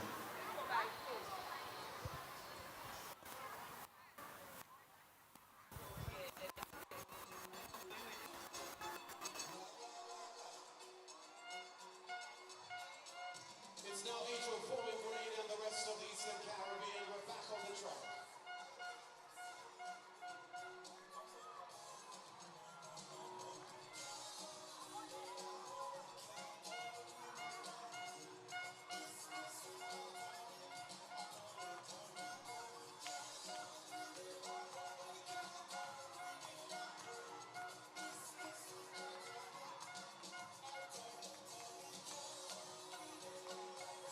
So we welcome you back to the Kirani James Athletic Stadium for the continuation of the live broadcast of the games. And moments ago we had the medal presentation ceremony. We're going to resume on the track with the girls 4x100 meters relay for the under 15 category. And just to give you the lane assignments very quickly, we have Classic Light in Boca. They are in lane 2.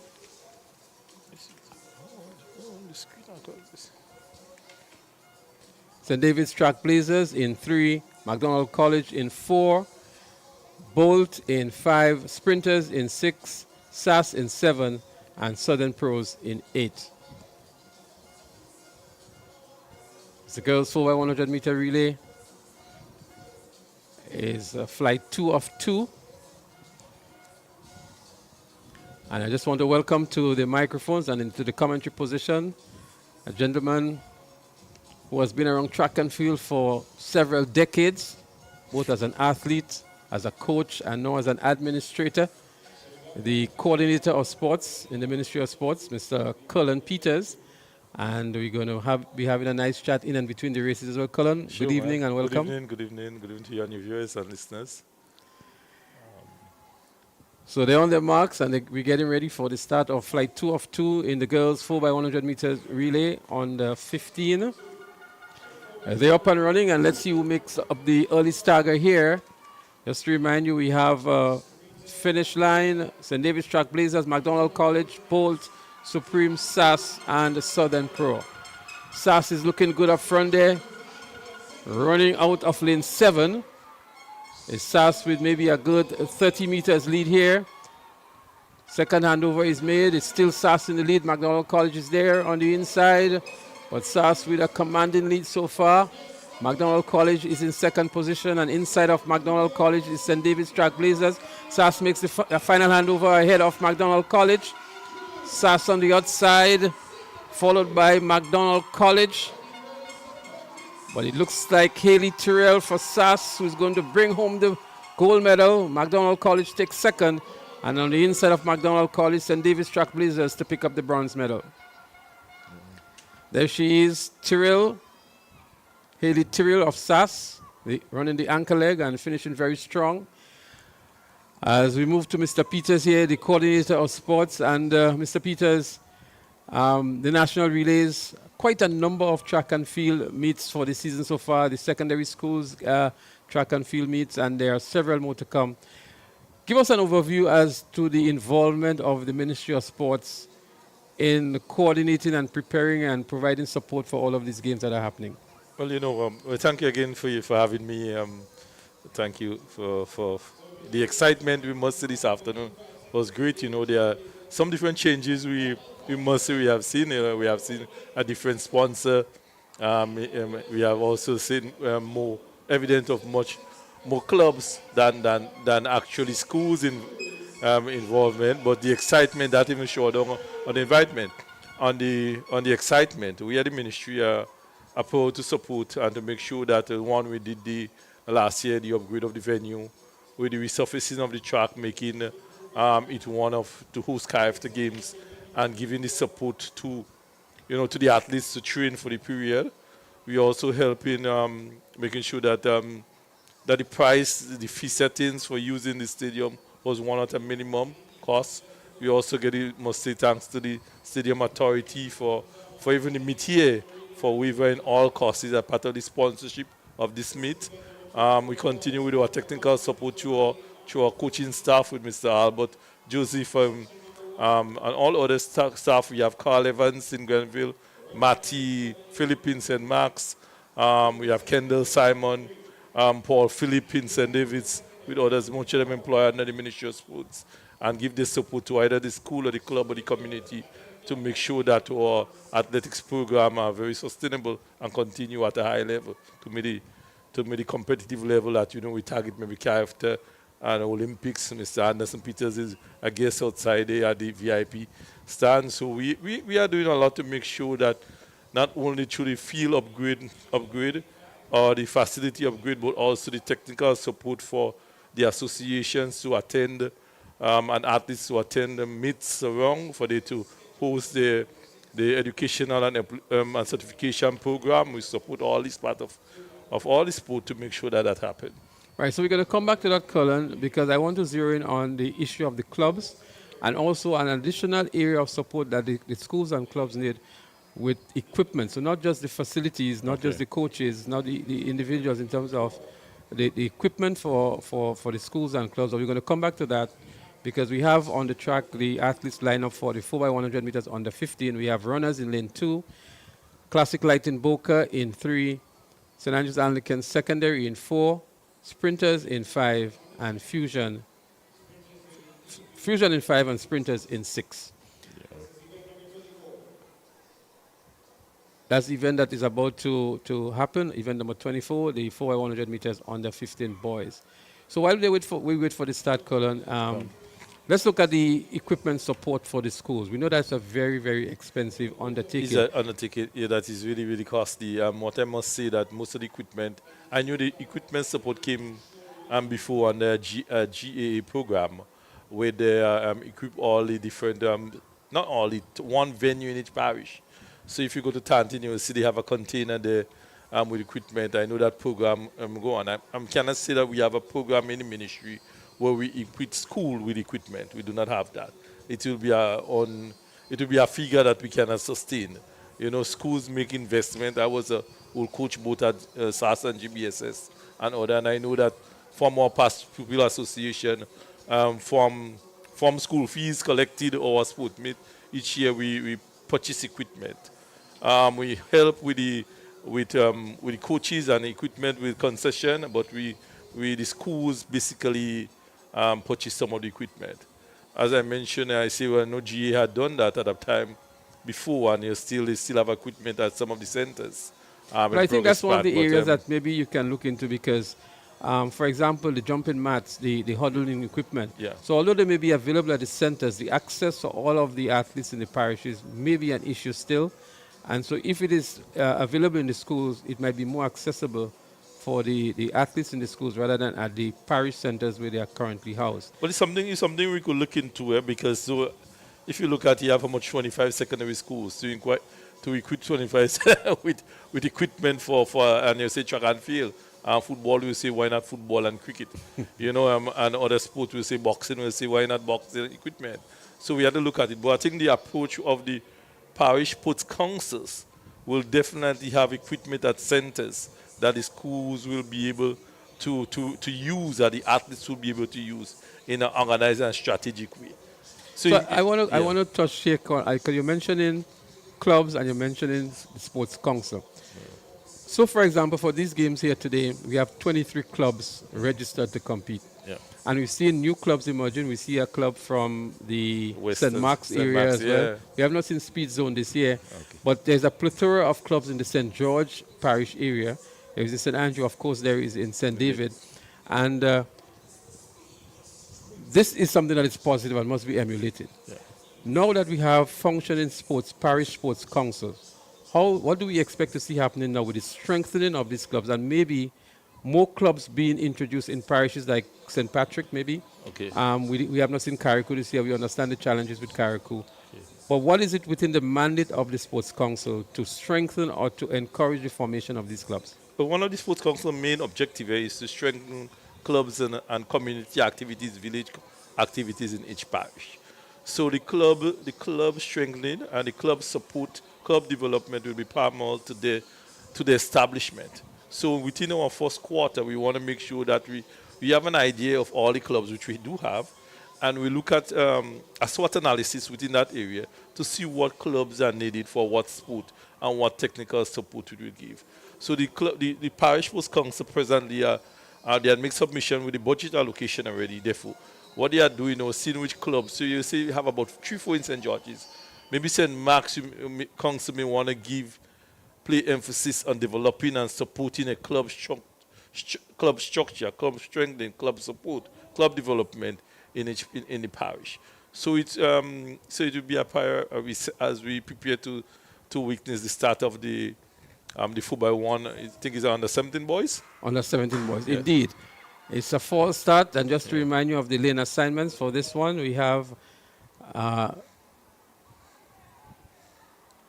for the under 17 boys, we have a classic lighting finish line in 2, peak performance in 3, St. David's in 4. But I just say, I had this in East this today. I'm seeing a lot of SAS. I don't know, so that means East.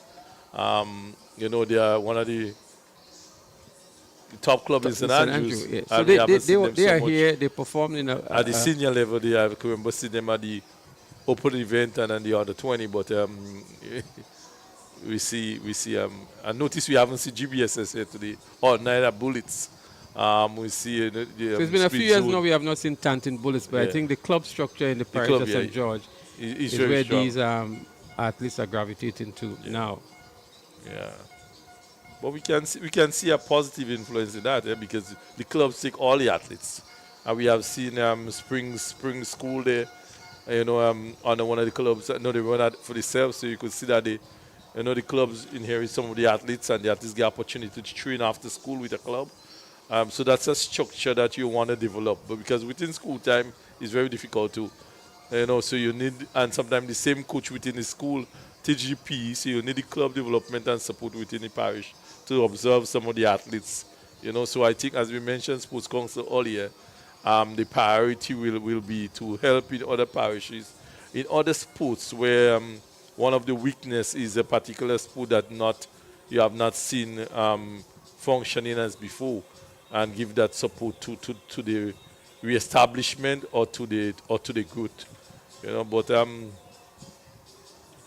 so as we look at Cullen, there has been a false start, and the officials are making their way to maybe so award the false start. So it SAS goes have to SAS in been lane 4. disqualified, yeah. SAS has been DQ'd from that event. And that is flight 1 of 2, so there are going to be 2 batches in this category, and the fastest times will emerge as the overall winners. And we can see the disappointment on the young man's face here, having been DQ'd. It'll be good if we can see a replay of the start to see exactly what happened. So but the so judgment has been made by the starters that SAS would have infringed, and they are disqualified from this event. So left in the event, we have runners in lane 2, Classic Lighting, Finish Line in 3, Fusion Athletics in 5, and Sprinters Athletics in 6. What was amazing, because I spent a little time with in the control room, and you may see athletes, a team being disqualified. They're using the video analysis to make judgment on the race. So if you run on the line twice, you will be disqualified. So it seems like another false start here. Somebody didn't hear the gun, of course, and So a it's second gun also has just gone off to call them back. But the athlete from Sprinters in lane 6 apparently didn't hear the gun go off at all. Yeah. But what was very evident is that the second gun that went off was very, very loud. Yeah. And we didn't hear the first one at all. Yes. So it's all a kind of drama in this particular event. We had 1 disqualification so far. As we look back here now to see what happened, we see 2 athletes going off. And the athlete from Sprinters still on the block but up he's to right, this point. He's right up in front, but he's still in. And he's closest to the gun, I would think. Yeah. So I'm not sure what happened here. But it's a recall by the starters, and I'm sure they would all be allowed to compete when the race is restarted. So there's a little conference going on there between the starters. But my feeling is that they're going to allow all the 3 clubs to complete. The mere fact that they call the race back. It'll be difficult to accredit a false start here because the 2 athletes that went off at the same time. So maybe it's equipment malfunction, because I clearly heard the second gun, but I didn't hear the first one. The recall gun was clearly heard. Yeah. So, Colin, we have a number of track and field meets still to come. We have some new meets too.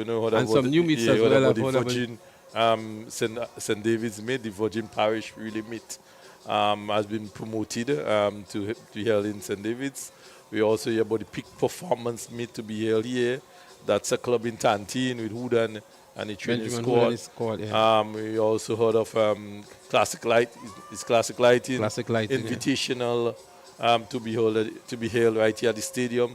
It's all good. I'm hoping that we can bring back one day, or it will be the responsibility maybe of the Sports Council to bring back the games in Northern Stars games in St. Patrick, on the Eastern Games, the Eastern game in St. Andrews. As part of the council, I keep telling them some of the sports meet that we have not been seen over the years. Let's try and see how we could maybe go, because of sponsorship or organizational structure. Let's see how we could get some of the games going. The Rainbow City used to have a half marathon too, leading up all those events. So there's a lot that can be done. We have not seen road racing in quite a while too, so maybe that's something that can be taken up. The race is about to be restarted. So we saw the green card being given to the athlete from in lane 6 from Sprinters. But they're all going to have another bite of the cherry, so to speak. This time it's a nice, clean start. In 2, we have runners. In 3, Classic Lighting Finish Line. And we also have Boca Secondary in this event. And the Sprinters out there in lane 6.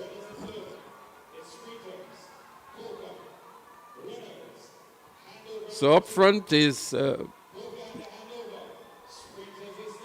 Sprinters out there in lane 6. Boca is challenging on the inside, and then we have runners running out of lane 2. But we see an infringement on the line again, so that looks like a DQ by Sprinters. You're only allowed to step on the line once. And Sprinters in the lead here now, followed by Boca. And on the inside, runners making a challenge for second. But Sprinters crossing the line first. We would have to wait on the official result on this one, because from our vantage point here, you could see it did occur that there was some infringement on the line by this athlete here. That's Nathaniel Braffett from Sprinters. who anchored them to the finish line. Yeah. So, Colin, and then Conrad Francis was here, president of the GAA, Okay. was saying that you have the national champs, you also have the Whitsuntide Games. Yeah, you have the Charlie George Classic. And next weekend, Saturday, yeah, the Charlie George Classic. So it's a lot of event, the athletes will at least get the competition and the opportunity to get accustomed to the track. The track was resurfaced last year, and get that opportunity. I must take the opportunity to say congratulations to and thanks to MIA, to IMA, IMA for the sponsorship for this meet, because we know the importance of the relay meet. With the funds go to the KFT team, also to the government of Grenada, the National Stadium, the National Lottery Authority, for being part of this. It's very important to say that. The relay meet, we have a strong history of the relay meet. We must say thanks to the sponsor before the KFC. KFC make that run, and it's good to see IMA as part of the new sponsor, but let's decide KFC decided they're not giving up on a brand they already established. So, but it's all good for the sport. It's all good for the development. The funds from what the artists will collect will go back to the clubs, and we see that the clubs are there and they go help strengthen the clubs. Maybe they are support of getting uniform. I know the clubs are sponsors, so you get some of the promotion. The sponsors get some of the promotion here. I know that Lester Smith, I see his Just logo Sports, on, yeah. or Just Brown, or Just Put on one of the running. Yeah, Velocity Track Club is now sponsored by Just Sports. So it's all good, the sports is in a good place. We in the ministry we had a successful football competition, and Booker and SAS was outstanding at the competition. We must congratulate them. We must say that we see SAS a lot, and SAS have been there over the years and have keeping up the Every tradition. year in the finals, yeah. Keeping up the tradition. We saw Just to remind you that SAS is sponsored by Just Brands, eh? Oh, SAS, go. Yeah. And we also saw them in the basketball tournament. SAS really, they played very well. They were placed third. We must say GBSS and PBC. PBC was really outstanding. You could see. So this sport has evolved over the years, and you see it's training and it's long-term training plan, and we are happy to see the results now. So we're into flight 2 of the boys under 15 4x100 meters. South City Rising Stars is there. St. David's Track Blazers, Classic Lighting, Finish Line, Bolt, GBSS, McDonald College. So GBSS making their first appearance on the track in the green, with the under 15 boys, and we can hear a lot of noise in the stands. So I'm sure GBSS. Oh, the tumble! That looks like Kashe that fell there. Kashe Stephen, one of the top sprinters for GBSS. And so it is McDonald College in the lead and the St. David's Track Blazers. The second hand over here, McDonald College, but Track Blazers moves into the lead now. St. David's Track Blazers it is over McDonald College in the under 15 flight 2 of 2 4x100 meters. Bad batter passing here by McDonald College. It may just be one club crossing the finish line here, and that's the St. David's Track Blazers. They win very comfortably indeed. I'm sure McDonald College would have transitioned the baton outside of the zone, and so they just crossed the finish line. Yeah. And then GBSS falling up in the battle, the athletes clashing into one another, and it looks like Cassius Stephen was the one who went down. But let's say, because you can always see that the late notice of that games kind of prevent maybe the preparation of teams, because we must see that we have poor baton exchange during the meet. They definitely need some practice. With McDonald College going on way ahead. We again, yeah. I think he got carried away by the St. David's Track Blazers athlete moving out. Yeah, but going back to GBSS, Colin, GBSS had their meet in December. They had the meet in December, yeah. So they had sufficient time, in my opinion, to at least sharpen their craft for... But we see GBSS once. GBSS not basically... I don't think they all the athletes stay with the club. So they maybe just make a guest appearance. Maybe they just put together some athletes just to compete in this one here. Yeah, they have a couple to remaining, gauge themselves. So to keep the part of GA going. But it's all good for the sport. I was very happy when you told me that about the sponsorship of persons in the diaspora with different schools with tickets. It's something. It's a good way to promote. Yeah, and to give support. I think it was an excellent initiative by the GAA to facilitate that. Yeah, because we know that, as you say, that we want the athletes to go to Trinidad. We need them to compete at the level. We saw the participation last year. Yeah, so it's all good. It's all good for the sports. And we must congratulate the GA and Mr. Francis and his team for putting on the event and putting it on in a very organized manner to make sure that the support. Absolutely. And we see the supporters. Well, track and field, once there is track and field in Grenada, it generally tends to attract a huge turnout. Even at the school sports, the primary school sports, the secondary school sports, the parish sports, and events at the National Stadium, there is a very, very huge following for track and field in Grenada, a very huge appetite. And that I want to take this conversation now, Colin, to Carifta Games in terms of the ministry support and how we can get maybe a larger team going on, how we can get spectators and supporters. Mr. Francis indicated a chartered flight that they have that can accommodate some 40 or so persons. But what is the level of support from the ministry's perspective for the Carifta team? But what I could tell you, last year, basically, the ministry last year bought chartered the flight for we have a budget for Carifta. We assist in the traveling of the Carifta team. So and this really meets usually our contribution to the GA.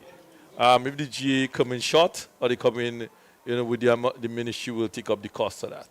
Most time transportation to assist our athletes to go to Carifta. And this is something from way back.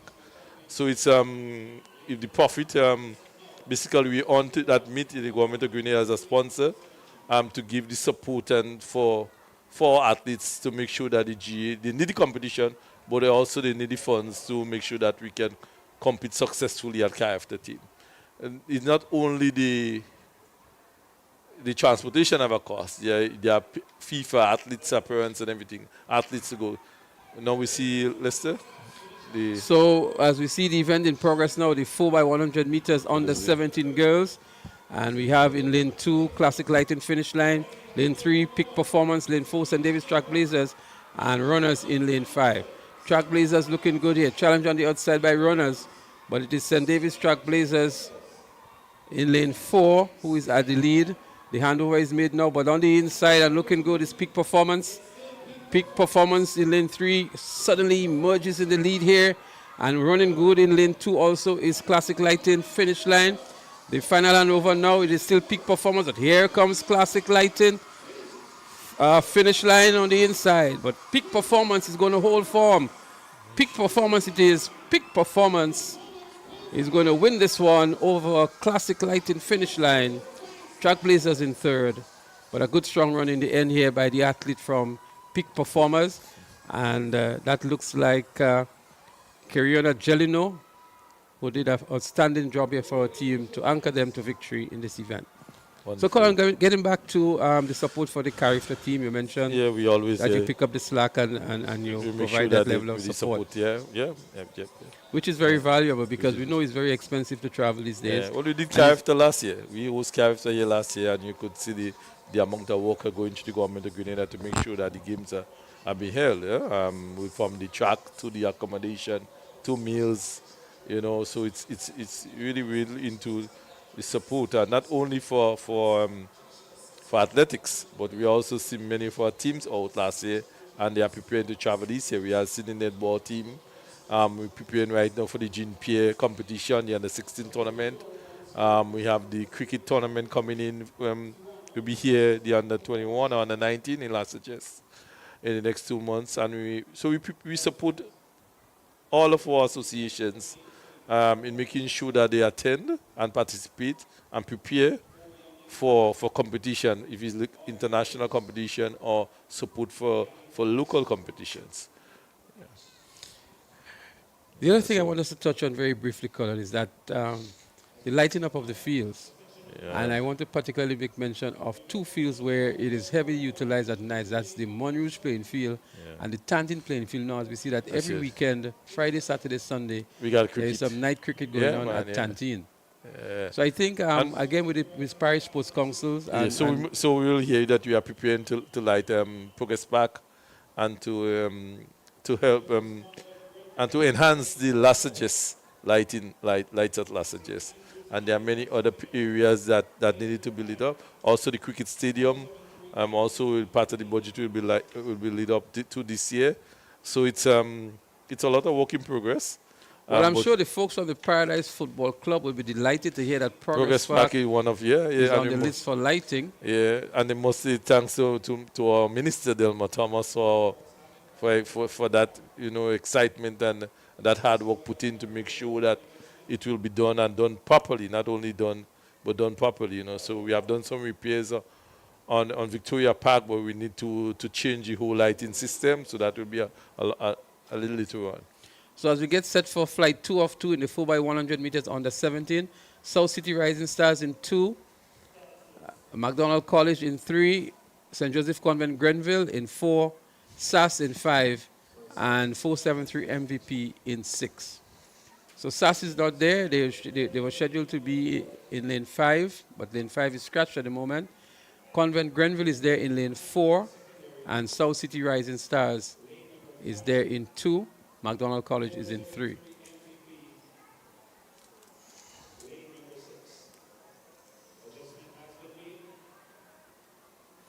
As we see SAS just getting onto the track, so SAS is actually there in lane 5.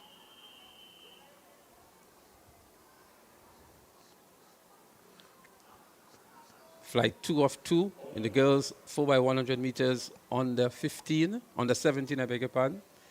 They're on the starters orders now. They're on the mark.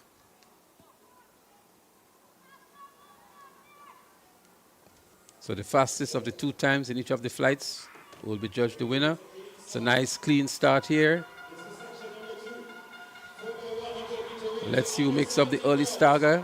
On the outside, we have 473 MVP. SAS is there in lane 5. Convent is also looking good, but so too is McDonald College. But 473 MVP seems to be in the lead at the moment. As they make the second handover, SAS is doing well. On the inside, so too is South City Rising Stars, but it is 473 MVP out there in the lead from this vantage point. 473 MVP followed by SAS. Convent Grenville is making a good run as well. The final handover, nice clean handover. SAS emerges in the lead now over 473 MVP. Convent is giving good chase, so too is South City Rising Stars. But look out for SAS. SAS is in the lead. A commanding lead too for SAS as she coasts home now, slows down, and crosses the finish line way ahead of the others.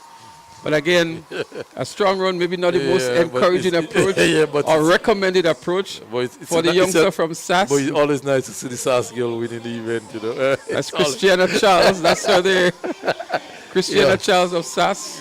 Leslie. Bringing home the victory. Always nice to see the SAS girl. That's good, man. It shows that the ladies are picking up and getting back, a very comfortable win for SAS in this one. Yeah. Remember, 473 MVP did all of the hard work up front for the first 3 legs, I would say. That's the best out of 2, or that's the second batch? That's the second batch. Oh, okay. Yeah. So maybe she didn't need to do that. Yes, so she could deprive the team of the gold medal here by just slowing down because it's the fastest times of the 2 batches. But I'm not sure if she's aware of that. No, man, she's just happy she get it. She'll be just thinking that's her race and she's winning, she's winning. So that may very well deprive them of maybe the top because position. It's a time, and we yeah, man. But, it's a timed finals, and so the athletes should be aware of that. And we can see that the spectators are having fun. They see themselves on the big screen, actually. IMA will be giving out $500 for the most. Why I don't see. I thought somebody that come in a costume today. Or so yeah, so we were made aware of mascot, that. A mascot or something, we were made aware that there is a $500 at stake for the most exuberant fan or the most creative fan, or and we have not seen anybody yet who have displayed that level to earn themselves this $500. I'm sure they'll be part of in the calls, so they will be definitely maybe they have to give a school maybe for the best. Let's give the school that come out the most the first day something. Yeah. So a conversation of some sort amongst the SAS athletes. Somebody maybe just telling them that. Yeah, and they are here too. So, Mr. Peters, I want to thank you very much for stopping by and for sharing some of the support from the Ministry of Sport and what is in store and what we can expect from the Ministry of Sport moving forward.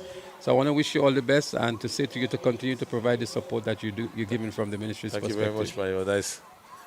being here with the discussion. Thank you.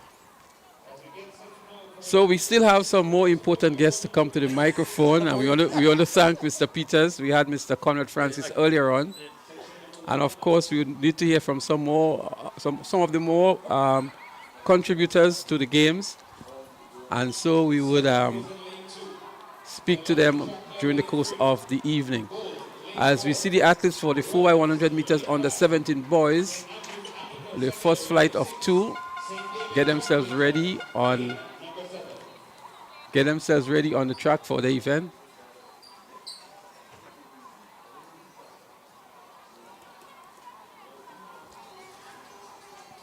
And for this event, we would see in lane 2, Southern Pros, lane 3, Just Sports Velocity Track Club, lane 4, Bolt, lane 5, Runners, lane 6, SAS, and in lane 7, St. David's Track Blazers. This is flight 1 of 2.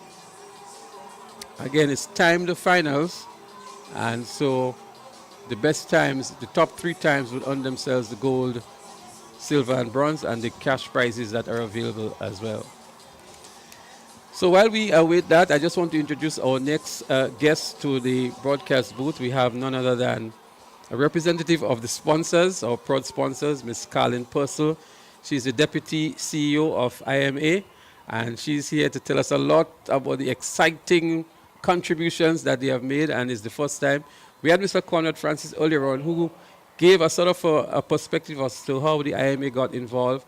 But we'd like to hear from you, Carlin, as Deputy CEO, the contributions of the IMA, and we'll continue that conversation right after this event in terms of your sponsorship in 2025. Sure. So Southern Pros in 2, Velocity in 3, Bolt in 4, Runners in 5. As they up and running, a nice clean start here. As we see a lane infringement already from St. David's Track Blazers out there in lane 7. The first handover is done now. I see Delron John for SAS. He's leading for SAS. You're going past St. David's Track Blazers on the inside. That's a character athlete from SAS. Delron John handing over nicely. A smooth transition for SAS. St. David's Track Blazers is still there in second. The rest of the field have a lot of catching up to do, but it is SAS in the lead, followed by St. David's Track Blazers. The final handover, SAS, Track Blazers. That's Christophe Calicia for SAS, known for his triple jump. Grenada's only gold medal at Carifta last year. Christophe Callis is bringing it home for SAS. He wins comfortably. St. David's Track Blazers will pick up the silver. And on the inside, it looks as though it is Just Sports Velocity who would have picked up the bronze. So again, I say good afternoon to you, Carlin, and welcome to the broadcast. Why, thank you. It's an awesome pleasure to be here. So first of all, I want to congratulate you and the IMA for taking this very, very bold and significant initiative to sponsor the National Relays 2025. Take us through the process as to how the IMA got involved, and maybe give an overview of the IMA for persons who are not very familiar with this investment migration agency that we're speaking about. You're right. So, so maybe I can start with who we are in terms of what we do at the IMA.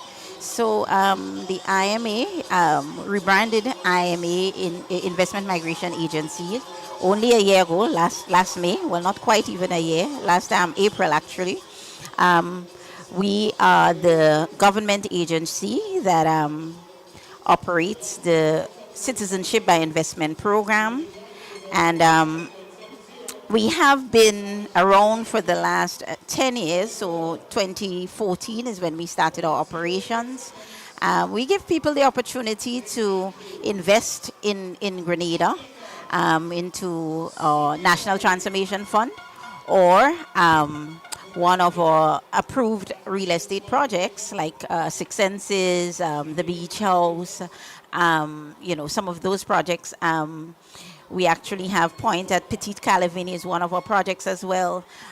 So we give persons an opportunity to invest in development of those projects or in the National Transformation Fund, while at the same time they're able to get their citizenship as a result of that investment. Yeah? So that's tremendous. But not very often we hear of these kinds of agencies being involved in sporting events and contributions. So what would have spurred you guys? What would have encouraged you or got you on board with track and field in 2025? I know you yourself is an ardent track and field supporter over the years, and I'm sure you must have had some input in that, but Give us an appreciation of as to why you got involved in track and field. Well, actually, it's a part of the wider mission. The wider mission of the IMA, when we rebranded last year, we knew we had work to do in terms of, just educating the public about what we do. There were a lot of misconceptions in the market, so we wanted to do that. And we thought a good way to do that would be through our sponsorships. So in trying to determine the area in which we would have focused,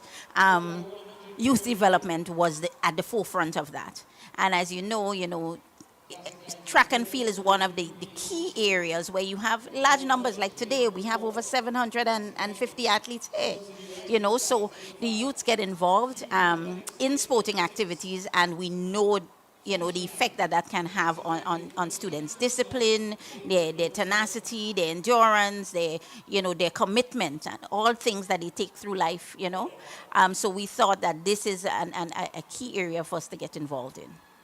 Absolutely, and I think we can commend you guys a lot because these games were not held for the last 2 years because of lack of support and sponsorship, and you coming on board would have definitely made that happen. So we're going to continue the conversation right after this event as we look at flight 2 of 2 in the boys under 17, 473 MVP in lane 2, McDonald College in 4, GBSS in 3, South City in 5, Fusion in 6 as they're up and running here. And when we look, we see GBSS is actually scratched in this race. They're not here. McDonald College making a nice handover here. But up front, it looks as though it's the athlete out of South City, not South City, but Fusion Athletics. South City Rising Stars, that is in the lead here in the purple and white. But on the inside, it looks as though it is 473 MVP in lane 2, emerging in the lead now and making that final handover in first position. South City Rising Stars is somewhere behind, but it is 473 MVP in the lead with a good lead here, but it's a good strong run for second, third, and fourth as they come to the finish line. But I think it is Fusion Athletics in lane 6 who will pick up the silver, and it's a close one between McDonald College and South City Rising Stars. But here is the anchor for 473 MVP, and they would have won this one quite comfortably in the end.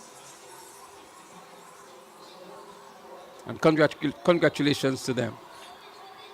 So, Ms. Purcell, again, I want to get back to you with your support and your contribution. And maybe you can give us some details as to some of the areas that the IMA's contribution is going towards in these games. Yes. So actually, I must add here, use the opportunity to add here that last year, so think about it, we launched our new brand in April, on April 10th.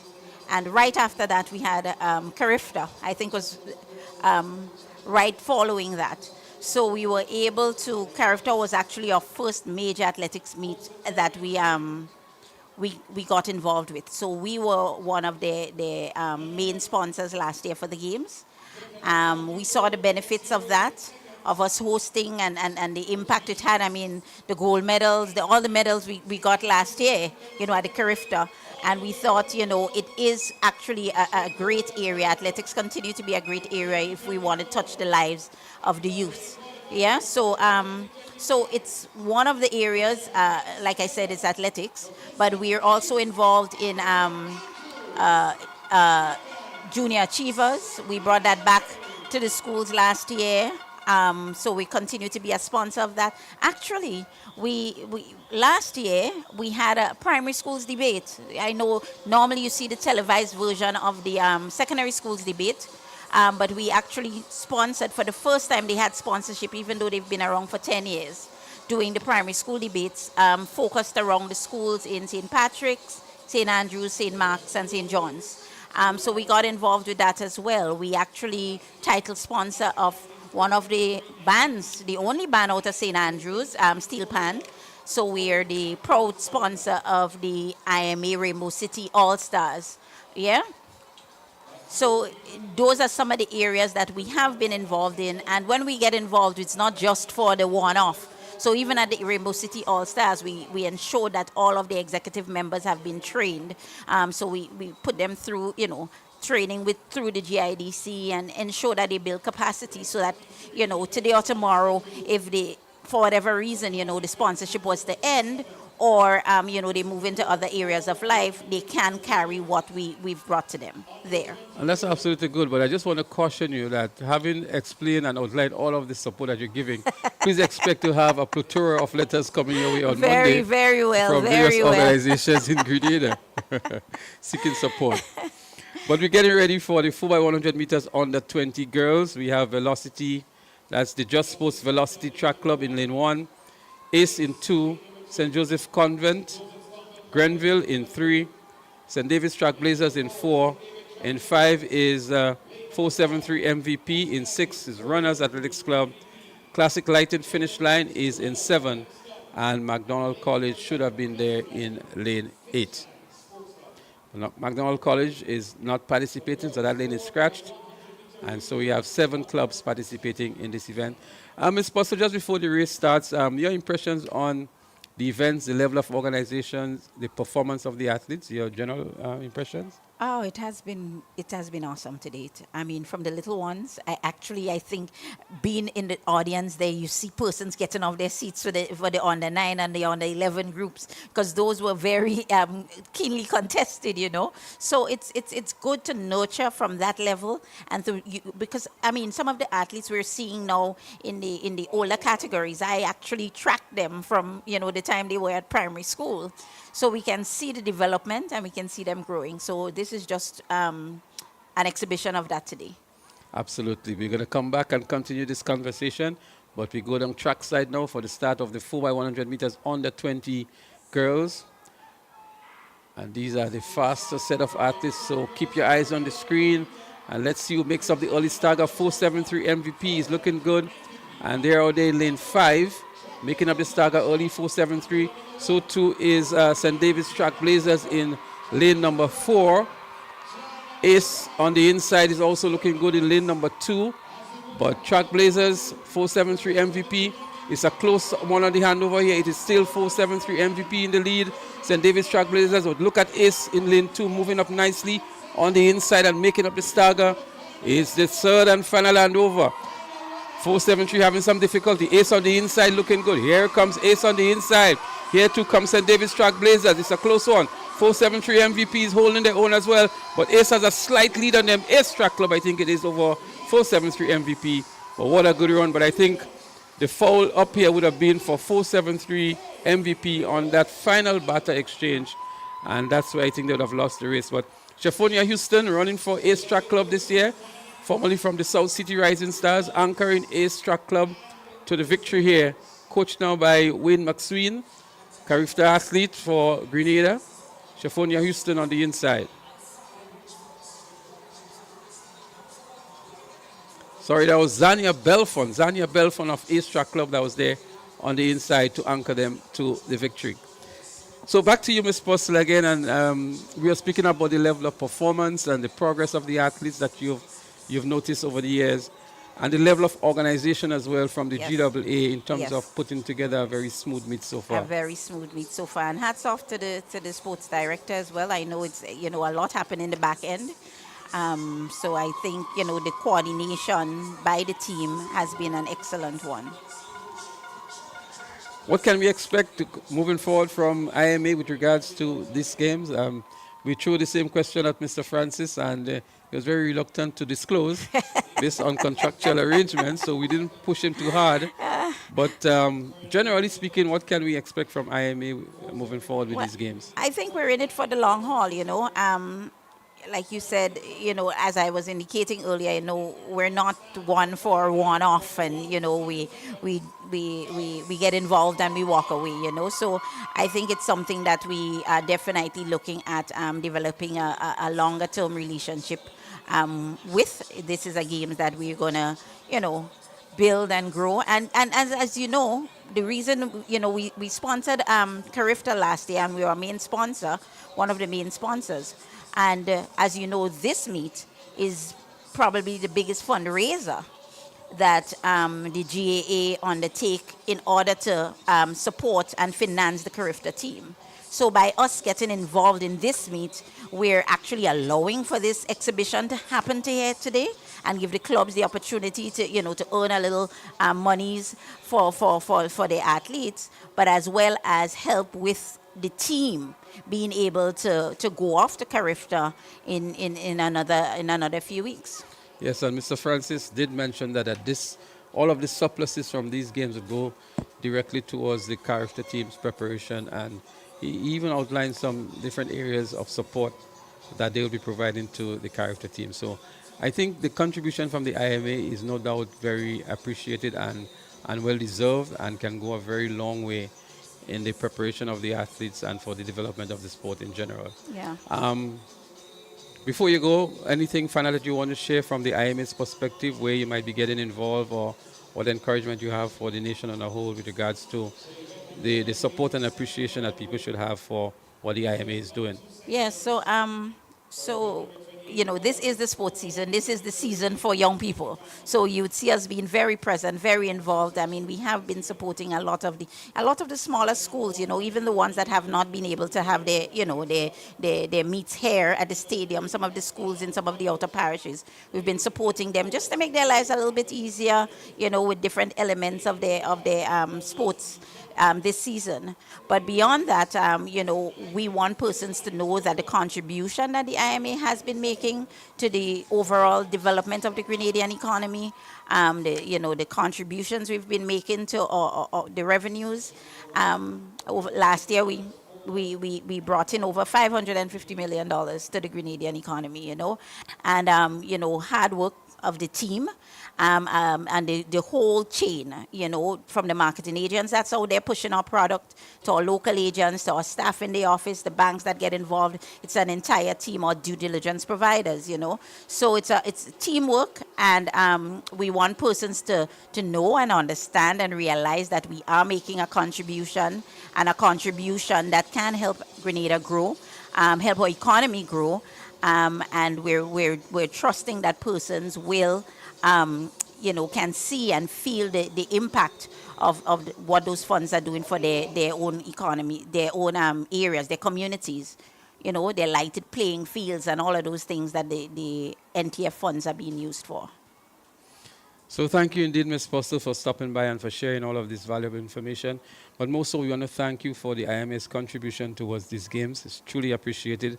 And I'm speaking on behalf of the GAA, that's the Grenada Athletics Association, and all of the persons who are benefiting from these games.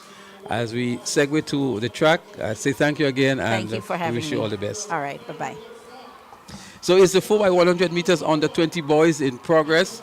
We see finish line is there. A good run on the outside from Peak Performance. And then we have what looks like Runners Athletics Club looking good as well. Ace Track Club is also in this one. And it's a very strong run here. It's some of the faster athletes, the final land over. And it looks like though is the athlete out there in lane 5 from Velocity Track Club. That's Just Sports Velocity Track Club. What a strong run indeed. The 4x100 meter relay for the under 20 boys. First gold medal for Velocity Track Club, sponsored by Just Sports. They led maybe for 2 of the 4 legs here, and a well-deserved victory indeed. Yeah, well-deserved victory. It's good to see Ian George looking in pink of form. Certainly someone that we have known to come through the ranks, primary school, secondary school, and now he's in the under 20 boys. Maybe just taking a claim for a Carifta, please.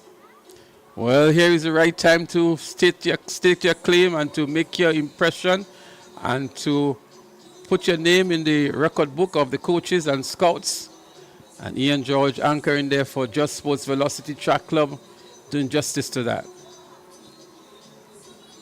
So we welcome back Mr. Clyde John to the commentary position.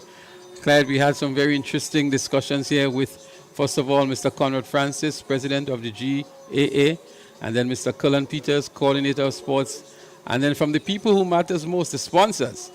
From the IMA, we had the Deputy CEO, Ms. Carlin Purcell, giving us a perspective and outlining what the IMA is about, what they're doing in terms of the nation building, and their contributions towards these games. Well, I am particularly happy with the last 2 guests I sit in the capacity of someone tasked with the task of getting cricket back on stream at the Grenada Cricket Association.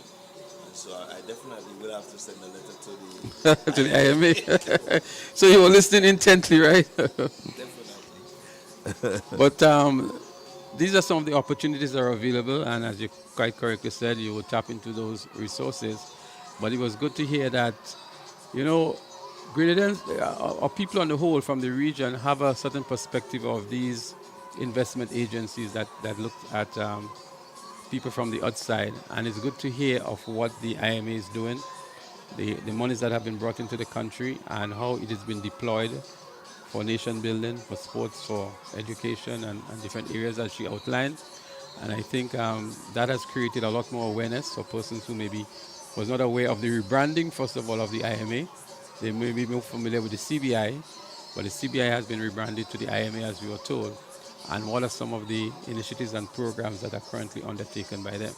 But we also heard from Mr. Cullen Peters in terms of the Ministry of Sports contribution towards the facilities, towards equipment, towards the coaches, and so on. And all of these are the auxiliary support that the sport needs for its development. So it was good to hear that as well. Yeah, definitely. It's good to know that, you know, we have the level of support not only for athletics, but as Mr. Peters spoke about, you know, the different sporting disciplines. We really need to see, I think, a more structured approach to these disciplines being developed.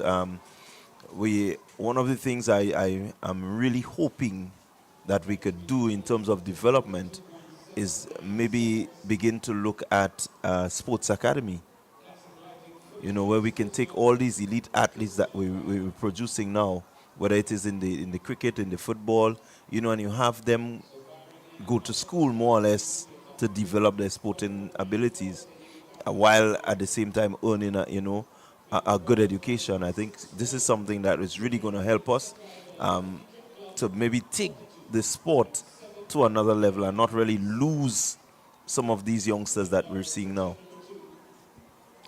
As we get set for the next event, which is the 4x100 meters under 20 boys, we will see Just Sports Velocity in lane 1, Peak Performance in 2, St. David's Track Blazers in 3, McDonald College in 4, Runners Athletics Club in 5. Sorry, that was, let me take that over again. We'll see Runners Athletics in 2, McDonald College in 3, St. David's Track Blazers in 4, Just Sports Velocity in 5. Just want to make a slight correction to that again. 2. So it's actually going to be SAS in 1, ACE in 2, GBSS is scheduled to be in 3. We've not seen them on the track. Fusion Athletics in 4, Finish Line in 5, St. David's Track Blazers in 6, and South City Rising Stars should be in 7. We have not seen them on the track as well. Yeah, so this is the section. So I just want to take it over again. SAS in 1, ACE in 2, GBSS is scheduled to be in 3. They're not there. Fusion in 5, MVP, Fusion in 4, MVP in 5, Track Blazers in 6, South City Rising Stars in 7. That's the lane assignment for the 4x100 meter boys under 20. So this would have been a good matchup between two of the perennial powerhouses in inter-secondary school games, but for whatever reason, GBSS is not here. I'm sure the athletes are competing for some of the other clubs, so MVP is there. We know some of them are competing on the MVP. So too is South City Rising Stars, and I'm sure they're involved at that level of the games. So they call to starters orders now. They're on their marks. This is supposed to be a very quick event. And let's see who is hungrier for the victory here this evening. Yeah, definitely some big names to look forward to. Cameron Matlin, Nick Nixon of PBC. So they're up and running, a nice smooth start here. Let's see who makes up the early stagger. It's a very close one, but I can tell you the athlete there in lane 4 for Fusion is looking good. The first handover is complete now. MVP, it looks like Ethan Sam for MVP there, but has some good challenge. The second handover is made here now. Who emerges? 473 MVP looks to be in the lead here in the middle of the track. The final handover is about to take place. 47 MVP, but South City Rising Stars on the outside is also looking good. SAS on the inside is also giving some good challenge, but it's 47 MVP, 473 MVP wins easily, and it looks as though it's going to be Fusion Athletics in lane 4 for the second. SAS looks as third, but a comfortable win here for MVP. And they had an excellent quartet of athletes. Yeah, really good showing there by the MVP track club. Looks as though it was Quaidel Pierre who anchored for them. Ethan Sam was on the second leg. It was a close handover between MVP and South City Rising Stars, but Quaidel Pierre really using his strength and speed here to pull away from the rest of the field. And then it was a close one for second and third between SAS and Fusion. In the end, it was Fusion who get the second place. South City Rising Stars picked up third. SAS eventually picking up the fourth position. And St. David's Track Blazers picked up fifth. Ace was sixth. So a good run for 473 MVP. 42.10. Maybe not the fastest of times. But again, it's early in the season for these clubs to sharpen their craft. What I was most impressed with in that final leg was the fact that Fusion Athletic Club got the baton maybe about fourth, and they were able to run back into second position. Second position, that's correct. But if you look at the composition of the 473 MVP team with the likes of Quaidel Pierre and Ethan Sam and others, these are athletes that run sub-11. Sam was 10:46, the fastest he's run this season. Quaidel Pierre was about 10:07. And so we have some sub-11 athletes here. So the expectation is that we should have gotten maybe a 41 point something in this race. But a victory is a victory nonetheless. And so they have crossed the finish line first. I think it's only one batch we have. That was the second of the two batches, so I believe they would have returned the faster time here to win themselves the gold medal in this category. Yeah, certainly we look forward to these athletes maybe breaking the 40-second barrier for the relays. I think that would set us in a really good position come Carafta 2025. So again, as you know, we said earlier, it would have been nice to just select a nice elite squad and put them up against these boys, you know, to really push them and see what they're made of. Absolutely. The next event on the track would be the 4x100 meters relay for the 20 plus. On the schedule is listed to be the females, but on the screen here there seems to be a change in the events. The boys seems to be going up first. And so we have Classic Lighting finish line in 3, St. David's Track Blazers in 4, 473 MVP in 5, and Ace Track Club is scheduled here for 6, for lane 6, but we have not seen them on the track. So it seems as though we're just going to have 3 clubs competing in this one: Finish Line, Track Blazers, and 473 MVP. Yeah, definitely. I was looking forward to seeing Ace Track Club. Especially in the 20 plus. We know we've seen them over the years dominate those 20 plus events. They seem to have a very, very restricted presence this year at the games. I know there are some major injuries in the camp of the Ace Track Club as well, and so Coach Wayne Maxwell may be erring on the side of caution here, not wanting to risk his athletes, as this is only the beginning of the season for many of them. Yeah, certainly you want to approach with caution. You do not want the athletes to be injured this early, or maybe to re-injure if they're injured now. You want to give them enough time so that they can recuperate and, you know, really get themselves to the top in terms of their fitness in terms of their development. And so you have to, as a coach, you have to understand and know when to, really allow them to take part. So good management says, you err on the side of caution. But I was looking forward to seeing the likes of Joshim Sylvester and my good international referee, Ken Thomas. So the up and running is the 4x100 meters for the boys in the 20-plus category. And there are 3 clubs here. There's St. David's Trailblazers. There is a finish line. And 473 MVP. But in the lead is 473 MVP with a strong lead. Seems to be some lane infringement there. We'd have to get confirmation on that. But St. David's Trailblazers is giving good chase and closing the gap now on 473 MVP. Finish line is also there as they're about to make the next handover. Bad batter mix up here by 473 MVP, and so Trailblazers emerges into the lead and would win over finish line. Again, some sloppy batter passing here from some of the clubs, evident as to what we were saying earlier on in terms of the level of preparation and maybe the transitioning from schools to clubs is affecting some of these clubs. Yeah, I quite agree with you there. We've seen quite a few infringements that really at this level you're not expecting. These athletes, they've been running from, since maybe the age of 6, being at the national games and national champs primary school. They've done it all. And so you expect a bit higher level. So I think part of the problem in that race here, you can see they were not comfortable because the athlete who was receiving the baton was actually looking back. If you're well rehearsed and well oiled, you don't need to look back to receive that baton. You put your hand up and you expect the baton to be placed in your hand and you move. But if you look back here, he's actually looking back to see where the oncoming athlete or his oncoming teammate is. And that's where the follow-up happened right there because the whole angle of his arm changed and made it very, very difficult for his teammate to place the baton in his hand.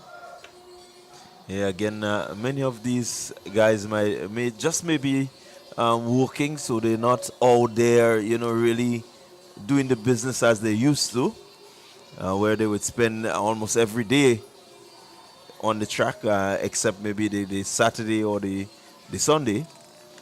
Many of them, that's the 20 plus, so you have to leave a little leeway so that they don't feel too bad about the efforts. So to those of you who are viewing the broadcast, I think we're down to maybe the last 4 events now. I don't think we may see the 4x1 20 plus for the females. So we just left with the 4x400 meter relays. Based on the schedule that we have here, there is supposed to be a 4x4 open for the females, two batches, and there's going to be a 4x4 under 17 and a 4x4 open for the males. Let's hope we have all 4 events that can bring the curtain down on what can be considered a very exciting and entertaining IMA National Relays 2025. Just gone past the 9 p.m. hour. And so with the last 4 events, I think we'll be carded to finish sometime close to 10 p.m.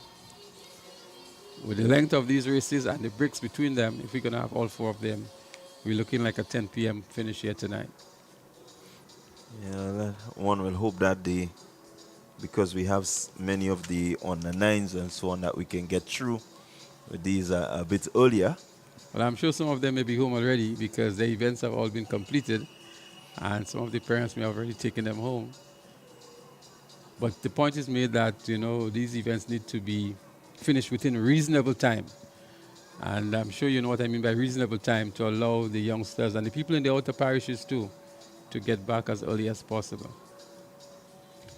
Well, again, while we may be saying that, you notice that the crowd build-up came as, outside got a bit dark. So you never know. Some persons probably prefer these sort of times to be outside. Nice crowd on hand, so it definitely means that the crowd has built since we started.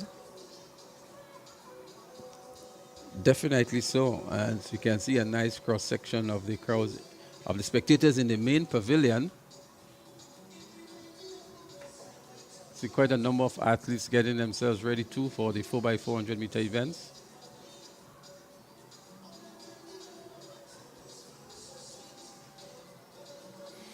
Definitely the sponsors can feel happy with the sponsorship and the support from the Grenadian public in terms of supporting this event. It's good to know that the proceeds go straight towards the Carifta team and their preparation. You really want to see these athletes showcase themselves, not just in Grenada, but wherever they go to represent at the Carifta. It's good to have also the 40 seats available on that flight, you know, so that we can have a good Grenadian support come Carifta 2025. Absolutely. What we're going to do now, we're going to take a short commercial break to give some recognition to our proud sponsors, and we'll be back with some more live track and field action right after the commercial break. In Grenada, sports aren't just a game, they're a way of life. They teach discipline, teamwork, and resilience. They inspire the next generation to push boundaries and chase excellence. That's why the Investment Migration Agency of Grenada is proud to support sports initiatives as part of our commitment to youth and national development. When we invest in sports programs, we invest in the future. We invest in the health and well-being of our youth, and we invest in broadening Grenada's reach, proudly connecting our athletes, our talent, and our nation to a global community. Together, we all go further. The Investment Migration Agency, unlocking the possibilities. In Grenada, sports aren't just a game, they're a way of life. They teach discipline, teamwork, and resilience. They inspire the next generation to push boundaries and chase excellence. That's why the Investment Migration Agency of Grenada is proud to support sports initiatives as part of our commitment to youth and national development. When we invest in sports programs, we invest in the future. We invest in the health and well-being of our youth, and we invest in broadening Grenada's reach, proudly connecting our athletes, our talent, and our nation to a global community. Together, we all go further. The Investment Migration Agency, unlocking the possibilities. Event 23, Girls 4x100 meter relay under 15. Third position, Velocity Track Club. 54.22 seconds. Second position, Classic Lighting Caribbean, finish line. 53.16 seconds. And position 1, St. Andrew's Anglican Secondary School, 52.76 seconds.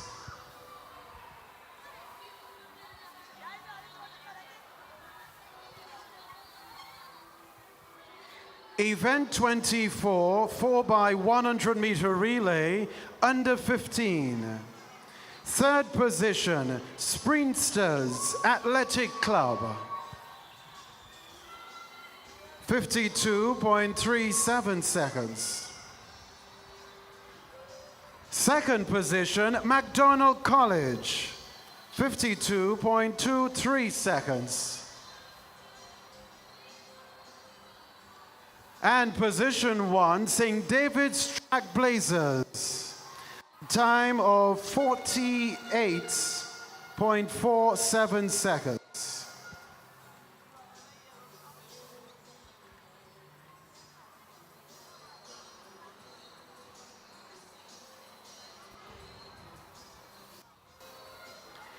Event 25, Girls 4x100 meter relay, under 17. Third position, St. David's Track Blazers, 54.03 seconds. Second position, Classic Lighting Caribbean finish line. 52.09 seconds. And coming in position 1, Peak Performance Track Club. A time of 51.56 seconds.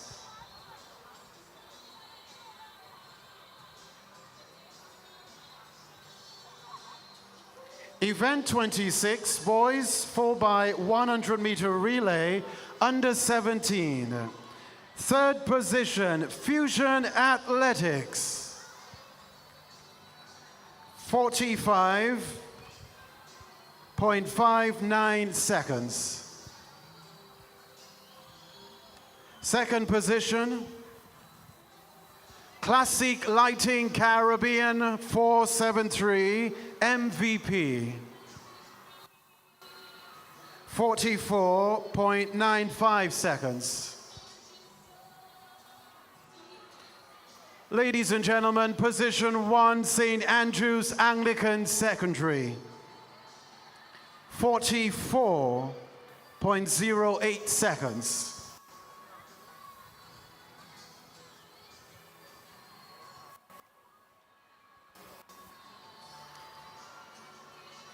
Event 27, girls 4x100 meter relay, under 20. Place in third, St. David's Track Blazers. 50.14 seconds.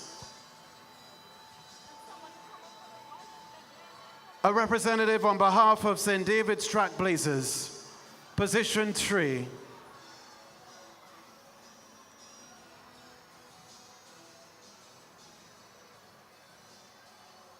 Placing second, Classic Lighting Caribbean 473 MVP. 49.22 seconds. And coming in position 1, Ace, a time of 49.17 seconds.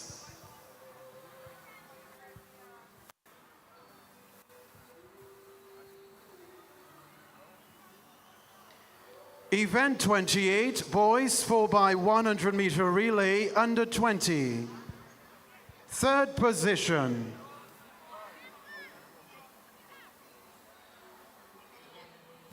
Fusion Athletics. Fusion Athletics, 42.82 seconds. Second place, Velocity Track Club, 42.79 seconds. And position 1 in this event, Classic Lighting Caribbean 473 MVP. A time of 42.10 seconds.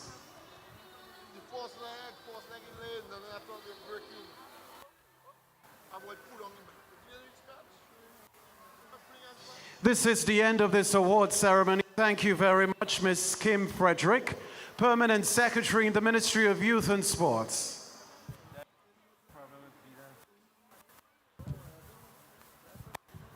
It's now 9:19 in Grenada and the rest of the Eastern Caribbean. You're part of IMA National Relay Meet 2025.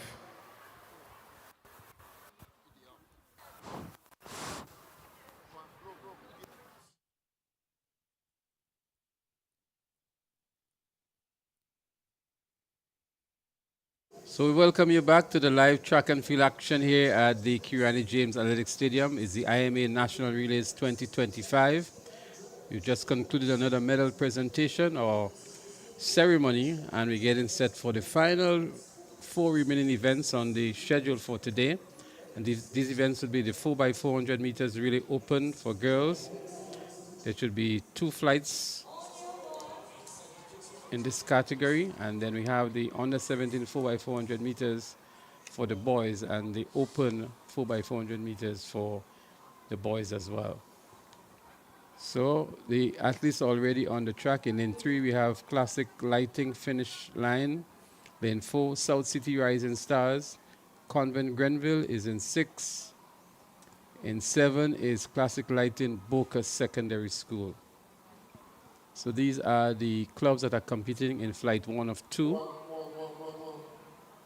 So Sprinters Athletics Club that was scheduled to be in lane 5, they have scratched, they're not here.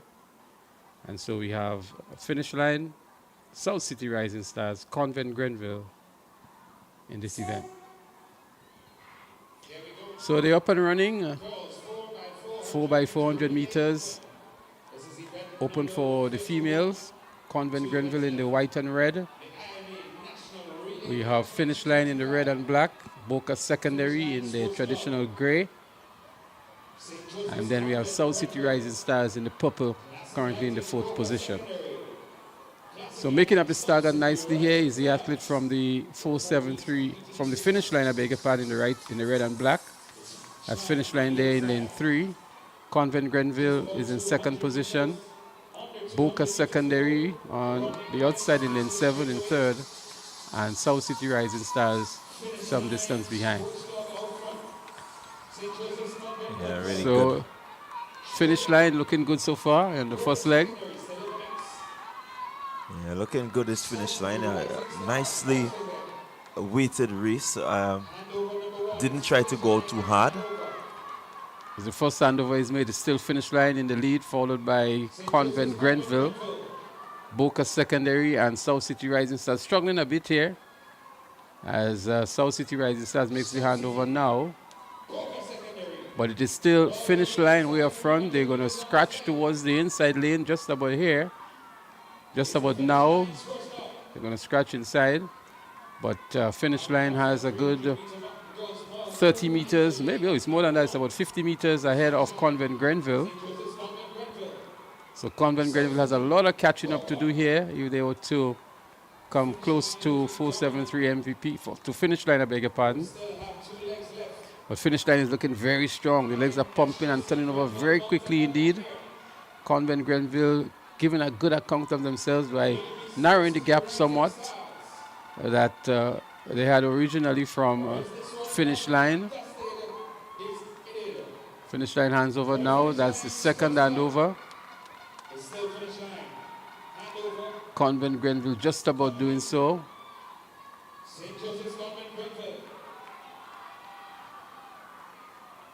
These are the 2 top teams. Convent Grenville has the opportunity to run in lane 1. She is opting to run in lane 2 at the moment. But looking very comfortable is Finish Line. Finish Line, one of the more impressive clubs in the 2025 IMA National Relays. Has a commanding lead over St. Joseph Convent Grenville. The athlete here from SJC Grenville. That's Michaela Abraham. Abraham has a lot of work to do to catch up with Finish Line as she about to make the 3rd and final handover.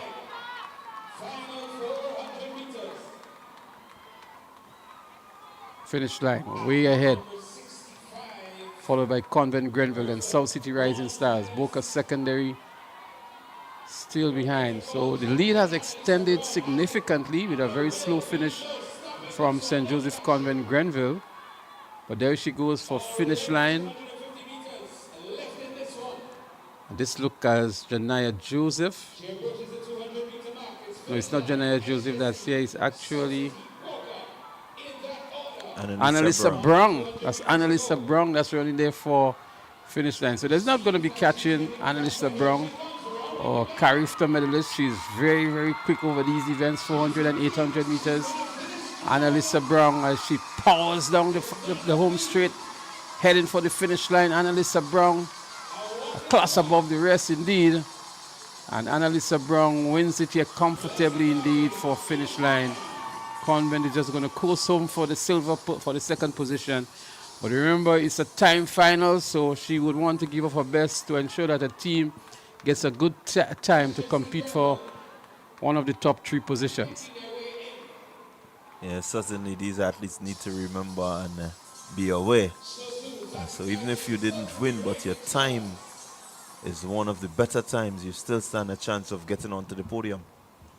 Well, that run there from finish line with the impressive finish from Annalisa Brown, no doubt, would send a very strong signal to the second batch that this is the time that they need to beat to get on the winner's rostrum. Yes, certainly they need to keep that time in mind.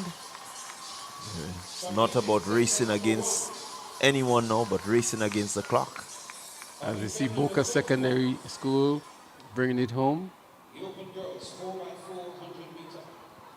So we still have the second of the two flights, which would feature McDonald College, Peak Performance, ACE, SAS, and 473 MVP. As they make their way onto the track, we're going to try to get you the time for the first flight.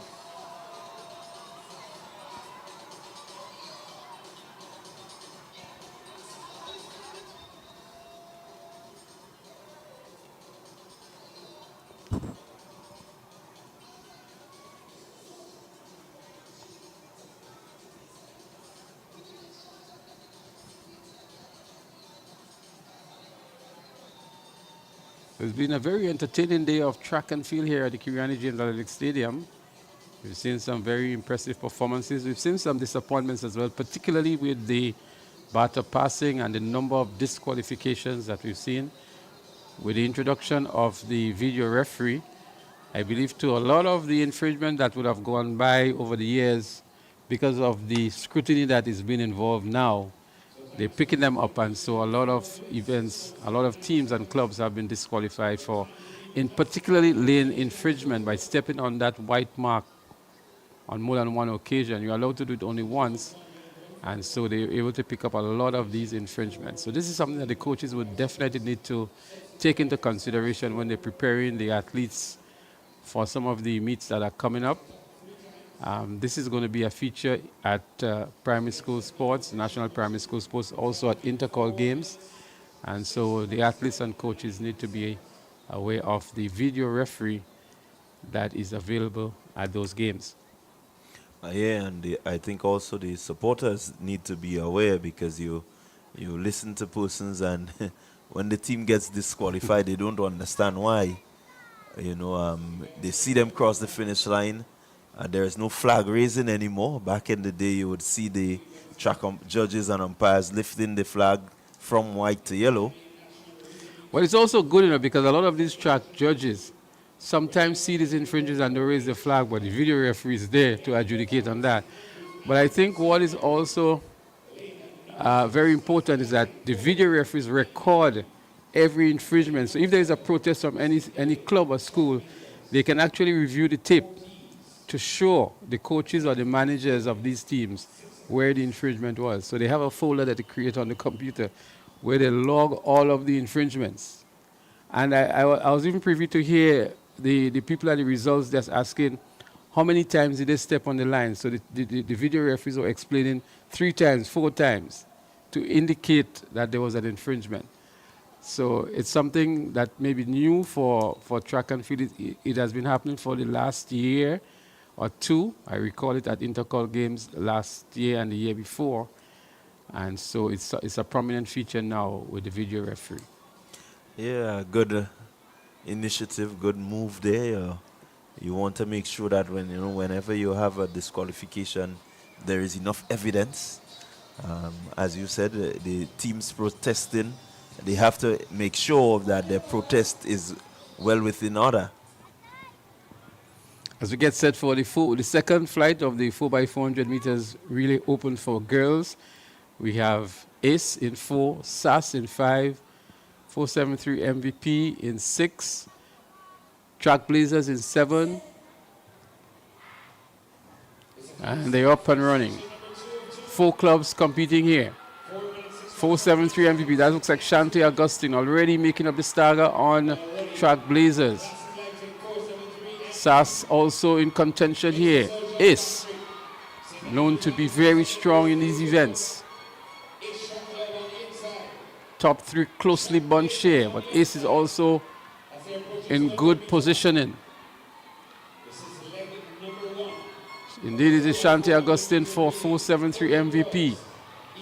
On the outside for Track Blazers. Rihanna Frederick.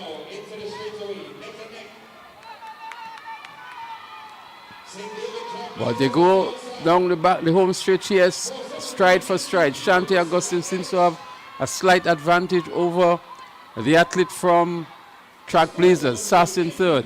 About to make that first handover. It's 473 MVP, followed by Track Blazers and then Sass. Then we have Ace in fourth position. But it's a very even race at this point in time. It's too early to call.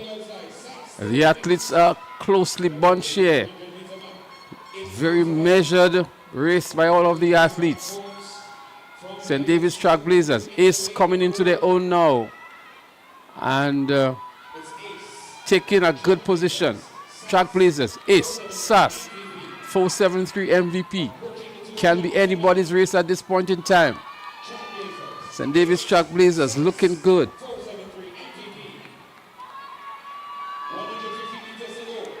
That's Alian Gidhari for Track Blazers. Followed by Ace. A good run from the athlete from Ace. Pulling it back nicely. That's Zania Belfon. Belfon for Ace. Gidhari for Track Blazers. Track Blazers handing just ahead of Ace. And then there is Sass and 473 MVP. But the race is for first and second now, it seems. Ace in the lead, followed by Track Blazers. Kenisha Pascal coming down to do the 4x400 meters. Not known for sprinting capabilities, more of an endurance type runner. And so Ace is motoring along very nicely, establishing a nice 15-meter lead over Kenisha Pascal. And that looks like Shephonia Houston here for Ace. Indeed, it is Shephonia Houston, a national athlete, represented Grenada at Carifta Games on 2 occasions, and she is establishing a commanding lead here over Kenisha Pascal of St. David's Track Blazers. Shephonia Houston it is for Ace Track Club, formerly of South City Rising Stars, now coached by Wayne McSween, as she hands over first to her teammate here, who sprints off on that final leg. St. David's Track Blazers is going to give good chase. But there goes Ace Track Club. 473 MVP has just handed over. Ace Track Club looking in omnious form here with a nice stride, good leg turnover, good form as well. Establishing a huge lead over St. David's Track Blazers. I make it 70 meters. The lead is now, and she continues to sprint and continues to pour away along the track with 120 meters to go. It is Ace with a very strong run indeed. Ace Track Club. And it looks as though it is Kishana Phillip of Ace. Indeed, it's Kishana Phillip of Ace who is going to win this one for her club with a very strong run on that final leg. Kishana Phillip wins it comfortably in the end. Ace Track Club coming to their own in this, the final event for the ladies. We have not seen much of them throughout the day, but they have made their mark in this, the 4x400 meters flight 2 of 2. St. David's Track Blazers picking up the second position, and we see 473 MVP with a strong start from Shanti Augustine, but not being able to hold their own, picking up the third position, and Sass here coming in the fourth position. Really good, strong run there from the ladies from the Ace Track Club, showing the experience, showing the mettle. You look at their form through the race, they certainly, an exhibition for any young athlete who dares to become great. You want to look at these persons who have gone before Houston and all the others. They have gone through this time and time again and doing it still for their club. Wonderful sight. Well, a good run here from Kishana Phillip to anchor the Ace team to victory. A victory time of 4 minutes, 7.52 seconds. Track Blazers in second with 4 minutes, 12.32 seconds. 473 MVP was third and Sass in fourth. As the boys are getting themselves ready, we're going to have the 2 races in the male category, one in the under 17 and the other in the under 20 open category. So the lane assignments, we have St. David's Trailblazers in 1, McDonald College in 2, Classic Lighting Finish Line in 3. In 4 is going to be, it's supposed to be Grenada Boys Secondary School, but they're not listed to start here anymore. 5 is going to be South City Rising Stars. 6 is Fusion Athletics. SAS will be in 7. And these are the competitors for the under 17 4x400 meter boys. Well, you can look forward to Nathaniel Alfred. That's a name that we know in 400 meter running. He's running for the South City Rising Stars. And so you need to keep that name in mind. Kidel Rennie of SAS. Also have there Christophe Callis. Remember I told you, pretty decent 400 meter athlete.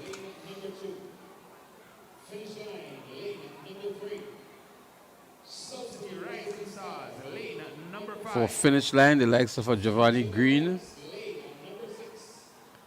Ethan Ogis is also listed on the team here for finish line.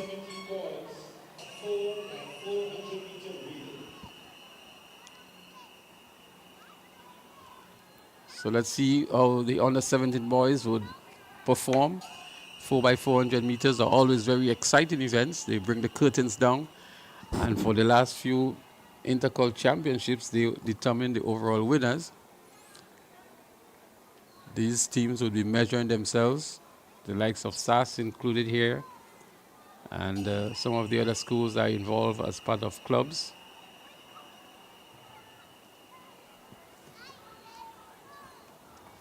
But it's a good indicator for the coaches to assess their athletes and to look at their strategies and how they would make the necessary changes moving forward throughout the season. Yeah, get a good idea of also the placement of your athletes, who can, run the bend better than who. All of these going to preparation.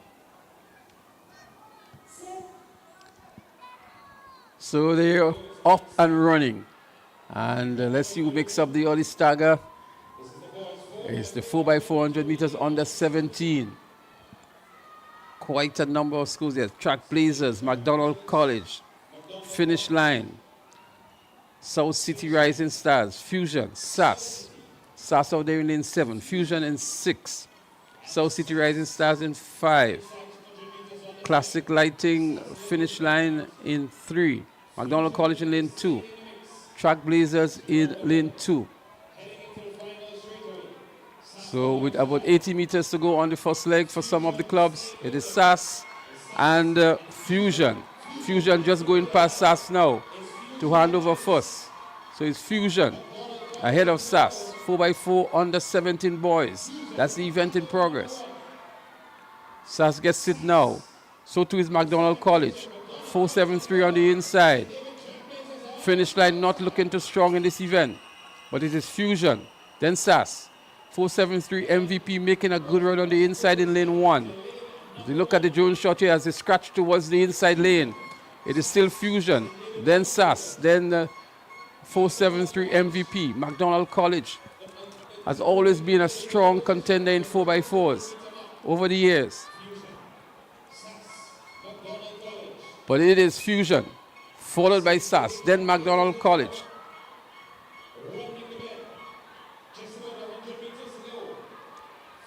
With about 85 meters to go, it's a real battle to see who hands over. What a good run here from McDonald College.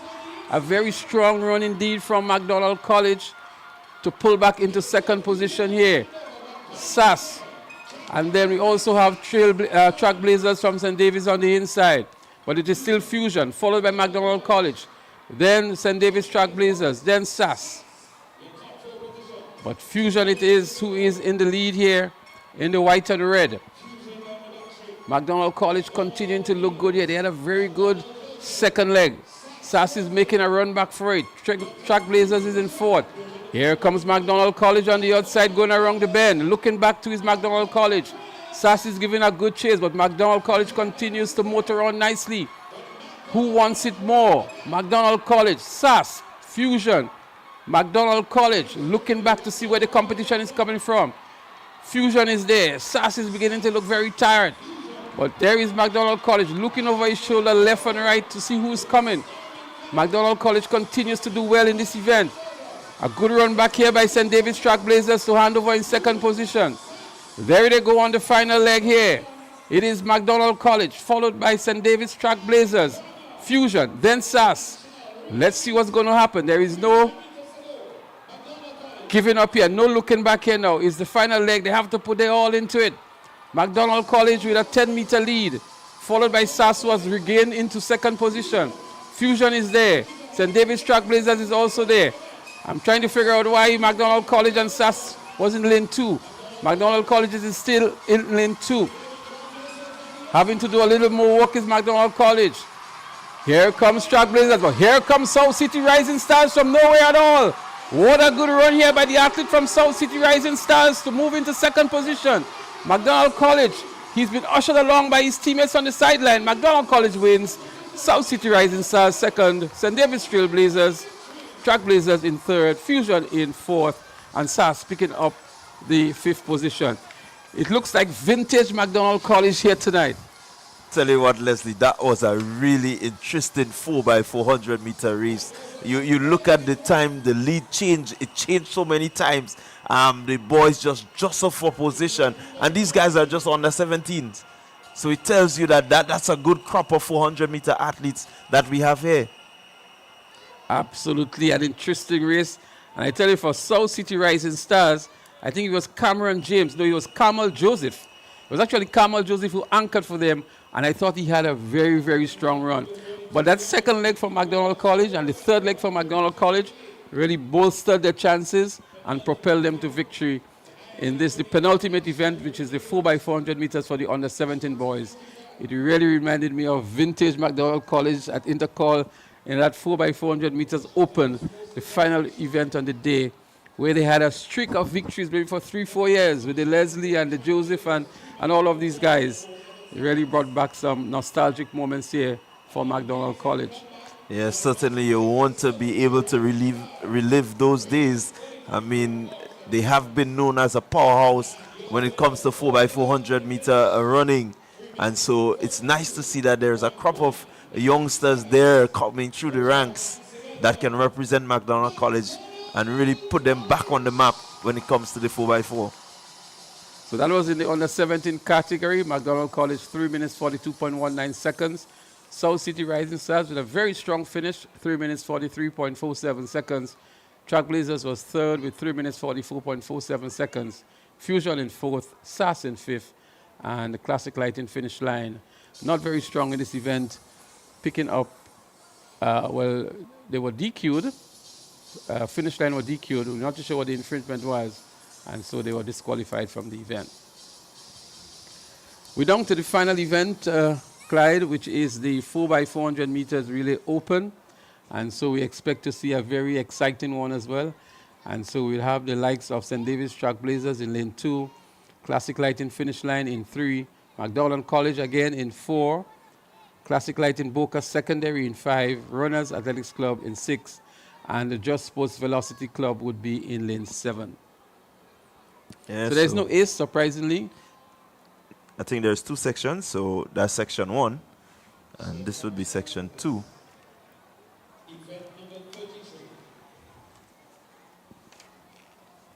Yeah. Well, seemingly we have 2 different schedules here. So that's actually flight 1 of 2. So we actually have 2 4x4 meter relay open for the boys, which is good. So rather than being down to the ultimate event, we are actually at the penultimate event. And so we still have flight 2 of 2, which would feature the likes of Top Flight, GBSS, ACE, MVP, SAS, South City Rising Stars, and Fusion Athletics. They would form flight 2 of 2. So just to keep you a little longer, we're going to have 2 more 4x4s in the open boys category. And we expect to see a lot of fireworks in those two. Again, it's timed finals. So the best 3 times would emerge as the winners from the overall 2 flights of events. The first flight, as I said, would feature the likes of St. David's Trailblazers, Classic Lighting Finish Line, McDonald College, Classic Lighting Boca Secondary, Runners, and Just Sports Velocity Club. Yeah, quite a few big names to call in this one. You can just imagine. So McDonald College have decided not to participate from what I'm seeing in the update here. So too is Boca Secondary and Runners Club. So there are only going to be 3 clubs: Trailblazers, Finish Line, and Just Sports Velocity.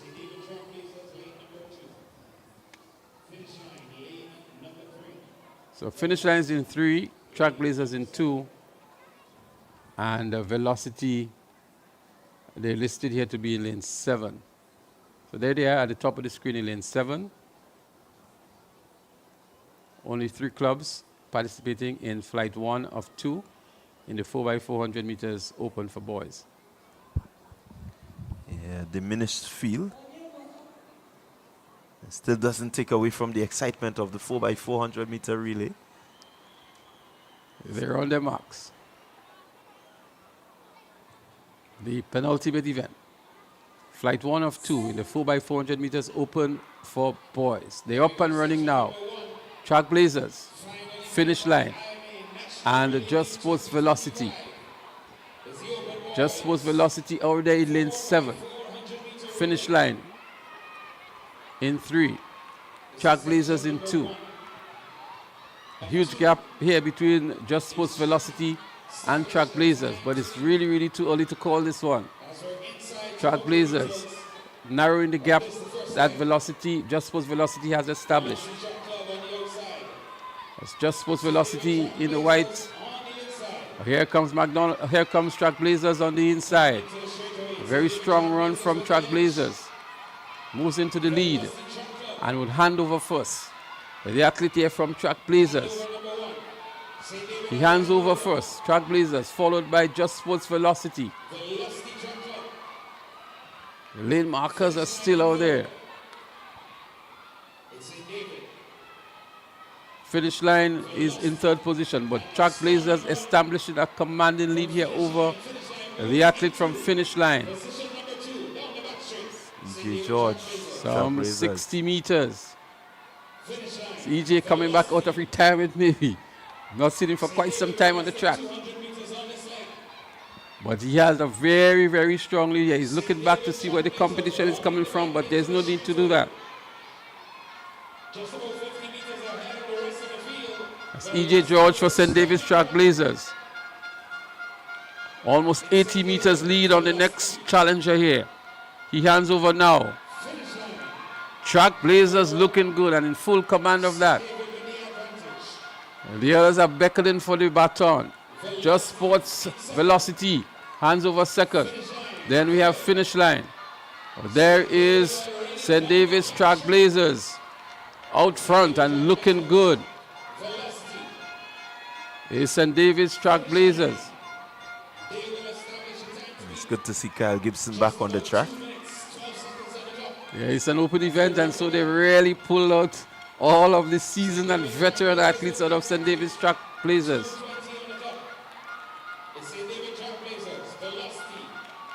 Velocity is in 2nd, and the Finish Line in 3rd. It's going to be a very, very easy victory for St. David's Trailblazers, but they have to run for a good time, because this is all about timing here, not about who beats who or who wins the event. The Trailblazers looking good, a strong contender for the 1st position here overall. Trailblazers looking good.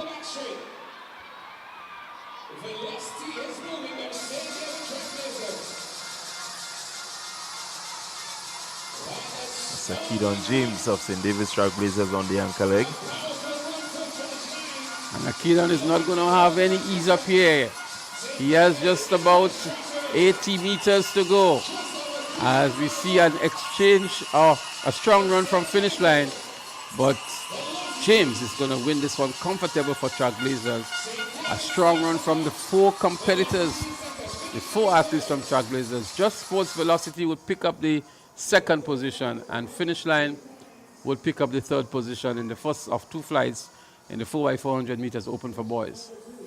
Yes. But a very strong run indeed from St. David's Trailblazers. Yeah, experience there of the Trailblazers athletes. They set the pace from early, and really almost 100-meter gap between themselves and any of the other competitors.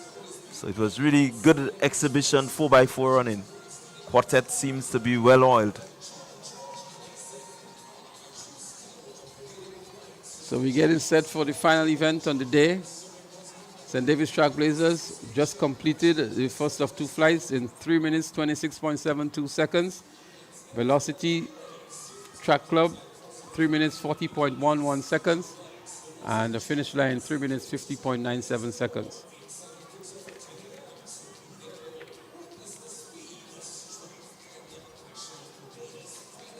The last event will be flight 2 of 2 in the boys 4x400 meters open. And as we indicated to you earlier, this you see the likes of Top Flight, Ace, GBSS is expected, 473 MVP, SAS, South City Rising Stars, and Fusion Athletics. So lane 3 again is left open or scratched because there is no GBSS. Lane 2, we see Top Flight. Lane 3, lane 4 is Ace. Lane 5, 473 MVP. Lane 6, SAS. Lane 7, South City Rising Stars. And Fusion Athletics out there in the white and red in lane 7. In lane 8, I beg your pardon. Well, a pretty stacked field. Some big teams there. The time to beat 3 minutes 26. Can they surpass that time? That's the big question now. Trailblazers have established the mark, and so these boys must now respond. So I see Josh M. Sylvester is listed yet to run for Ace, but I can tell you from what I know he will not be running because of the injury he sustained earlier in the season. Kyle Ned is also there. Adam Peters, he's also listed to run for them. Jelani Franklin continues to be a perennial athlete for 473 MVP. Quinn Pierre is also there. Nathan Hiller. For SAS, we have the likes of Junior Alexander, Darian Sincere, Tevez Lewis. For South City Rising Stars, we expect to see Kamal Joseph, Kyle Victor, Cameron Mathlin, as they call to the start line here. They're on their marks. Antoine Blackett is there for Fusion Athletics. So too is Samuel Green and Adriel Mitchell. So Fusion has a pretty decent team, eh? Yeah, Adriel pretty big Mitchell, names. Samuel Green, Kanik Nixon, Antoine Blackett. They seem to be a force to be reckoned. Let's see what Fusion can do. Fusion is running out of lane 8. Yeah, some big names in this one. It's the final event, and I'm sure this has been designed to be a cracker. Let's see what happens here. South City Rising Stars is there. Fusion on the outside. Then there is SAS. Then there is 473 MVP. Finish Line. Almost a packed track here, except for lane 3. Here comes 473 MVP. Fusion is struggling a bit, so too is SAS. As they're about to make that first handover almost at the same time, but 473 MVP comes out first, then Fusion, then SAS, then Ace. And then on the inside we have Top Flight. Let's see what Ace has in store. They're in second position at the moment. 473 MVP, looking good. As they scratch towards the inside of the track. 473 MVP, Ace. Top Flight. We have not seen much of Top Flight for the day. Maybe they are holding back everything for this final event. 473 MVP in the lead. Nathan Hille. Ace. A run back here by Fusion. We expected Fusion to be in maybe a much better position at this stage, but they're running back nicely here. 473 still in front. Ace in second. Fusion is in third, followed by Top Flight in 4. But 473 MVP has a good lead here. They're really trying to beat a time of 3 minutes 26 seconds thereabout, which has already been set by the St. David's Track Blazers. But they're maintaining good form, and a good lead here is 473 MVP, coached by Albert Joseph. Devonnie Ferguson on that leg there for the MVP. But it's 473 MVP to make that final and over. That's looked like Jelani Franklin now. We saw him losing an opportunity in the 4x100 meters with a batter fall-up. Let's see if he can hold on to the lead established here. Followed by Fusion. That's Jelani Franklin right there. He's been training year after year after year. But look at Fusion looking to move into second position now. That's Fusion. Jelani Franklin still holds the lead here for 473 MVP. 473 MVP with a good lead here. Jelani Franklin it is. Fusion is in second position. Ace is in third. Jelani Franklin with about 50 meters to go. Slowing down a bit, but still has a commanding lead and would take it home for 473 MVP. A good run by Jelani Franklin and his team to win this one. The final event of the day. A good run back here by Fusion and a battle for third and fourth between Sass and Ace as they dip for the tape together. This one may require a photo finish to decide who comes third or fourth. With the two clubs out of St. Andrews, Sass and Ace, what a run it was in this event. But the time to beat, 3 minutes 26 seconds thereabout, that was already established by the St. David's Track Blazers. And we look to see what time would have been returned by 473 MVP to know who the overall winners would be. Yeah, again, another good exhibition of 4x4 running here. The team's really competitive. I mean, MVP from the onset, they set the mark and they kept their mark. Really no challenge from the other clubs. Kudos to them. A really good, strong, spirited run from them. So Jelani Franklin, 3 minutes 16.53 seconds. So that will give them the first position. Fusion in 3 minutes 20.77. That should give them second. Sass actually came in third in 3 minutes 22.98, just clipping Ace on the finish line in 3 minutes 23.03 seconds. So these times would have to match up against the times in the previous batch to determine the overall winners. But it seems as though 473 MVP has a much better time than St. David's Track Blazers, and they would earn themselves the first prize. Look at the finish here between Sass and Ace. Sass dipping nicely, the torso actually crossing before Ace Track Club, and so bringing home the third position in the event. Maybe not third overall, but a good run back here by the athlete from Sass. Well, actually, Leslie, that was the quicker of the races, and so the top three will come from that group here. 3:26 was the time to beat. They completed, MVP completed in 3:16. Fusion in 3:20. Fusion in 3:20. And Sass in 3:22. So really, the top three clubs would come from the second batch.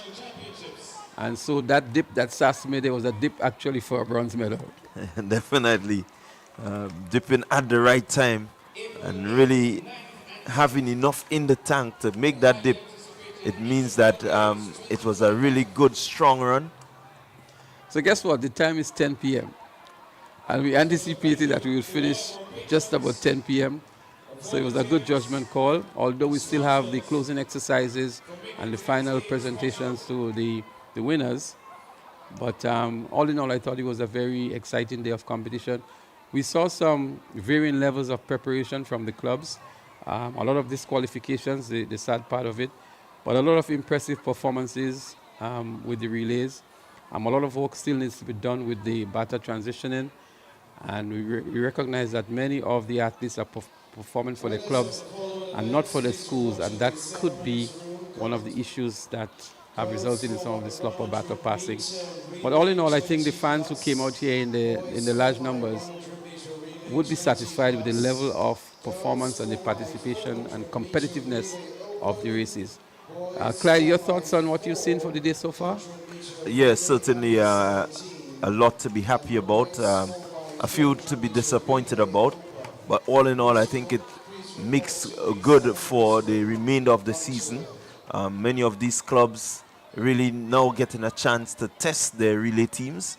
As you rightly said, not representing the school may have something to do with that, but all in all, it means that going forward, they can begin to, strategize, put the different personnel in the right places, look to get the baton around in a manner that is pleasing, to the coaches and to the team supporters and so on.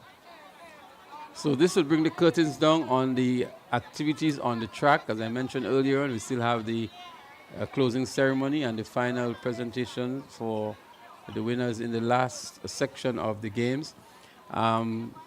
It's beginning to heat up, the track and field season. A number of the schools have already had their meets. This national relays, the IMA national relays, is a staple in the calendar of track and field events here in Grenada. And as we heard earlier on today, there are quite a number of events still to happen. We have the national champs. We also have this Saturday, the Charlie George Classic. There's going to be Whitsuntide Games, National Primary School Games, the National Private Primary School Games. There's also going to be Intercall. There's also going to be a special invitational organized by Classic Lighting. So there's a lot in store for track and field fans and for the athletes. And we want to wish the athletes well to be able to stay healthy, to be able to be very competitive, and to be able to return good times. Everything builds up to Carifta Games 2025 to be held in Trinidad over the Easter weekend. And we hope that Grenada will have a very strong contingent, which we're told is going to be about 35 athletes. And last year we were only able to get 1 gold medal. Let's hope we can do much better in Trinidad and Tobago and get some good results. We see the likes of Ethan Sam doing well so far throughout the season. 10:45, shutting down long before the finish line. That's a good sign. And there are others who are doing just as well. We expect Joshua Sylvester maybe to recover from his injury and give a very good show in the 400 meters and 800 meters as well, as we saw him at Carifta Games last year. Been very impressive indeed. And then the likes of Annalisa Brown, Shephonia Houston, Egypt Regis and others who are coming into their own. And of course, we've always been very strong in the field, especially in the javelin event. Christophe Callis is going to be there again. He won Grenada's lone gold medal last year at Carifta, and he'll also be competing in the triple jump throughout the season as well. Yeah, certainly some big names to look forward to. Definitely, we want you to give them as much support as you can, not just as they get onto the Carifta team, but in terms of preparation prior to their school sports meet, the different national championships that they're going to take part in. You want to make sure that you're there to cheer them on, to support them, maybe even financially if they need, just to ensure that Grenada is represented well at the Carifta Games. We want to say a special kudos to the organizers, the Grenada Athletics Association. Although there was a late start, there was a very smooth flow of the events, notwithstanding some slight delays on the track every now and again. But from the time the event started, the flow of the events was pretty much very smooth. We again want to make mention of the video referee that is now at these games to look at things that we would not see with the naked eyes on the track, but they have a microscopic view of that.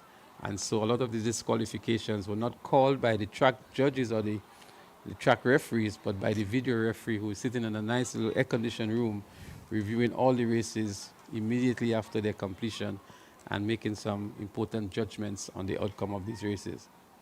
Yeah, good to have the technology involved in the sport. We've seen it with the cricket, we've seen it with football, and now it's here with the athletics. I think tennis has a video review just the same way. So it's good to really use the technology and have it support, you know, making the whole aspect of officiating of a higher standard, a higher quality. So we want to make the point that video refereeing in track and field has been there for a long time. But the point is that we now have it being introduced here in Grenada. This year is actually not the first year it has been introduced, but it's an additional feature to the games that really enhances it and creates a level and fair platform for all of the competing clubs and schools that are competing in these games. So another exciting day of competition comes to an end. We encourage you to monitor the Facebook and the YouTube pages of TNR Communications. They will be covering a lot of the track and field meets that will be happening this season.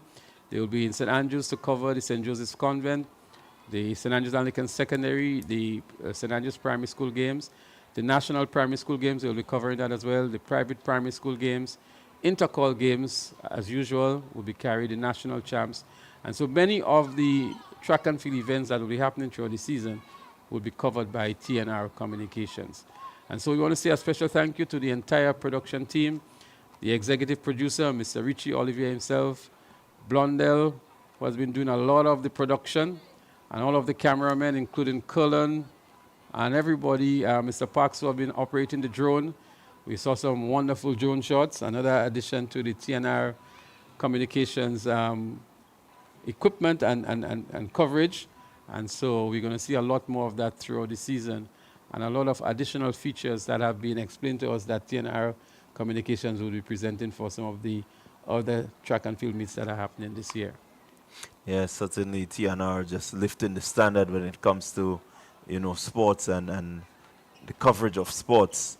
And even while we're talking about the coverage of sports, just to let the public know that the Grenada Cricket Association Under-19 tournament is currently being held. It started this weekend and it's going to be over the next 3 weekends, where our young cricketers, athletes just the same, will be in action at different venues across the nation. So, you know, I'm sure TNR Communications involved somewhere there as well, are they? Well, they just may be involved coming to the end, towards the end of the tournament. It was not decided as yet, but somewhere along the line we may just decide to stream the finals day. Again, we'll have that chat with Richie and definitely give him the heads up early enough, you know, as to being a part of that. But for now, the games are being played at the 3 venues, the Laster Just Playing Field, Roy St. John Playing Field, and at the Progress Park. So as we put a wrap on things here from the commentary position, we still have the final closing ceremony. We want to bid you farewell and look forward to you again next year. We thank all of you who have been viewing on the World Wide Web, on your mobile devices, in your homes, in your offices, wherever you are. And on behalf of the entire broadcast team, Bernard and Twine, who has been with us earlier on today, Clyde, John, and myself, Leslie Smith, we bid you farewell, and we encourage you to stay tuned for the final closing ceremony. But until such time, we say good night and have an enjoyable weekend.